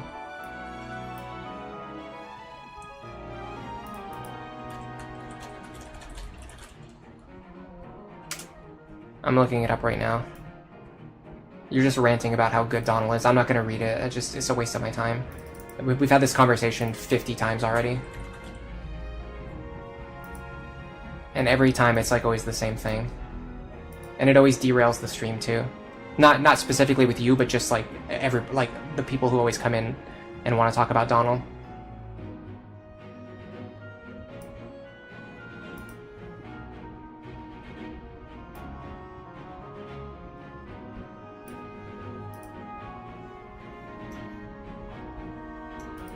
Yeah, nothing on the wiki supports what you're saying as truth. So, I mean, it might be true, but it doesn't. I don't see any suggestion that Donald can promote directly into hero.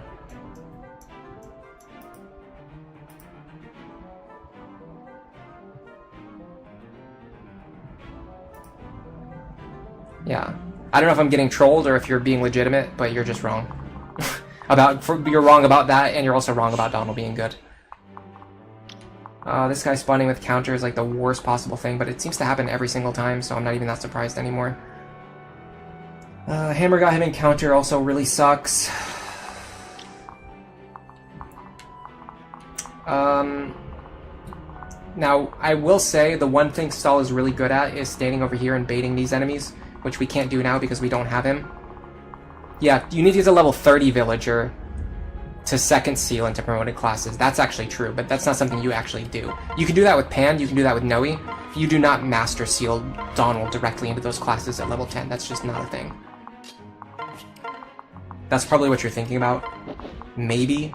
But, like, I don't think anyone in history has ever trained Donald to level 30 villager. That would be like, as stupid as using Donald is, training him to level 30 villager would be even more stupid. So I highly doubt anyone has ever done that, like, you know, in any situation other than just to be funny.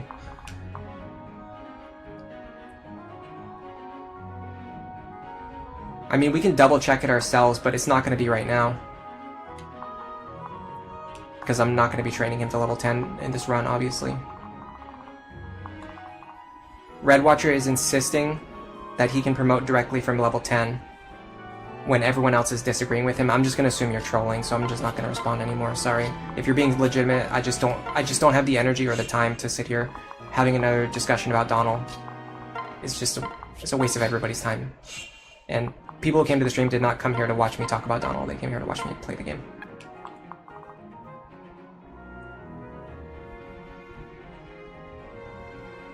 Grey Bell, you did it on the first playthrough.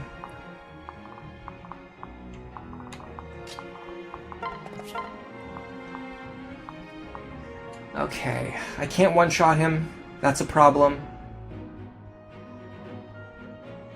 I have to set up a situation where I won't kill myself with counter damage. The good thing is that the archer doesn't have Luna Plus.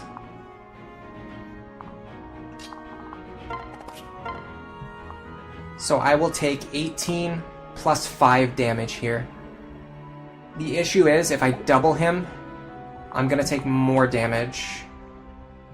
But will I kill him on the second hit, though? No, I won't even kill him on the second hit. Man, this is rough. What about the Crom pair up? I think the Crom pair up might actually do it, but the problem is I wanted to fight with Sumia, not with Crom. I think the Crom pair up would actually do it, though. No, because we don't double with this one. Okay. Oh, we probably don't double anyway, even with Sumia. What am I thinking? Frederick's not that fast.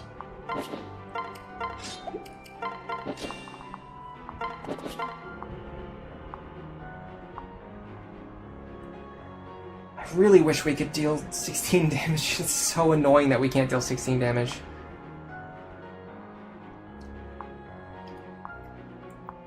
If we do this, we're going to gain at least 12 additional points. And we won't die. We'll take 8 plus 15 damage.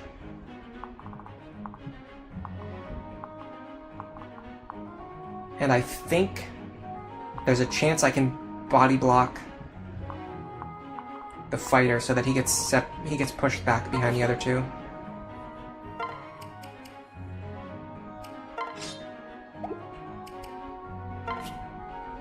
You know what I could do? I could use the Bronze Lance. Hold on a second. Sumi is definitely not going to use it. Let me make... But the problem, my damage might go up enough that it actually costs... Oh no, I'm going to be using the Javelin. What am I thinking? I have to fight the Archer. Give that back to her in case she needs it later.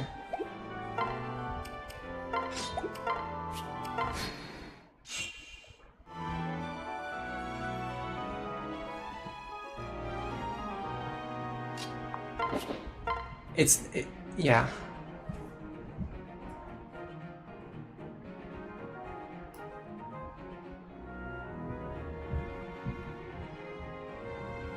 You talk to your therapist about growths being better than weapon ranks. That's funny.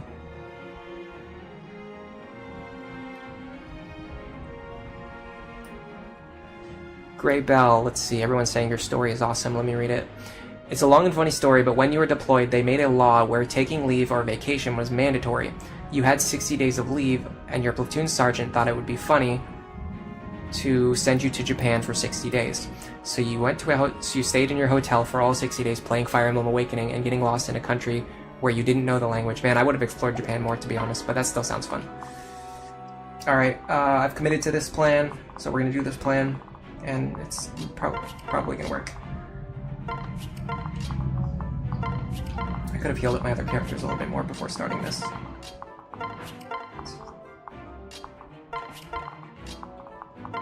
Alright. And we don't have a chicken either, so normally I have stall on the left-hand side to bait out the units. I think this is good. This should be a case where... The problem is I still can't one-shot this guy. What about Robin? I bet Robin can do it. 16 attack. Actually, that's not really that high. 16 minus 2. It's 14. I would need to get... Well, I can get additional attack from Lisa, though. So I think Robin can do it. The question is, can Robin take both of their attacks? 22 plus 24 is 46. Minus 11 twice is 24. If I heal to full, and if I have a good parrot partner, I think I can do it.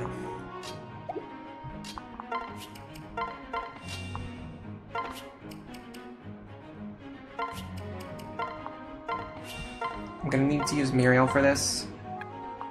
Oh crap, I can't get into position. Why? Alright, let's just sandbag for a turn.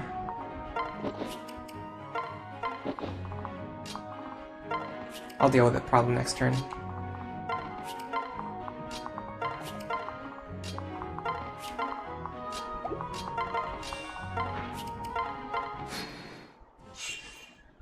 Okay. So we should one-shot, yes. We'll take 13 damage plus, I don't know how much because this idiot just blocked the archer, which is going to screw everything up now. I hate when they do this.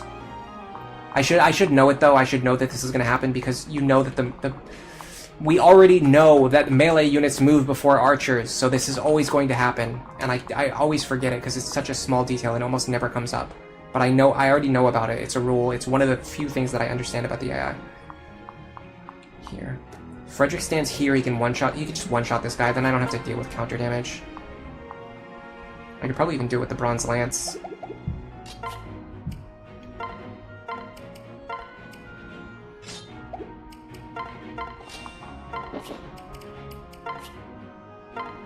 I can, okay. So, I'm just gonna one-shot this guy, so I don't have to take counter damage.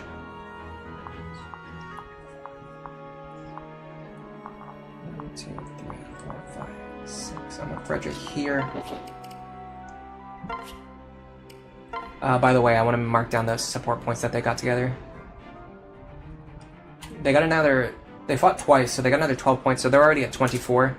Fred and Sumio will round up to 3 points automatically at the end of this chapter, as long as Frederick doesn't, like, get somebody else who's going to cause Sumio to round down. So I have to make sure Frederick doesn't get support points with other characters now, because that will cause problems for him. It might cause Sumia to round down in a way that I don't want. After that, I'm going to need someone who can fight this guy who has counter and then also take an attack from the steel bow. That's just not going to happen.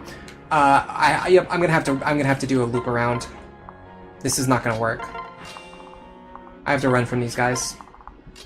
I'm going to have to run all the way around the map and fight them from the other direction. Because you just can't engage this guy. Like, look at their overlapping ranges. Well, actually, they might have just screwed themselves again. Because I put Crom here, this actually is just... they just made a dumb mistake. This guy moved over here, and this guy moved over here. They actually just desynchronized themselves, so I don't have to do anything now. But I'm not holding my Javelin, which is really annoying. Well, I just have barely enough damage with the Bronze Lance. And that has 3 might. And the Javelin has 2 mice. So if I switch to the Javelin, I won't have enough damage.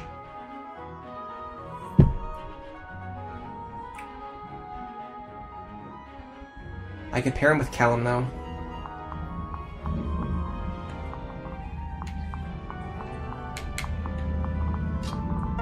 So we would go like this. Actually, do I even want to waste Javelin charges? I would rather just use Fire Tome, right? I got 16 damage. Again, minus 2 res. Sure, why not? I can't believe they just did that. I've done this map a lot of times, and I always get frustrated at their overlapping ranges. I cannot believe they just... I've never seen them desynchronize themselves. It's like they want me to win. They had overlapping ranges, they had perfect defensive coverage, and they just broke it for no reason. Oh, he has Aegis Plus. I'm a buffoon. Alright, let me see if I can give this kill to Virion. Because Robin's not going to need this much experience. It might be tricky, though. Because of Aegis Plus. Because of the aforementioned Aegis Plus. I'm 1 damage short. That means I can get it from Vake. Right? Now I can't tell. Am I really getting +5 from Frederick? That's insane. What else would I be getting it from, though? What does Great Knight give? Great Knight gives +3 strength. Yeah, I'm getting +5 from Frederick. Okay, so yeah, pairing up with Vake's not going to fix the issue. I'm already getting more strength from Fred. I'm going to leave him alive on 1 HP again. I mean, is that the worst thing in the world? Then I just get to fight him for an additional turn. I get even more experience, right? Because they desynchronize themselves, I don't have to worry about them anymore. Oh, the problem is Robin can't get away anymore. That is an issue. Robin can't get away anymore. I think I can fix that, though. Like this.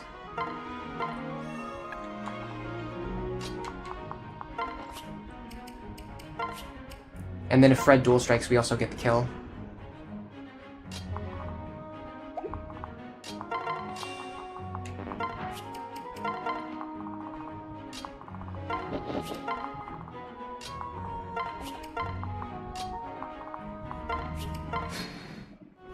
Yeah, I knew he'd go for Virion. We got a dual guard. That's cool. Alright, now we fight him one more time.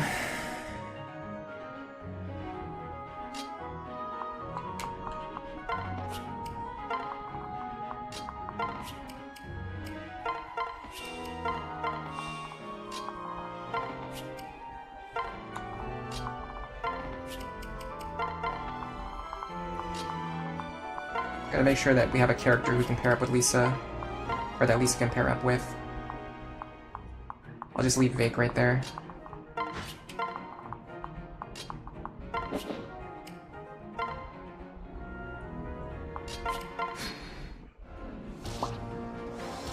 Nice. And if we didn't get that dual guard last turn, we could have just had Virion stand on the bottom and then Lisa heal him in the same spot. Okay, so we should be able to get out of here now. You pair up here. Now this hammer guy is a little bit scary, but because the archer was already, the forward archer was already dealt with, we can just fight. Well, the problem is he has counter. I got so excited about them desynchronizing, I kind of forgot about him having counter. So what do I do about him having counter? I'm pretty sure anybody who fights him will instantly die from counter damage.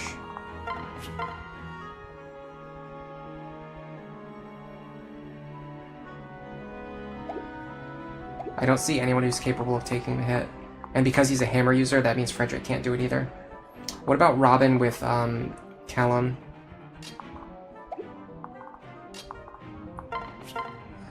We'll take 12 damage, and then we deal 15 to ourselves. We still instantly die.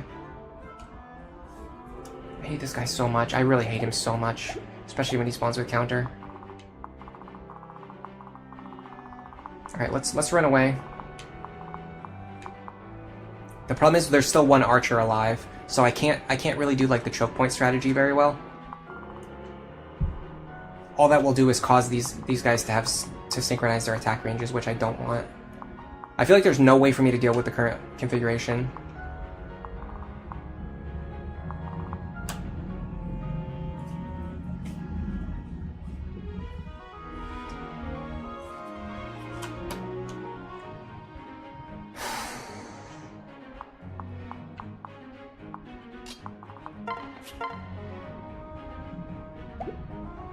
What if Crom just stands here with nothing equipped? This will pull the guy with the hammer away.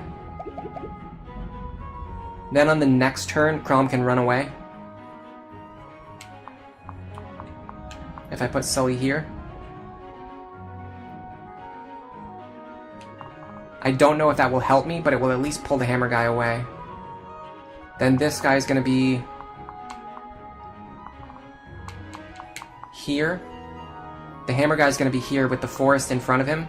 That will switch it so that this guy's in the lead. But that doesn't really help me, because then I still have to deal with the archer.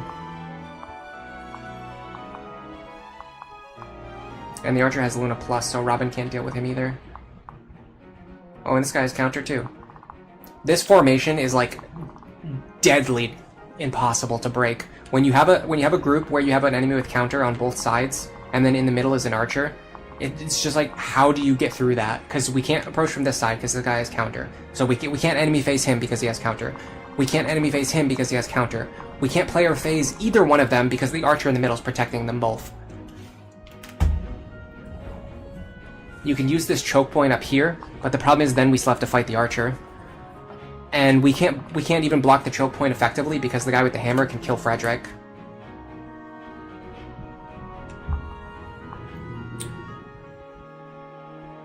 Well, I have one idea.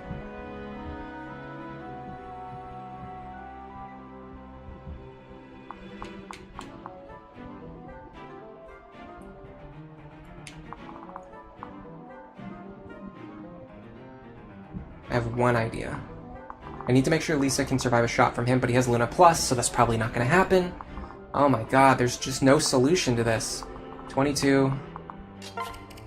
This map is usually free once you get to the top half, but every so often you get one of these horrible configurations.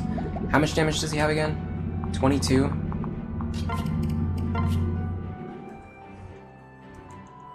-3 is 19. If we heal to full, I think we actually take it.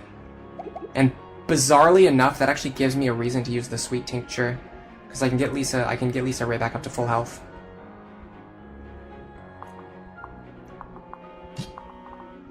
So I want her standing right on the top of the stairs.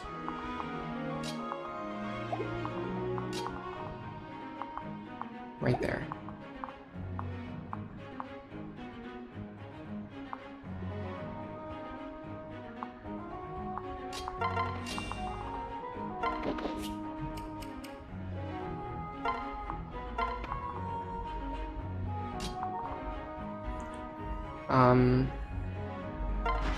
Hold on a second. I can pair someone up with Callum. But who would I need to pair up with Callum? I don't know. So we're gonna go here. We're gonna trade. Yeah, hold on. We're gonna transfer Vake over. We're gonna trade. We're gonna grab the Sweet Tincture. We're gonna use it.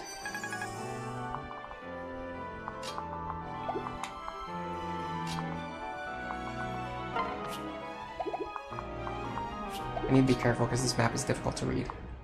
Callum's here, empty space here, you're here.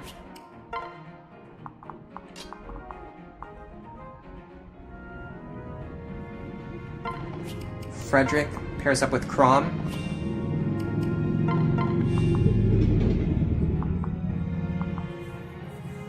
(11) defense is not even that great. 12 defense is not even that great. He actually gets +5 from Fred, which is kind of cool. Okay, there's a small chance we might be able to get out of here. So I would want Robin behind you. So the problem is, if the archer sees lethal damage against Lisa, he will go after her. So you have to prevent that from happening.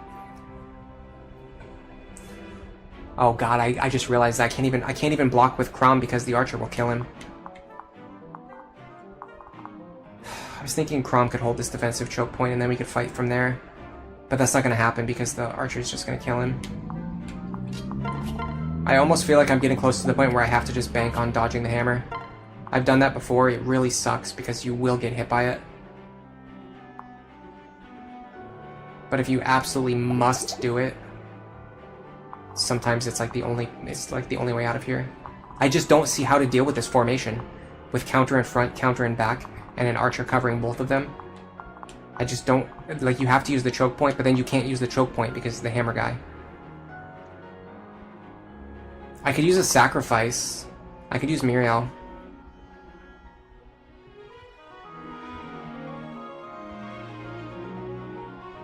That's an idea. I could use Miriel. This might be the best possible way to use Miriel in this run where she's not planned in my route. What is Lisa's magic looking like? She'll probably hit 10 magic even without the Miriel pair-up. I mean, the Miriel pair-up will be a little bit useful on Chapter 5, but like base Miriel's not that amazing or useful.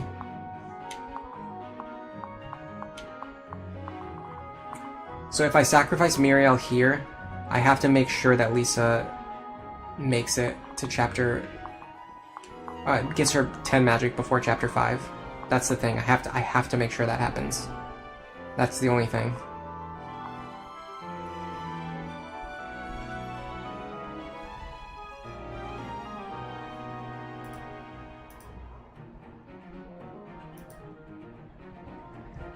Tricky. If you run all, it takes a long time, but if you run all the way around here, they will eventually split up. The problem is they continue moving in this direction while you're trying to do that, so it takes way longer than you would think, because they're constantly moving away from the direction. You're essentially trying to lap them. So you're not really gaining 7 or 8 moves on them per turn, you're gaining like 2 or 3 moves on them per turn. Can I draw the hammer guy to the top and then cut in behind him to block the doorway? Depends on his movement. Well, actually, the question is him. 1, 2, 3, 4, 5. 1, 2, 3, 4, 5. I don't think I'll be able to block the doorway, but maybe I can because... Hold on a second. 2, 3. 1, 2, 3, 4, 5. 1, 2, 3, 4, 5. I might be able to do it. I actually like that suggestion, Garrett. I'm going to try it. I've never done this before, but I like the suggestion and I want to try it. So my goal is going to be to set up all of my units around here so that I can jump on the hammer guy when he moves forward. And then I'll block the doorway after I kill him. The problem is, I'm just realizing now, is that once he moves forward, the other characters are going to be standing here, so I won't be able to block the doorway. But I might still be able to do something with it, I'm not sure. The problem is this guy also has pass, so it's going to be very difficult to block them. There's just a lot of considerations. The archer still being alive is just a huge problem, but there's no way to get rid of him because there's an archer on the right side and an archer on the left side. So no matter which side you start on, you always get left with an archer. Honestly, I think the ideal way to play this map would be after you clear both of the armor knights, then look at both sides and then try to figure out which side is best to approach from. But oh my god, there is nothing in the world you can do to convince me that it would ever be fun to walk all the way back over here after I already walked all the way over here. Like, I just won't do it. I won't. Even if I could identify that the left side had a better chance of winning, I would not walk all the way back over to the left. I just won't do it. It's just so far beyond anything that I'm willing to do. Okay, if I can kill him right now, I can block the door. The question is, can I kill him right now? It's going to be tough because I only have one angle to shoot from. And whoever kills him needs to unequip their weapons so they can't kill themselves with counter damage. I might be able to double with the Crom pair up. I can. This is clutch. This is clutch. This is extremely clutch. I don't want Robin and Crom to fight together though, I just remembered. Okay, well how much damage can I do at max? 15. 19. I think I can deal 20 damage.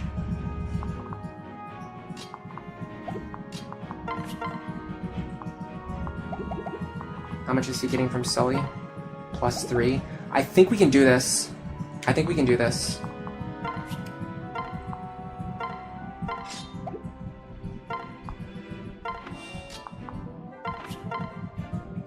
So we can. I'm gonna go with knights. I mean, how close are the margins gonna be?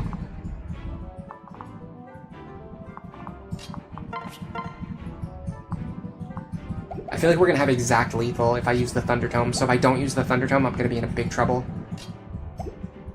Right? We're gonna deal. He's gonna be on 15 HP. If we use the Thunder Tome, he'll be on 14 HP. And then Crom can deal exactly 14 damage there. We have to use the Thunder Tome, but it's less accurate, though. Significantly less accurate. Okay, how much support can we give to Robin to boost? So Robin is currently getting 2 points.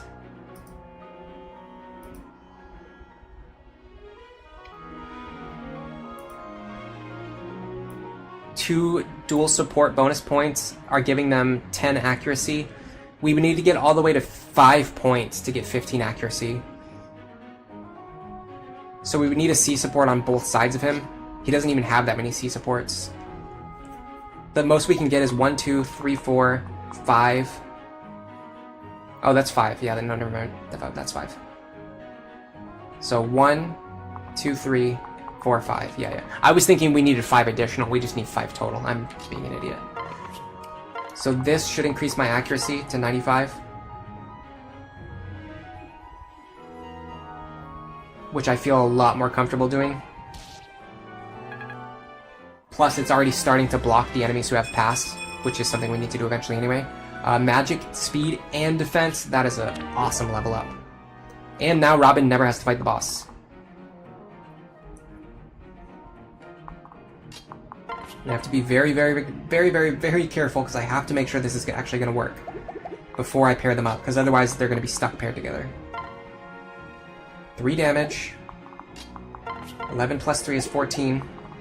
This should do it. We go here. We pick up this kill. Imagine if I missed there, guys. After all that, if I missed on a 98, that would have been the worst time in history to miss on a 98. Now the archer does have pass.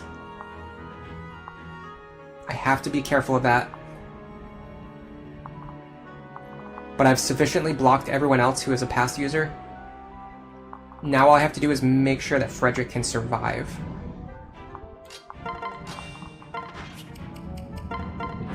We're gonna have 21 defense. We're going to take 28 plus 22 minus 21 minus 10 is 19. We have to get above 19. Is there anyone who's holding a vulnerary that they can give him so I don't have to waste elixir charges?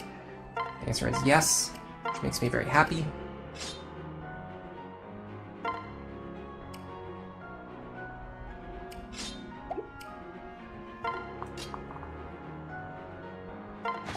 Now, if I was playing Lunatic, I could block this tile to force all of the attacks onto Frederick. Unfortunately, because I'm playing Lunatic Plus and I have to deal with enemies who have pass, I have to block this tile, which will allow the archer to shoot at Crom if he wants to. I don't know if he's going to want to. It depends on a lot of factors. And also if he can even reach, because he might be body blocked anyway. Yeah, he's body blocked anyway. In fact, he's completely body blocked. They actually blocked him from attacking because the melee characters moved first. So it actually worked to my advantage that time. Okay, I need to give Virion some combat here. And then I also need to make sure that this guy can't pass through my units. Which means I have to cover a lot of squares. And I don't think I'm prepared to do that. I don't think I'm prepared to block that many squares. Am I? I just don't see it. I don't see how I can block that many squares. And then also keep somebody in, like in... Which squares do I need to block? Yeah, there's no way I'm blocking all of these squares unless I kill this guy. Which I guess I could do.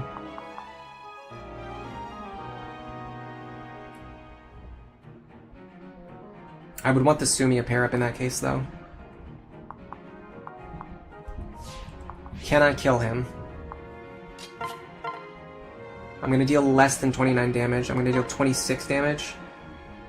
Plus whatever Virion deals. I'm sure that kills. I'm sure that kills. I may live to regret this, but I'm not wasting my time calcing this. I'm pretty sure I get the kill. Guaranteed.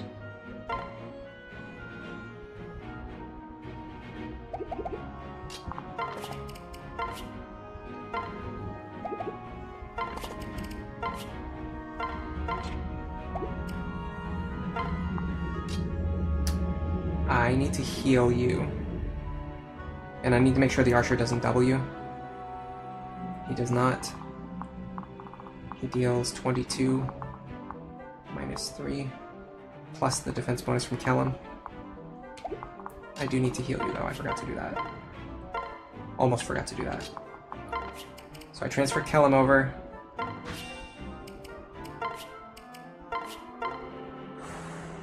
I do not like that accuracy.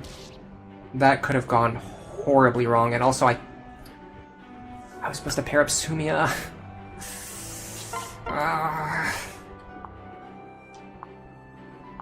Oh, then I can still do it. I can run over here and grab her. That could have gone significantly worse. Okay, so now we go like this. We are no longer threatened by counter, I'm pretty sure. This guy cannot counter. This guy is a 2-range attacker. I'm a little scared about how much damage they're going to deal, but I think we calced it, and I think it's 19. And the archer might go after Virion, although, like I said, I don't think he will. I could also put Robin in the way. Does that accomplish anything? 28 plus 22.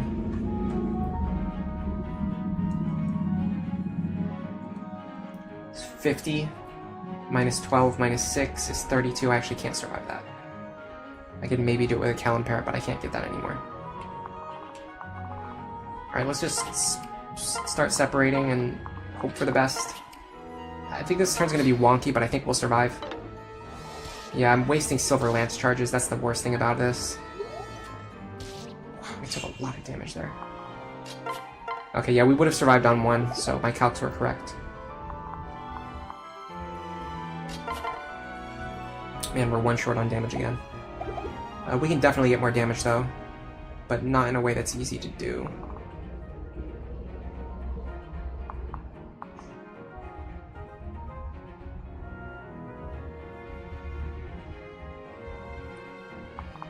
And the archer is the one who has pass too, so that causes a lot of problems.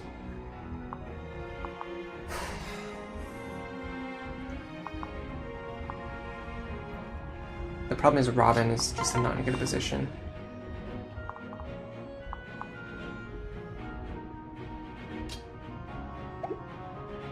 Where does he go? Here?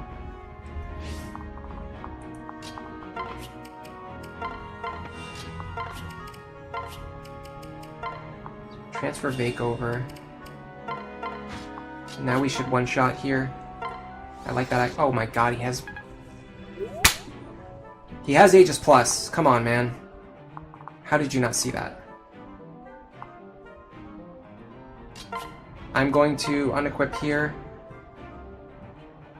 And I think I have to use the elixir now. I don't think the vulnerary will do it.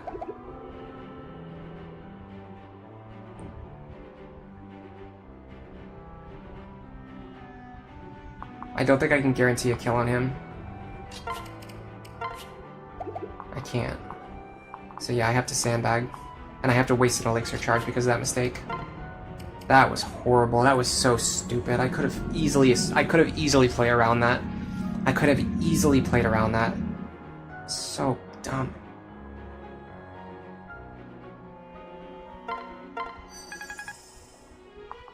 I really want the archer to just attack Virion anyway. God, he deals an outrageous amount of damage with Luna Plus.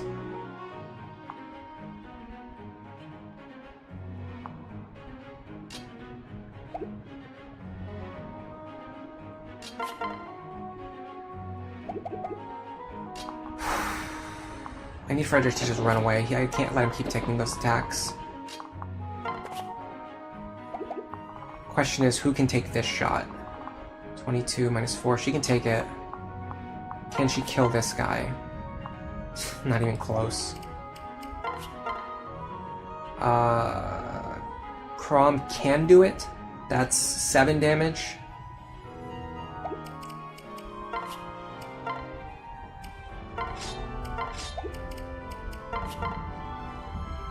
We're getting bailed out by the power of the falchion here. Now, I feel like I need to confirm that Virion can actually survive this. 22 minus 4 is 18. I survive on 1. I really don't like the fact that I can't check the damage because of where Crom is standing. Pretty sure I survive though.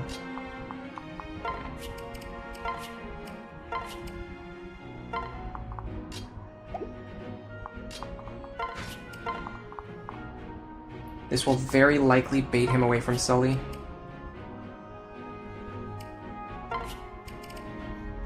Or from Crom. Whoever, it doesn't really matter.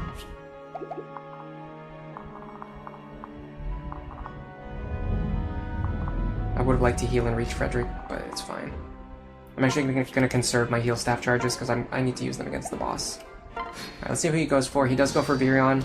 He does survive on 1. The calcs were correct. He doesn't have Vantage, so if I can guarantee accuracy, which I can, I could potentially give this kill to Virion as well.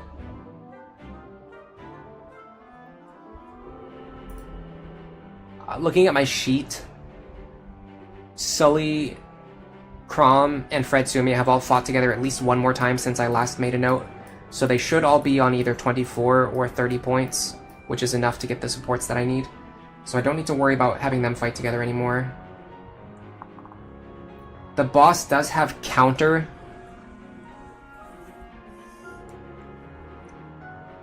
But he doesn't have Luna Plus.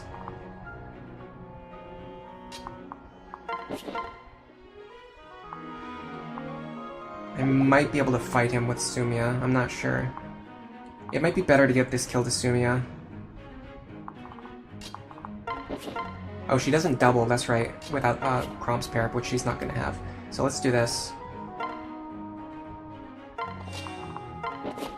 We can still hit him hard and set up a kill for Virion while getting Lance rank and support rank. How much do we do? 12?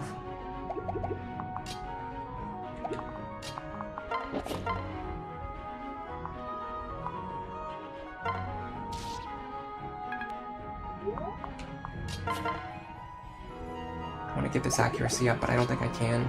I'm currently getting 1, 2, 3... I would need Frederick to be standing next to me, but I can't do that. What about this pair? Look how bulky archers are in this game. It's crazy how many attacks I've thrown into this guy. Can I get a bronze lance?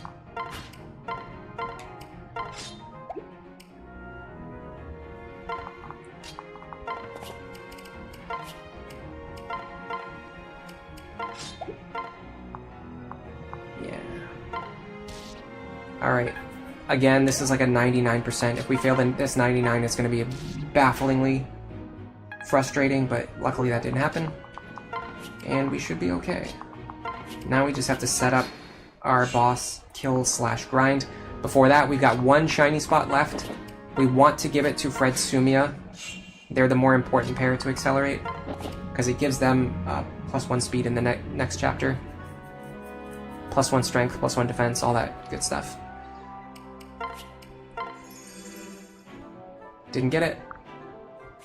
Got the worst one, weapon proficiency. I've gotten really bad shiny spot luck on this run, but everything else has been good, so I can't really complain too much. Alright, before I tackle the boss, let me go ahead and get caught up on chat again.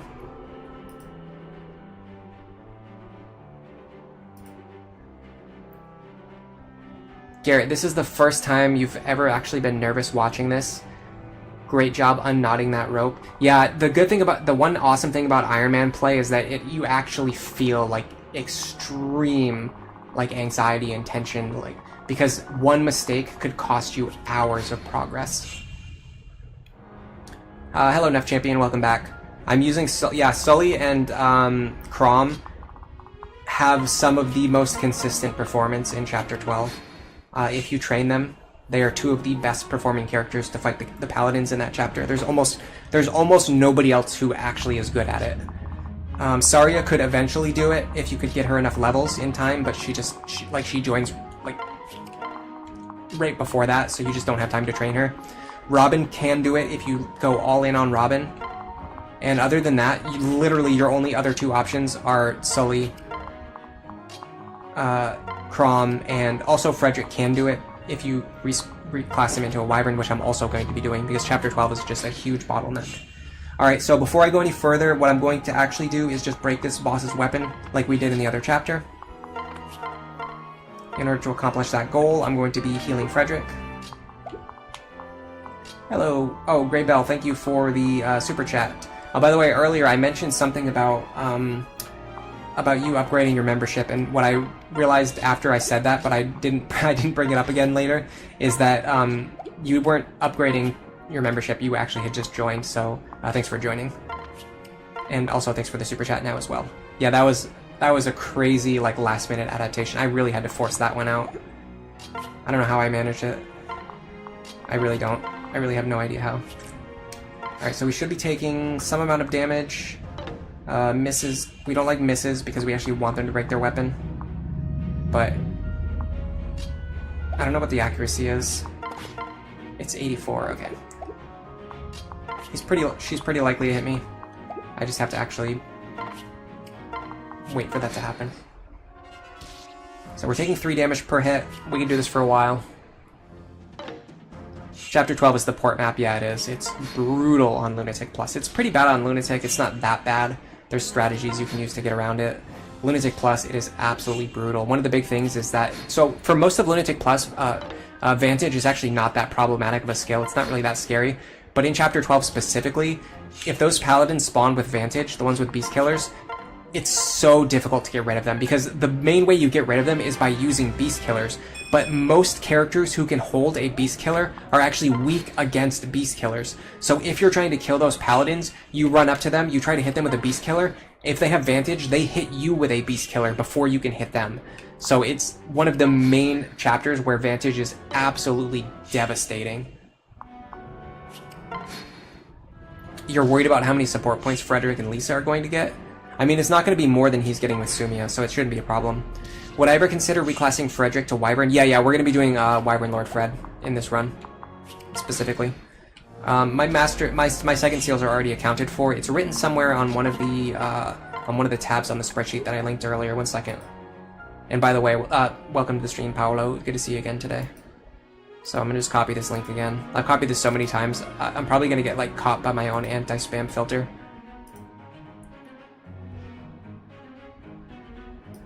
Yeah, if Church joined promoted with D-rank lances and she could use it right away, that would be great.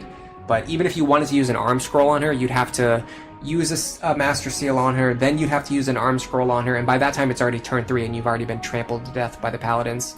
Anyway, if you go here, there's a tab at the bottom. I think it's the one that says Chapter 12. Let me find it. Yeah, okay, so if you look at Chapter 12, you can see all of my planned seals. I changed up my pairings, but the seal usage is mostly still the same. Anything that's in green is like locked in. Anything that's in yellow is like flexible. So for example, I have to use a second seal on Robin. I have to use a master seal on Robin before Chapter 12. That's non-negotiable.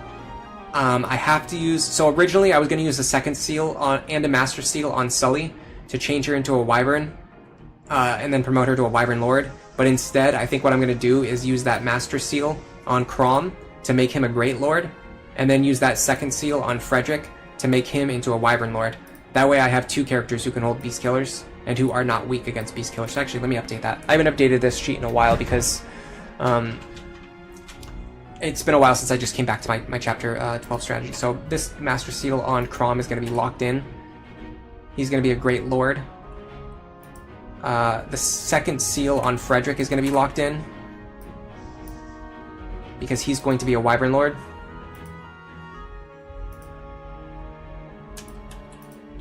After that, Master Seal on Cordelia is going to be locked in because we need her to get to either Falcon Knight or Dark Flyer. I haven't actually decided which one yet. Virion, if we get an extra Master Seal, we can promote him so they make an even stronger pair.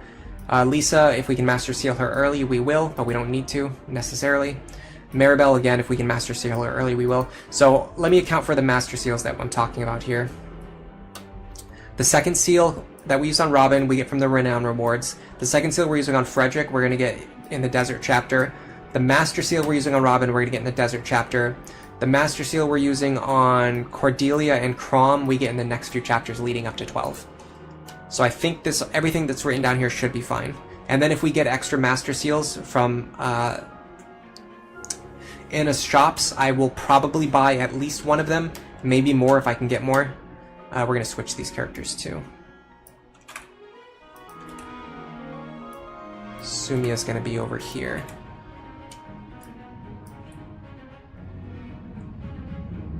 Sully is going to be up here.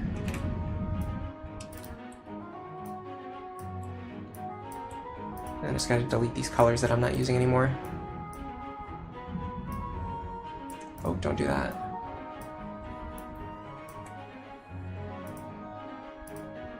Yeah. Okay, so our pairs are going to be... Crom is going to get one of the Master Seals to be a Great Lord, so that he can use a Beast Killer without being weak against Beast Killers. Sully is going to be his para partner. She can also use a Beast Killer for dual strikes, or she can just give Crom, like, he's going to be getting, like, an insane, like, plus, I don't know, 6 strength, plus 6 defense, plus 6 speed, plus 6 skill from her pair up, so she doesn't even need to be in the lead position. She just needs to give Crom a ton of stats to help deal with these enemies. Robin is going to be a sorcerer. Maribel is going to be his partner. If we can get her a Master Seal, it will be great, but if we can't, we'll just deal with it. Lisa, if we can get her a Master Seal, that would be fantastic. If not, it's fine. Anna can do the same things that I would have her doing otherwise. But, I mean, we're gonna have Lisa and Anna on the chapter. But if we can get a Master Seal on Lisa, it will make her even better. It'll make the whole team even better. Frederick's gonna second seal into a Wyvern Lord. Cordelia's gonna Master Seal into... I'm not sure yet. I think there's a lot of merit to sending her into Dark Flyer. I typically do Falcon Knight on her, but I can definitely see the value of doing Dark Flyer here. And then Virion, if I can get him a Master Seal, that would be fantastic, but it's going to be tough to find it. How do we feel about Wyvern Lord Sayri? I think she just comes too late for it to matter. You really want a Wyvern Lord in chapters like 8 through 12. And she joins much later than that. You wish Kellum was fast enough to beast kill the Paladins? Oh yeah, another one of the ones that I had written down originally. I don't know if it's still on my sheet, but I originally wrote down that General Sumia can do it, because she actually technically can. But it's kind of weird to like to train her through that line, but I think it's possible. Anyway, let's finish breaking this spear. Oh, you know what I can also do? I can equip the axe, so that I take less damage, so I'm wasting less heal stabs. Yeah, Anna shops can be massive if you get lucky, but if you get unlucky, it's fine. My route still works even if I get unlucky. If I just get the Master Seals that I have marked in green, I can still make it work.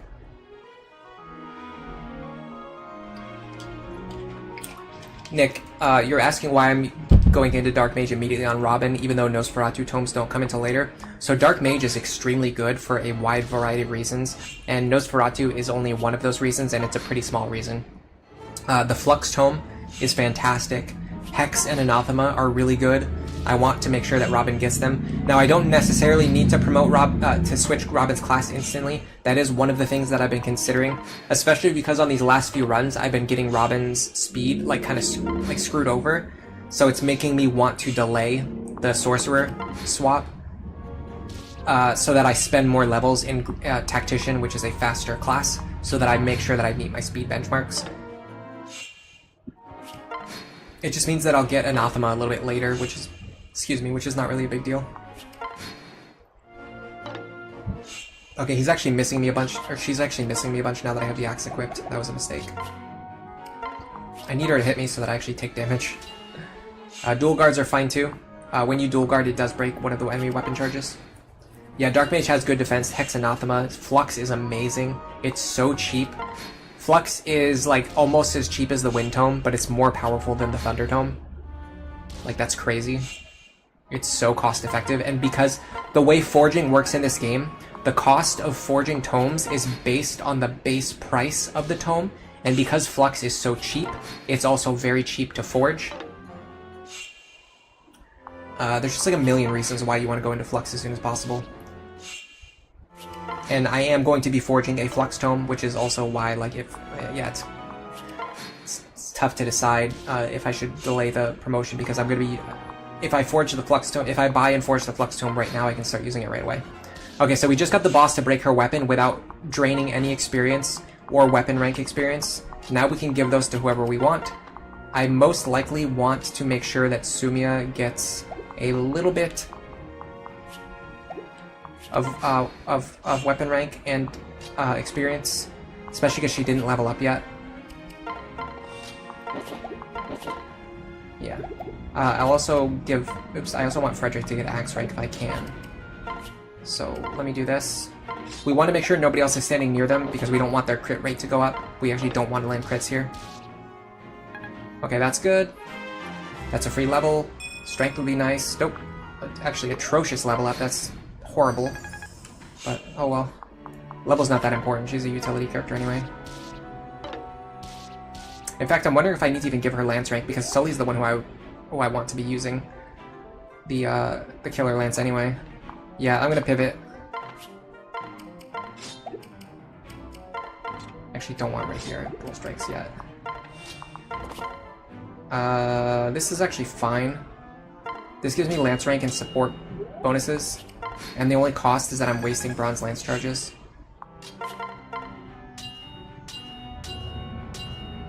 Very cool. We'll do that one more time. This is good because Sully's gaining... Yeah, she got her C rank lances that I wanted, and she accomplished that without actually draining any experience from the boss. Now I can give the boss experience to whoever I want. And who do I want to give it to? I mean, probably Chrom. Right? The tricky part is, with the boss having counter, it's going to be difficult to set up situations.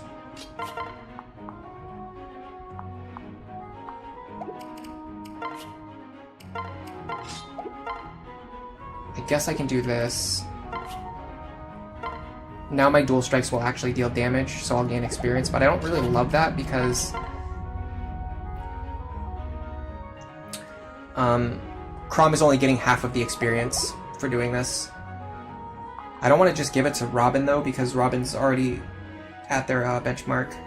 Although if I end up trading Robin through Tactician a few extra levels, then I guess it wouldn't matter anyway.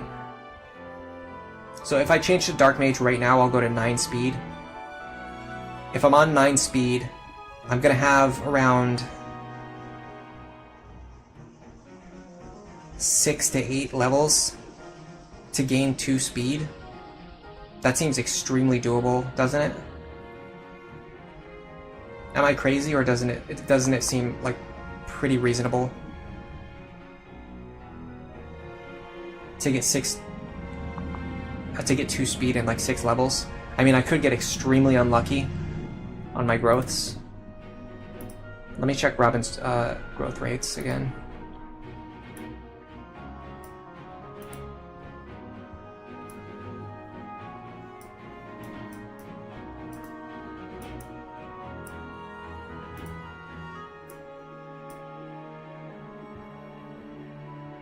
What is Dark Mage at, like the very bottom of the list or something? Of course it is.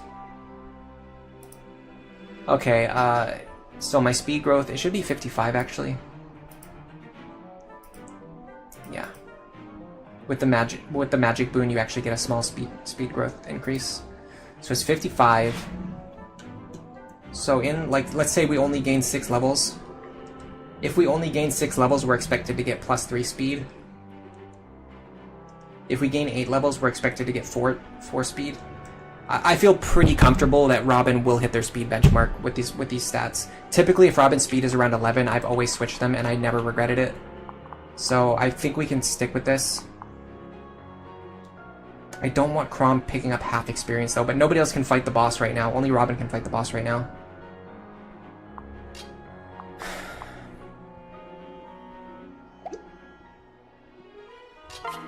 If I crit, I actually would kill myself, so that I can't have Chrom fight in the lead position. I guess I just do this. It's really stupid, but I have to.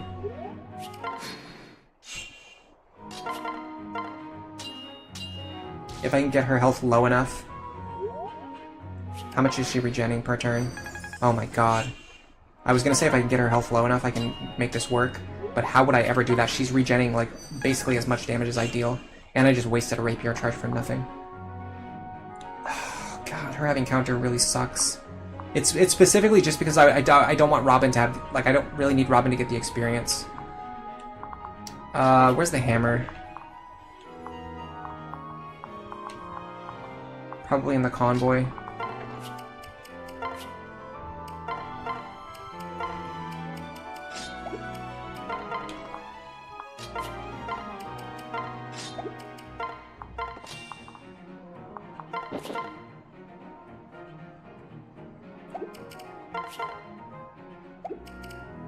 Okay. I can make this work.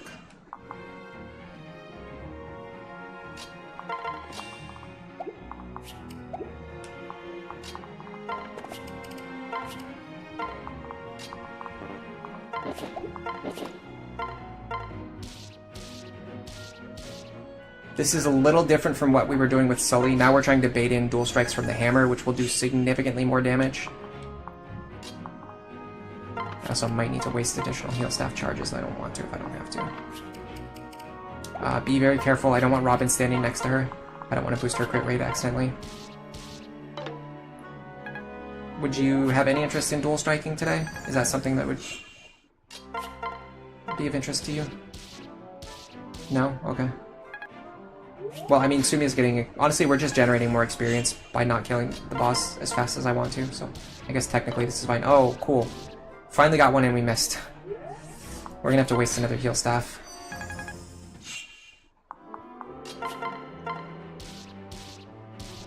Frederick, come on, man.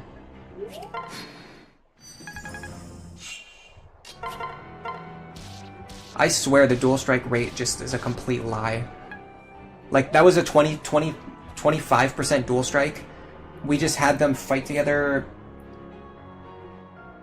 20 times. Like, Sumia attacked like 20 times, and Frederick only dual striked twice. The dual strike rate is always like half of what it says it's going to be. Okay, now I want my characters over here.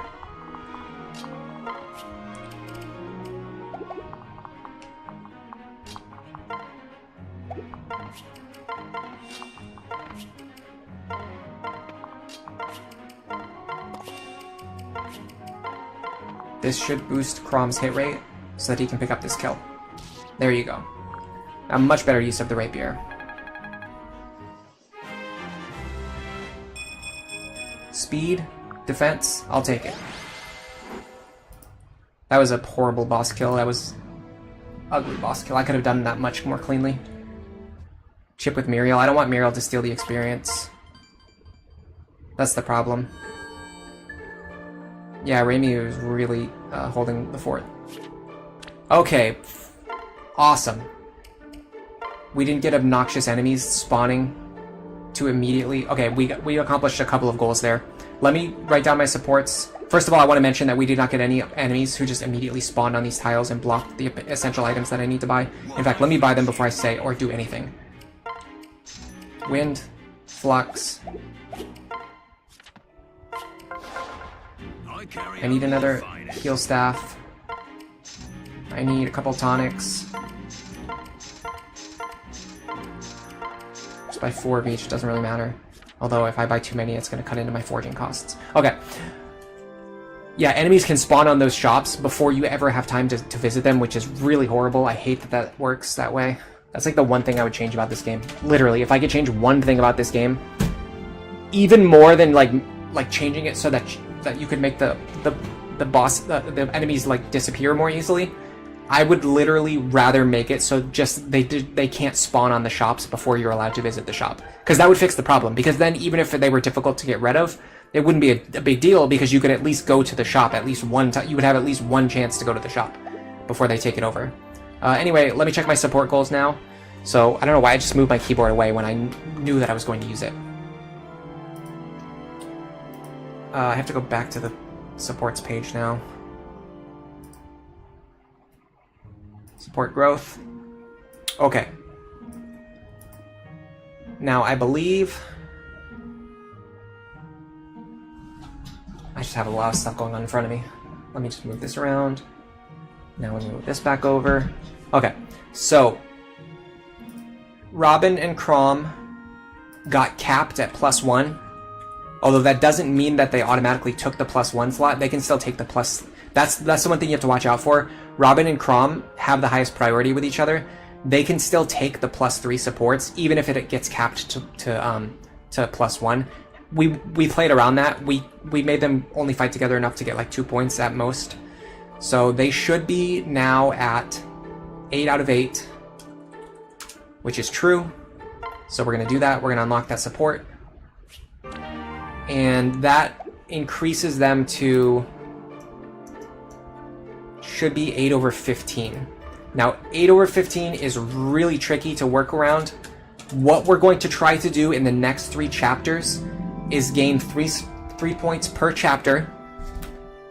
That will put us at 11, and then that will put us at 14. You'll notice that 14 over 15 is not enough to unlock the A support. However, if we get a single shiny tile between Robin and Chrom at any point in the next 2 chapters, that will push them up to 15 over 15. And if we fail to get the shiny tiles, you can actually use the Seed of Trust to guarantee this. Robin and Virion is whatever, that's not a support we're tracking. I mean, it's nice to have a C support on them, but it's not something that we're tracking. The next is Chrom Sully. Chrom Sully should have gotten 3 points, so they should be at 6-7. If they're at 5-7 here, it's not a big deal because we're going to give them +2 anyway.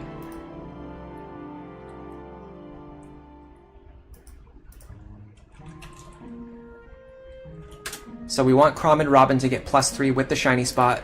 We want Chrom and Sully to get +2 or +1, doesn't matter. +1 should be enough, but we could get +2 just to be safe.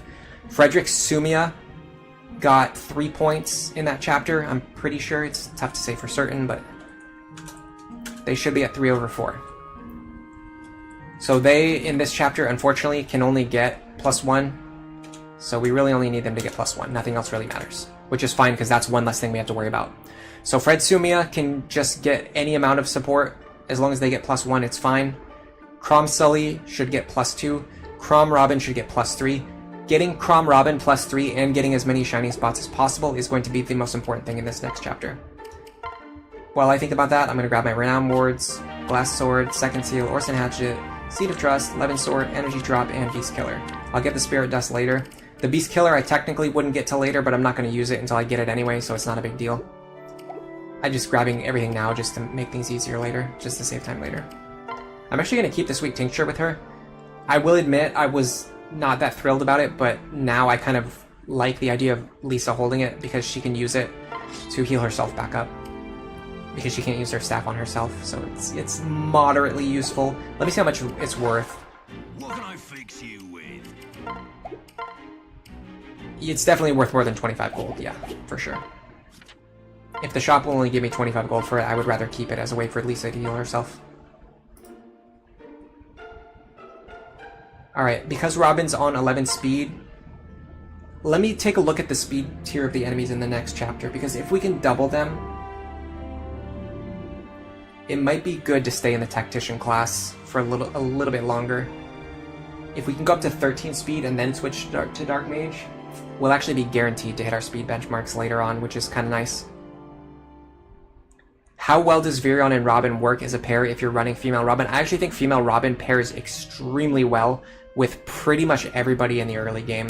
Like, Virion's a great pair partner, Kellam's a great partner, Stahl's a great partner for her, Chrom is a great partner for her, but people get way too fixated on Robin and Chrom. They don't realize that you can take Chrom and pair him up with someone like Sumia or Sully and make like a good like Chrom pair, and then pair Robin up with someone else like Virion, Vake, Kellam, or Stahl, and then you also get a good Robin pair. You can also do Robin Frederick, which is like crazy good, but the reason I don't like that is because what you typically want to do. So what I'm trying to explain here is that if you take, let's say you have 3 good combat units, right? You have Chrom, you have Robin, you have Frederick. If you pair Chrom and Robin together, now you only have 2 good combat units. Now you have your Robin pair up and you have Frederick. That's it. So what you can do is if you have those 3 characters, and this is the reason why I like playing male Robin, if you have these 3 characters, Chrom, Robin, and Frederick, you can pair them up with separate people. And then you have 3 good combat units, and then you pair them up with not each other, and now you still have 3 good combat units.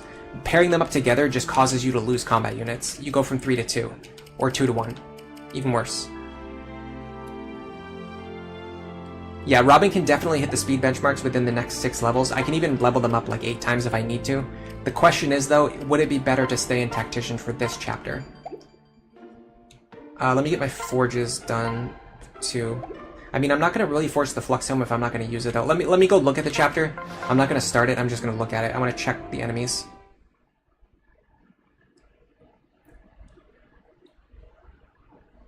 What do I think about Fire Emblem Shadows? Fire Emblem, what is Fire Emblem Shadows? Is that, are you talking about Shadows of Valencia, or are you talking about the new mobile game? I haven't looked at the new mobile game. I'm assuming it's probably stupid. Like, a lot of people have played it and nobody has liked it yet, and I'm just not interested in it, personally. I didn't even make a video about it, because that's just not the kind of YouTuber that I am. I'm definitely not the one who's, like, trying to, like, crank out a video and, like, release, like, breaking news, like, the moment something happens. Because there's other people who are going to do a better job at that anyway, and they're going to do it faster. I just like to take my time and, like, eventually release videos about things that I think are very interesting. Okay, so we got a couple things we need to check. Can Frederick one-shot the knights? So we're going to have 35 attack, minus 11 defense. That seems exceptionally low. Why is that so low? It's because I don't have... Oh, I do have the hammer equipped. Oh no, we're gonna have 45 attack. Sorry, 45 attack. Minus 11 defense. That's 34 damage. If we can get plus 3 damage, we can one-shot these guys. Unfortunately, I don't think I can get that from anyone here.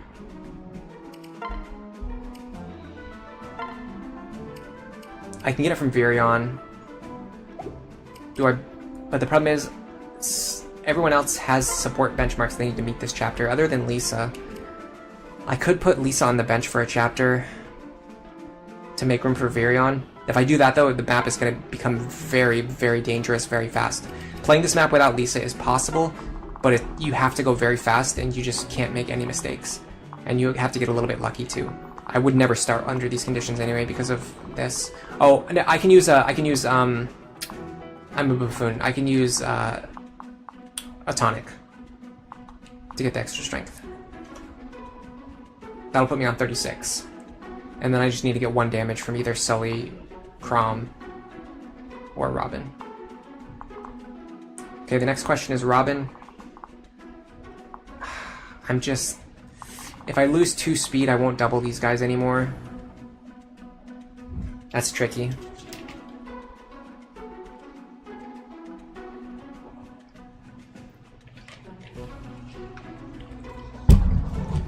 Marco32, you love Chrom with Sully, but you like getting broken things onto Lucina by using female Robin. So the thing about that is, it is good, but it's just not really the best thing to be doing with Robin, in my opinion. There's so many better things you can do with Robin, especially because Lucina's just not a good unit. I talked about this before, but like, people think Lucina is good because they always use Robin as Lucina's mother, or Lucina's husband. What they don't realize is that Robin is really good. Like, Robin being really good is just making up for the fact that Lucina is, like, pretty mediocre. Honestly, she's probably among the worst of the Generation 2 units. And she's not even really that great compared to the Generation 1 units because she has all of the same problems that the Generation 1 units have, with a very limited class set, with, like, a fixed join time. You can't really customize her skills because she's forced to inherit Aether, which she just learns anyway when she promotes, and you can only get 1 skill from her mother, and her mother doesn't have time to train because she joins you don't get to recruit her when you want to, like with all of the other child characters. There's just a lot of problems with her, and using Robin fixes those problems, but like, why would you use Robin to fix a bad unit when you can instead just use Robin together with a good unit? Yeah, Lisa's really essential. I have done it without her a couple times. The problem is, I don't need the Virion pair up though, because I can just give Frederick a strength tonic. So that's what we concluded. So I'm gonna do that. So the next thing we're gonna check is Robin. Yeah, so if we reclass Robin right now, they won't be able to double these fighters anymore, which means that I'm gonna take one additional turn to clear every fighter. Unless I happen to get a speed level up like pretty much right away, and then I can double them for the rest of the map. Or I can stay in Tactician and I can double them. And then once I hit 12 speed, I can reclass.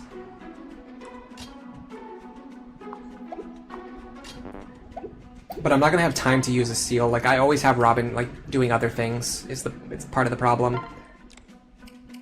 I'm gonna take this. I'm gonna take the Flux Tome.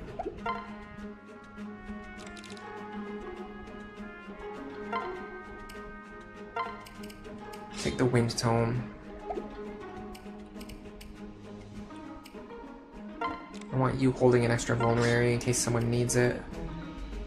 Virion. Actually, take the one from Virion.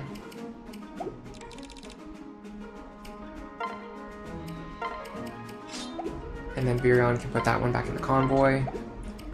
Frederick wants... Well, hold on, we can have Sumia hold his items.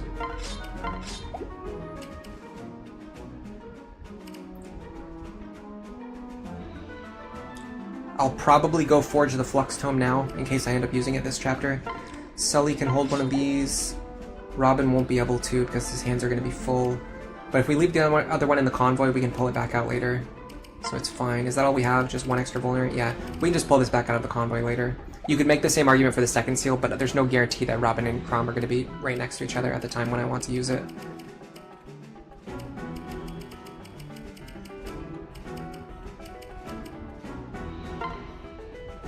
Okay, we need to make sure we have the Orson Hatchet, the Bronze Sword, the Hammer, we want the Silver Lance, and honestly nothing else is like super important, but I'm gonna grab the Iron Sword because nobody else can use it. Crom gets the Levin Sword and the Glass Sword, although he actually can't use the Levin Sword yet, which is crazy. He's only 1 point away from it. Sully...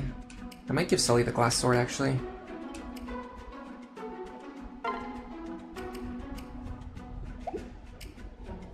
Crom's gonna be better to hold it. I want to train her Lance rank if I can anyway. I sort of want to buy a second Bronze Lance just for Sumia, but it's like a waste of money. But it gives more consistency, so it might be a good thing. You have a bunch of Iron Lances that you don't really want in the early game. I'd much rather if they give me an extra Bronze Lance. Like, her accuracy is 107. So she doesn't even have guaranteed hits against these mages.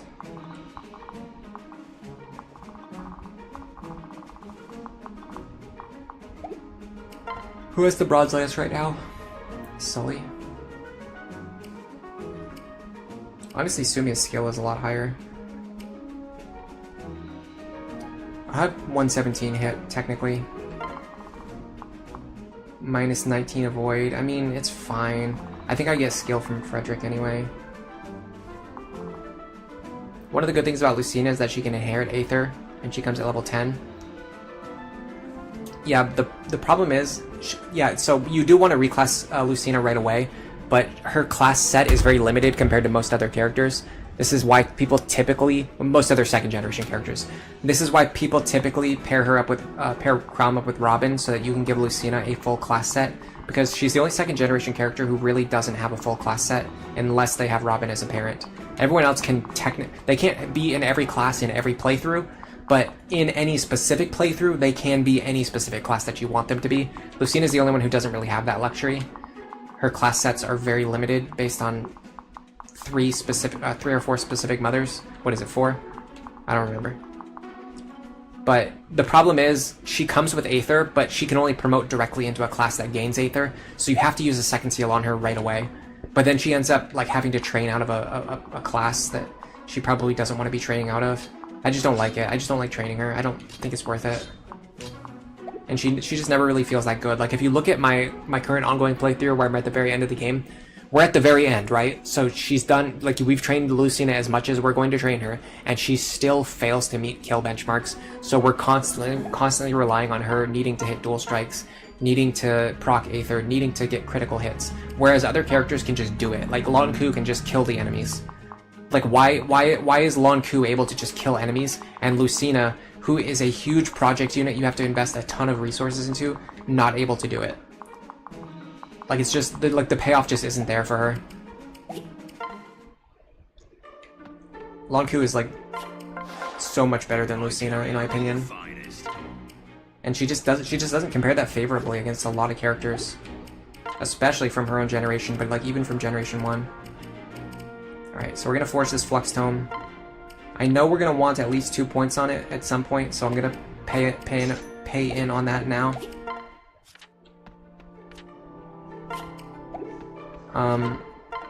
And then for accuracy, What can I fix you with? what we're gonna do is forge the Wind Tome. 1 point. This makes it so that it can be a good 6 might weapon against the Wyverns later, if we need it to be. And also just gives us like a good accurate tome that has about as much power as the Fire Tome, but is just more accurate. And that's going to allow us to conserve Fire Tome charges and then just pass the Fire Tome over to Ricken later.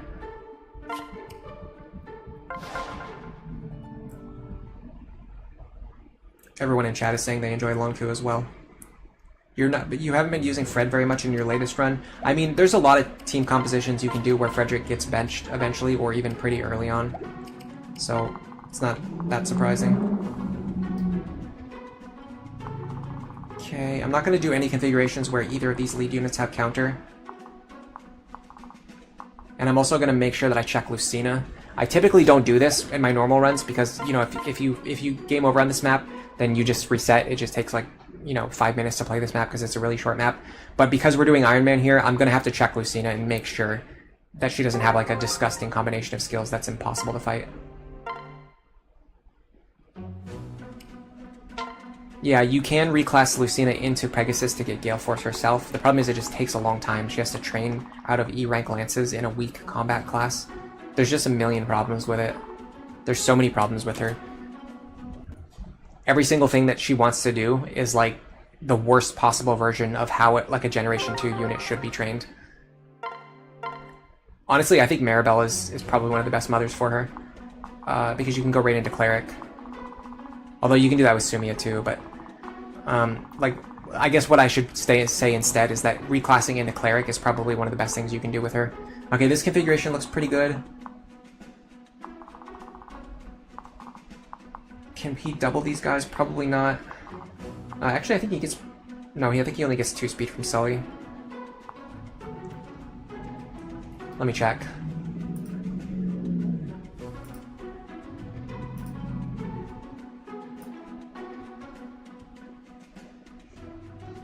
Yeah, he only gets 2 speed from Sully, so he's 1 point short of being able to double them with the Sully pair-up.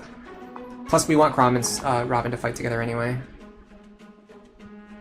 Well... No, I don't want to deal with this anyway. This guy's going to be impossible to get rid of. He has both Aegis and Pavus.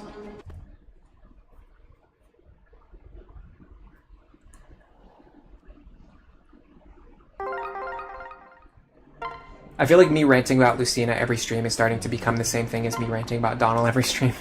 But I feel a lot less strongly about the Lucina thing. This is not great. We're going to take a ton of damage at the start. And then we have to deal with an obnoxious Lucina. No way. I'm not doing that. You wish Lucina kept her Lunatic Plus skills when you recruited her? That would be interesting. Someone mentioned that in a previous stream. 0% growth uses Lunatic. 0% growth Lunatic uses Maribel with Crom. Yeah, Maribel. I think Maribel might be the best mother for Lucina for a couple reasons. She could still eventually get Gale Force if you want her to, but it allows her to go into Cleric or Troubadour. Or sorry, Troubadour. I think she can either go into Cleric or Troubadour, depending on what you prefer, and then into Sage, and then into Dark Flyer, which is a much better path because she can train using staves. We can fight them. We can fight them. I don't particularly want to fight you, though. I'm going to make sure Lucina doesn't have counter. I think Lucina with counter is just way too much of a problem. Hello, Marco. You think it's fine to talk units? Oh, yeah, it's just I don't like talking about the same thing every stream. That's the only thing. You know what I mean? Like, I'd rather discuss, like, new and interesting things. But, of course, like, for a lot of people, like, this is a common thing on the internet. If you're seeing something for the first time, or if we're having a Lucina conversation for the first time, for you it's the first time, but like for me and for like other people in the chat, like they've seen this conversation happen like 10 times already before you got it. Not you specifically, but just the hypothetical person in theory. No, we're not dealing counter on these guys. So like, you know what I mean? Like we could have the Lucina conversation 100 times, or the Donald conversation 100 times, and then a new person shows up to chat for the first time, and then they want to have that conversation for the first time ever. But everyone else has already had that conversation 100 times. That's what I try to be conscious of. God, I'm getting a lot of counter on these guys. I really just need these three to not have counter. Yeah, Lucina is a little bit underwhelming. That's the best way to put it. That's Marth. But yeah, somebody talked about the Lunatic Plus skills in a previous stream. I thought it was a cool idea. You'd have to do it in a really specific way, though. Like, either maybe the skills that she rolls, like, right now, she gets to keep later, which would be really interesting, because then you would actually want to reset until she gets skills that you want her to have, which would be kind of weird. Or she just gets, like, random ones later when she joins. Okay, that we can fight, that we can fight. This we cannot... I mean, I can fight this if I have to. What does the rest of the group look like? That's not horrible. What did he have? That's kind of disgusting. Did these guys always spawn with focus? I feel like they don't. I think it's random. The knights also have Pavis. Oh god. I mean, Robin can fight them, but Robin can't fight both of them. That's the problem. This configuration feels winnable. I'm tired of resetting. I may live to regret this decision. But I think I'm gonna let this go. 29 minus 6 is 23. Yeah, I'm gonna go with this. I'm ready. I can't sit here and reset 30 more times to try and get a configuration better than this. I think this is about as good as we're gonna get.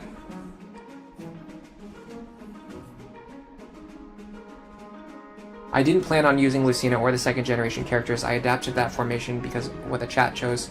So that you think that might be why Lucina is underperforming. So it is true that I didn't plan, and if I planned, I could have made better second generation units. However, I don't think like that really is the reason why Lucina is underwhelming. I think Lucina is underwhelming just because she's underwhelming. Like if I planned to make her better, she still wouldn't be that. Like she would probably look exactly how she looks now. That's the thing. Lucina is actually one of the ones that I did kind of plan for. Come to think of it. Is this worth a glass sword charge? Let me check. If I use my Thunder Tome, first of all, my accuracy is going to be trash. If I use this, my accuracy is pretty good. I will deal... Do I get skill? I get 1 skill. Okay. But I will double him, so that's good. I will deal 17 minus 1. I'll deal 16 damage twice. So I don't need the glass sword here. Any dual strike will get the kill. We're going to be tracking Robin and Crom this chapter. Very important that they hit their benchmark this chapter, and ideally we want to get +1 with them as well. So when they fight together right now, they're going to get either +6 or +8. And we can also potentially get a +1 here. If we get a +1 here, this is huge. Didn't get it.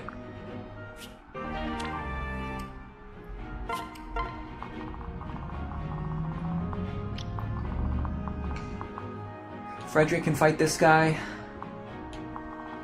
I'm starting to get fatigued from all of these horrific shiny spots. Let me see what my damage against him is like. It's 23 minus 4. That's 19. Times 2 is 38. This guarantees the kill. So with the Iron Sword and a Strength Tonic, we can guarantee this kill even if Sumiya does not land any dual strikes. With that in mind,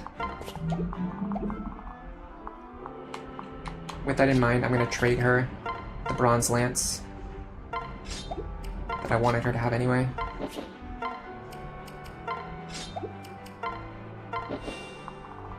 We have just enough speed to double. And I'm going to put Lisa here for reasons that will make more sense in the next turn. So that dual strike didn't matter, but it does generate free experience and free weapon rank for Sumiya, which is great. That dodge is clutch. That dual strike is clutch. That's 8 points for Chrom and Robin. And Chrom can use the Levin Sword now if I need them to. Okay, this guy, not a huge concern of mine.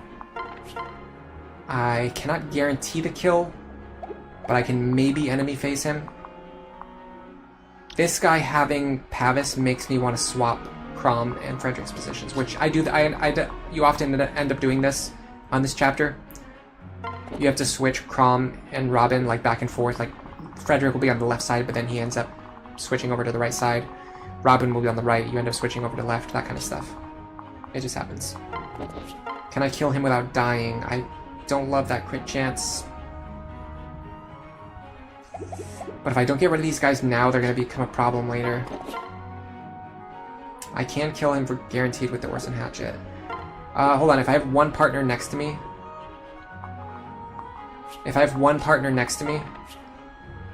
I can remove the crit chance.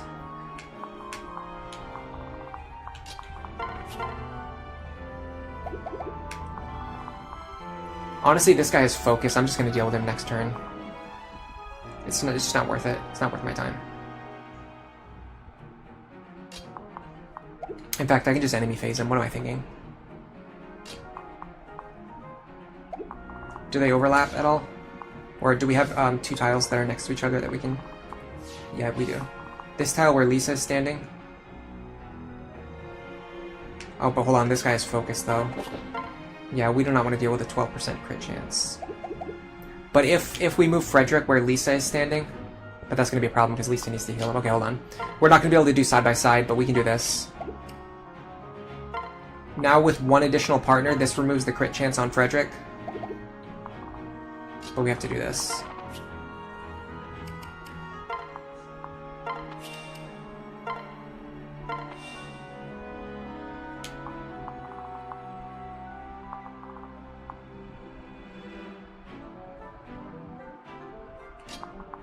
Oh, that removes our speed bonus, though. We need the speed bonus. No, we can still fix this. So we go like this. Yeah. This is what I was trying to do. Transfer here. We take Chrom back. This is a really weird tech. You almost never do this. Pass Chrom over, and then take Chrom back with the same unit. That's kind of wild. This is fine. If we don't dual strike or kill, it doesn't really matter. No, is it more important to heal Frederick, or is it more important to unpair? I think it's more important to heal Frederick. And with Lisa standing next to him, that removes the crit chance. I think the other enemy might have a crit chance on Robin. We dodged anyway. And we got the dual strike. Okay, this is going very well. That is another 8 points, so they're up to 16 now. Robin and Chrom are at 16 points. We want them to get at least 24. Next up are the Knights. And this guy actually didn't attack. Oh, I have the hammer equipped. Oh my god, I'm an idiot. I could have enemy phased that guy. Oh, that sucks. I mean, it's fine, I think. I think we can still do this. We do need this dual strike now, though. Which sucks, because now that we need it, we're probably not going to get it.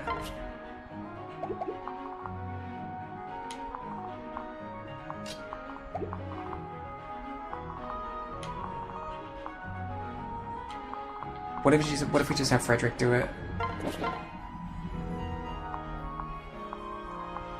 I can Silver Lance him. Yeah, okay, hold on. This is going to be better. I Silver Lance him. Then I switch over to the hammer. So where do I want to be standing?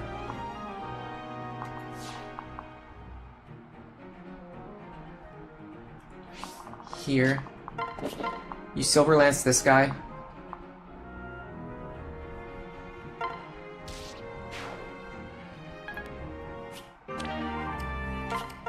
Then we have to give you Sully so that you can have the damage to one-shot. And then put the hammer into your inventory. This also makes it so that Fred doesn't get targeted by the guy with Luna Plus. Remember, this guy will cut our defense in half. So having Robin fight him is better than having Frederick fight him because Robin has lower defense. So getting it cut in half doesn't matter as much for Robin. We also might be able to just kill him right now on player phase now that I think about it.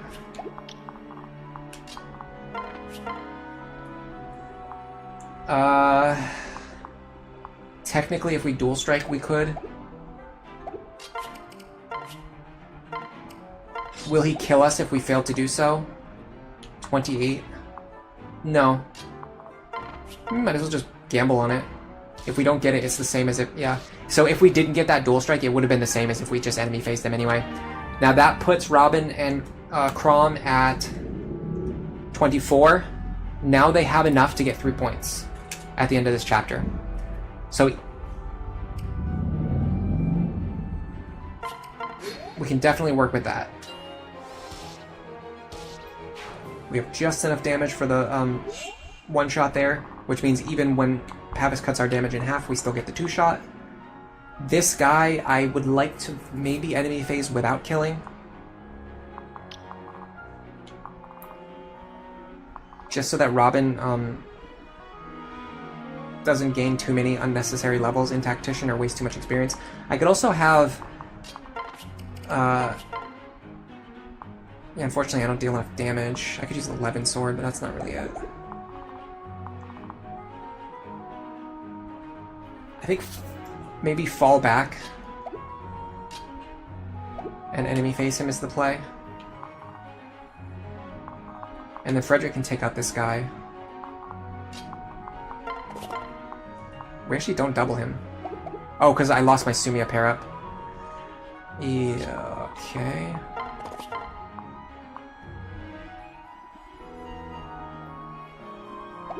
Hold on a second. What does he deal? 25.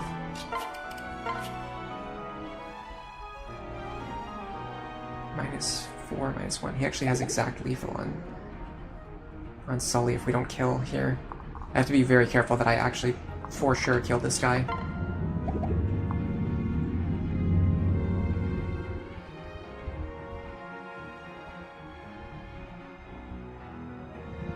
I know that I do, I just want to make like 1,000,000% sure, because if I mess this up then I will severely regret it.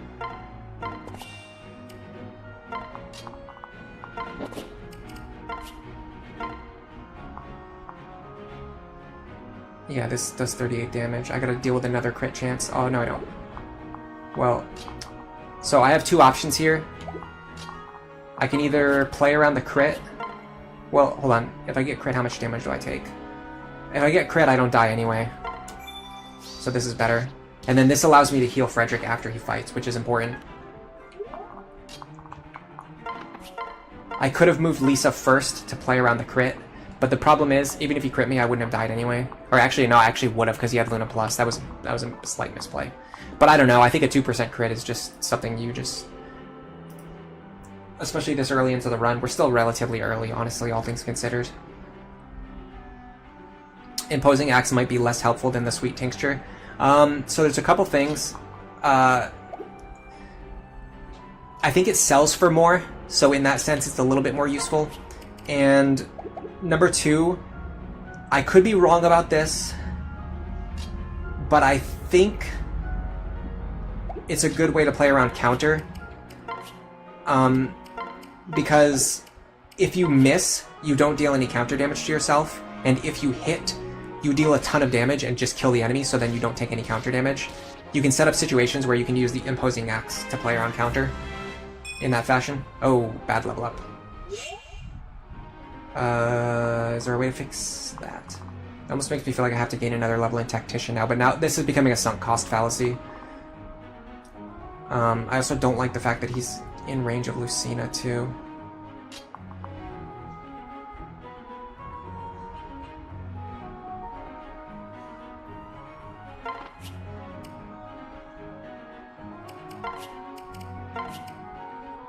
The thing is, I want to have...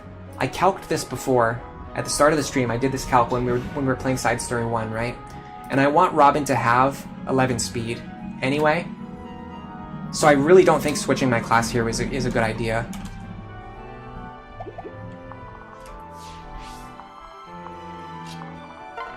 Because I need to make sure that I have at least 11 speed, and if I switch now, I would drop to 9.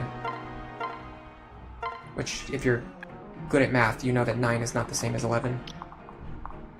Okay, I can pull Lucina the other way.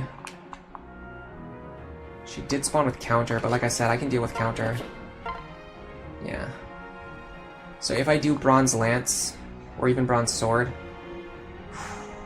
I do have to face a crit chance, though. There is a way to play around the crit chance. You go here. Yeah. So you go here. This will reduce the crit chance by 10, which will drop it from 6 to 0. And then with the Bronze Sword, I will deal...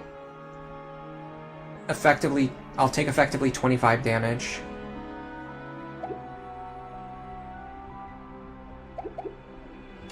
Just one time, because I don't double. So I will survive.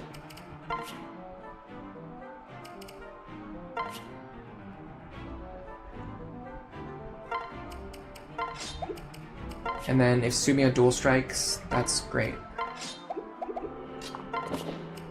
Alright, let's send it. I think this works.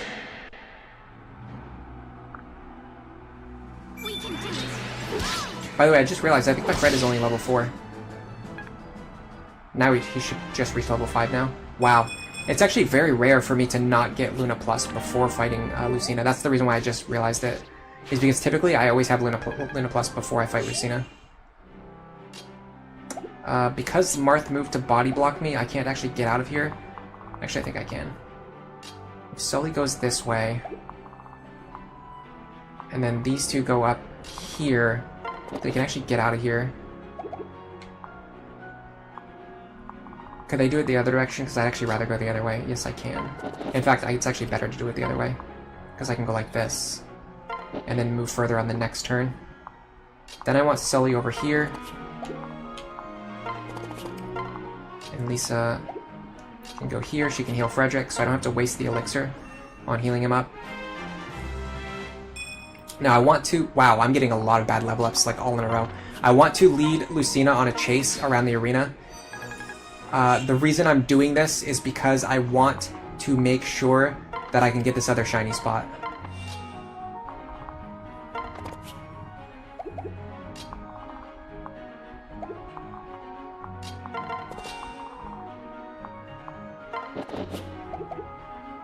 I can actually fight them one more time. If I can heal to full. How much did I heal for? I took 25. But I wasn't on full, though. Crap.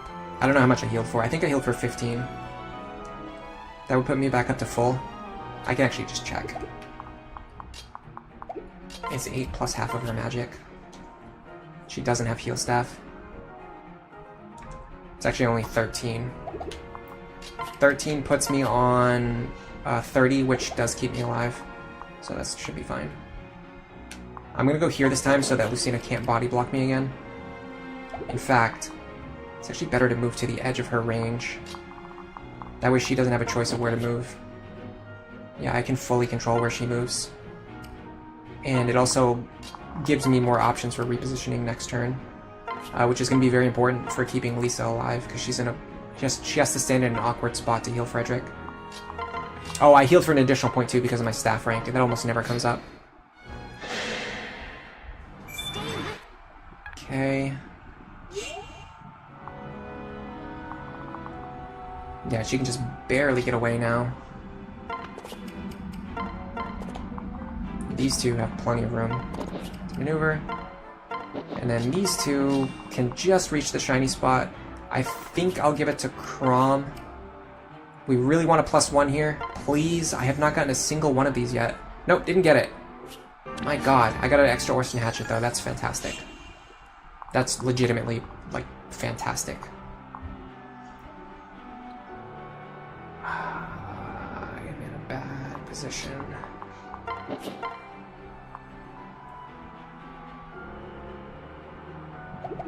I am in a very, very tricky spot now.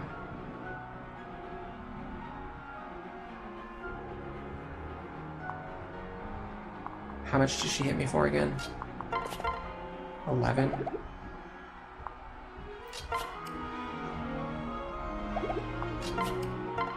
Okay, I know what I want to do. I'm going to use a Vulnerary for this. It's scary though, because I have to play around a crit chance.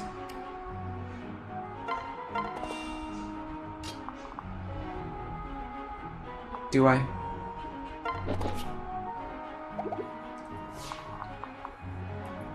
No, I don't have to. I can do this.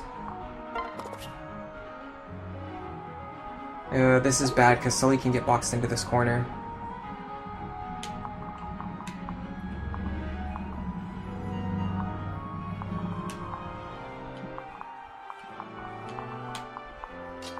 This should work. No, this is like right... See, problem right now is that Martha's right in the center of the arena. So no matter which way I bait them now, it's pushing me into a corner. I won't be able to get back out on the next turn. They don't have any defensive skills, is the thing. So if I can stay alive for one more turn, I can just one-shot them with the Silver Lance next turn. That extra Orson's Hatchet is going to be massive, by the way, in the upcoming chapters. It's going to allow me to basically spam 1 to 2 range. Yeah, they don't have any defensive skills. That's the one good thing. Which means we can just chip them down pretty safely.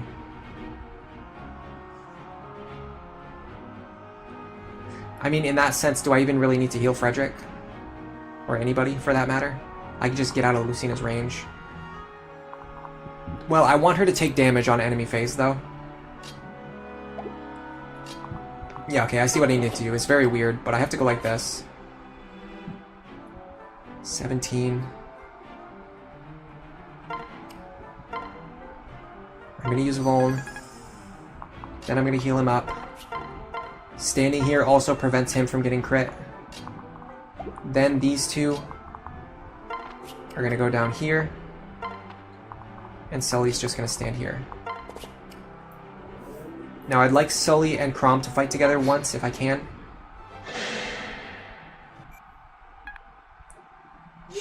Terrifying. Question is, how much does Robin do? My accuracy is extremely shaky. The Wind Tome can help with that. I get 96 accuracy. I can deal 11 damage. Plus 14 is actually exact lethal. And then I'll also have like dual strike bonuses on top of that. I can see this working. I'm gonna have to skip this combat because it lags the game because of the particle effects from magic.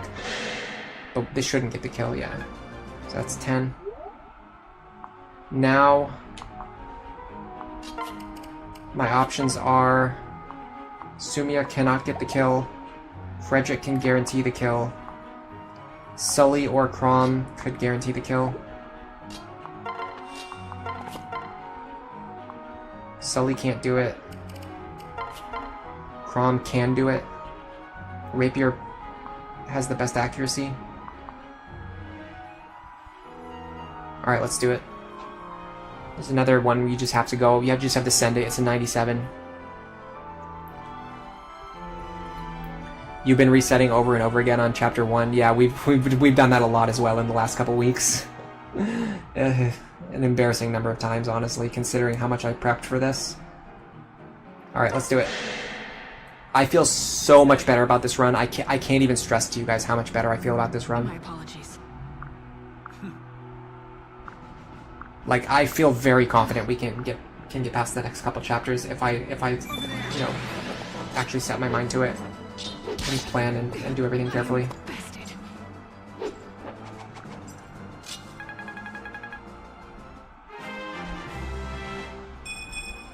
Another bad level up. Wow, we got exclusively horrible level ups on this chapter. Terrible level ups. Like, every single level up on this chapter was like 2 bad stats. It was pretty much like HP luck and HP skill on every single level up we got. Okay, despite the relatively few number of combats in that chapter, I think that we hit our support goals. We're gonna find out right now. We did get Crom Sully, so that puts Crom Sully on 7 out of 7.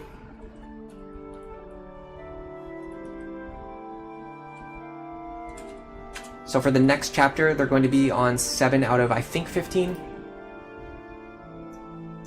Yeah, so the A support doesn't really matter on this pair. I mean, it kind of does because you get a ton of stats from Sully, but it's not like essential because neither Crom or Sully is operating as like a main combat unit.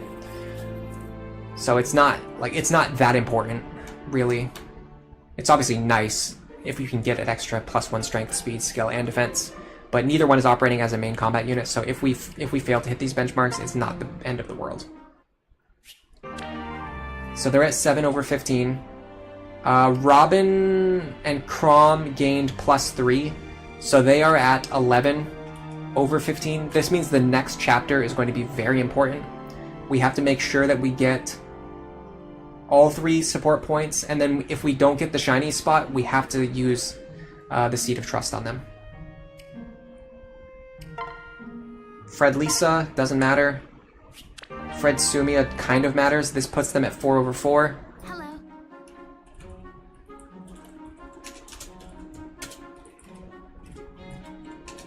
Or more specifically, it puts... Oh, sorry, 4 over 4. No, 4 over... Are you kidding me? I can't even type right now. 4 over 4, which more specifically is actually 4 over 8.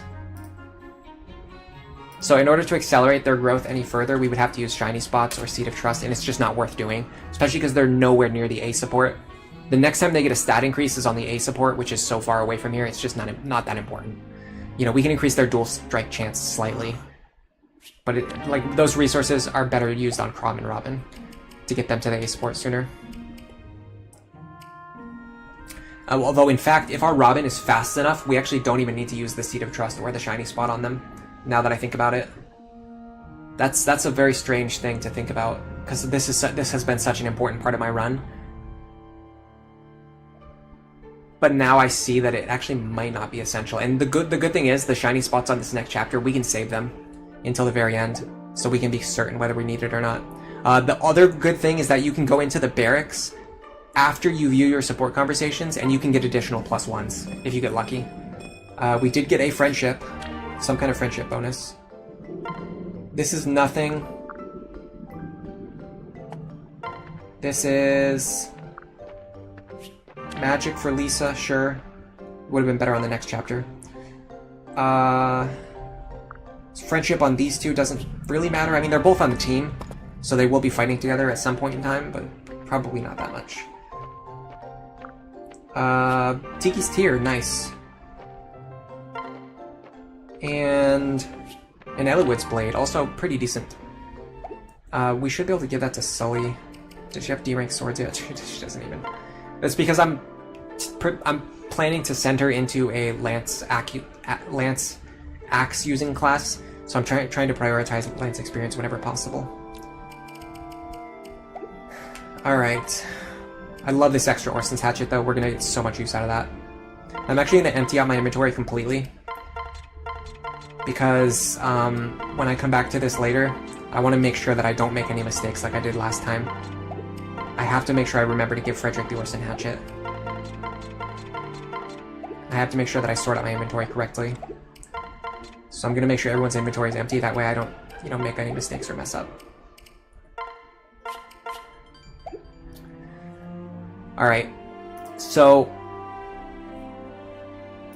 let me try to think about writing down my plans for the next week. So next week for sure, I want to make sure that I bring the Orson's Hatchet. I want to make sure we check for like strength tonic and defense tonics if they will be useful.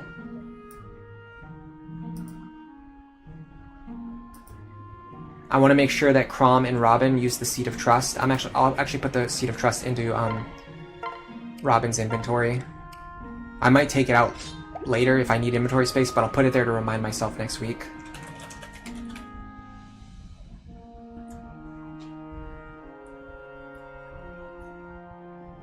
And then what was the other thing? Orson Hatchet. I'll actually just give him the Orson Hatchet now, because he's definitely going to use it. Davis G, Excelblem. There's actually a Spanish streamer playing Fire Emblem right now.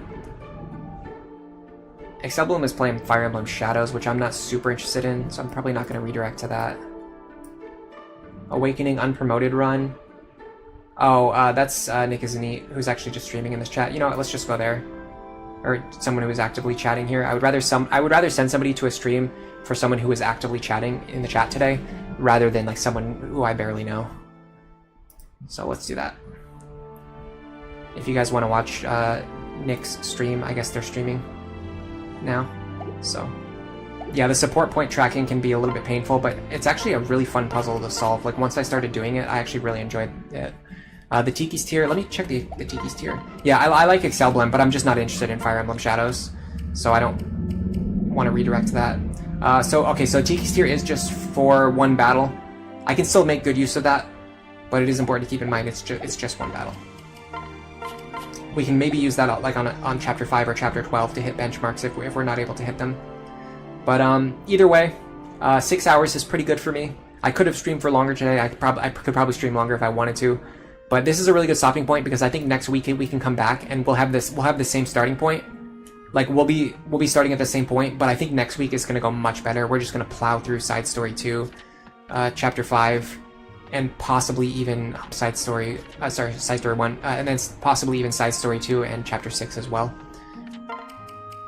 Because we are at the point now where our plan is starting to come together, and our Robin is good enough. Like we can make this work. We can make this work. CJ asks if I'm heading off for today. Yeah, I am. Thank you everybody for coming. I really enjoyed it. So let's go over the poll results too before I end the stream. People thought Kellum was the most underrated. After that, Miriel. After that, Virion. And then nobody thought that Sully are underrated, which is probably true because it's not even because they're better than people think, but it's actually because they're just not that great. I mean, Sully is definitely better than I thought she was, especially once I started doing the Chapter 12 analysis, but even still, neither Stahl or Sully is really that amazing. They're both like solid like B tier units, and they're like almost everybody in Awakening is either like A tier or S tier, and then there's just like a couple of B tier units. So in any case, thanks for the votes, thanks for the likes, the comments, the chats, subscriptions, the super chats from Nick is a Neat, from Grey Bell. And then if you guys want to head over to Nick's stream, he is streaming now. But for now, enjoy the rest of your day.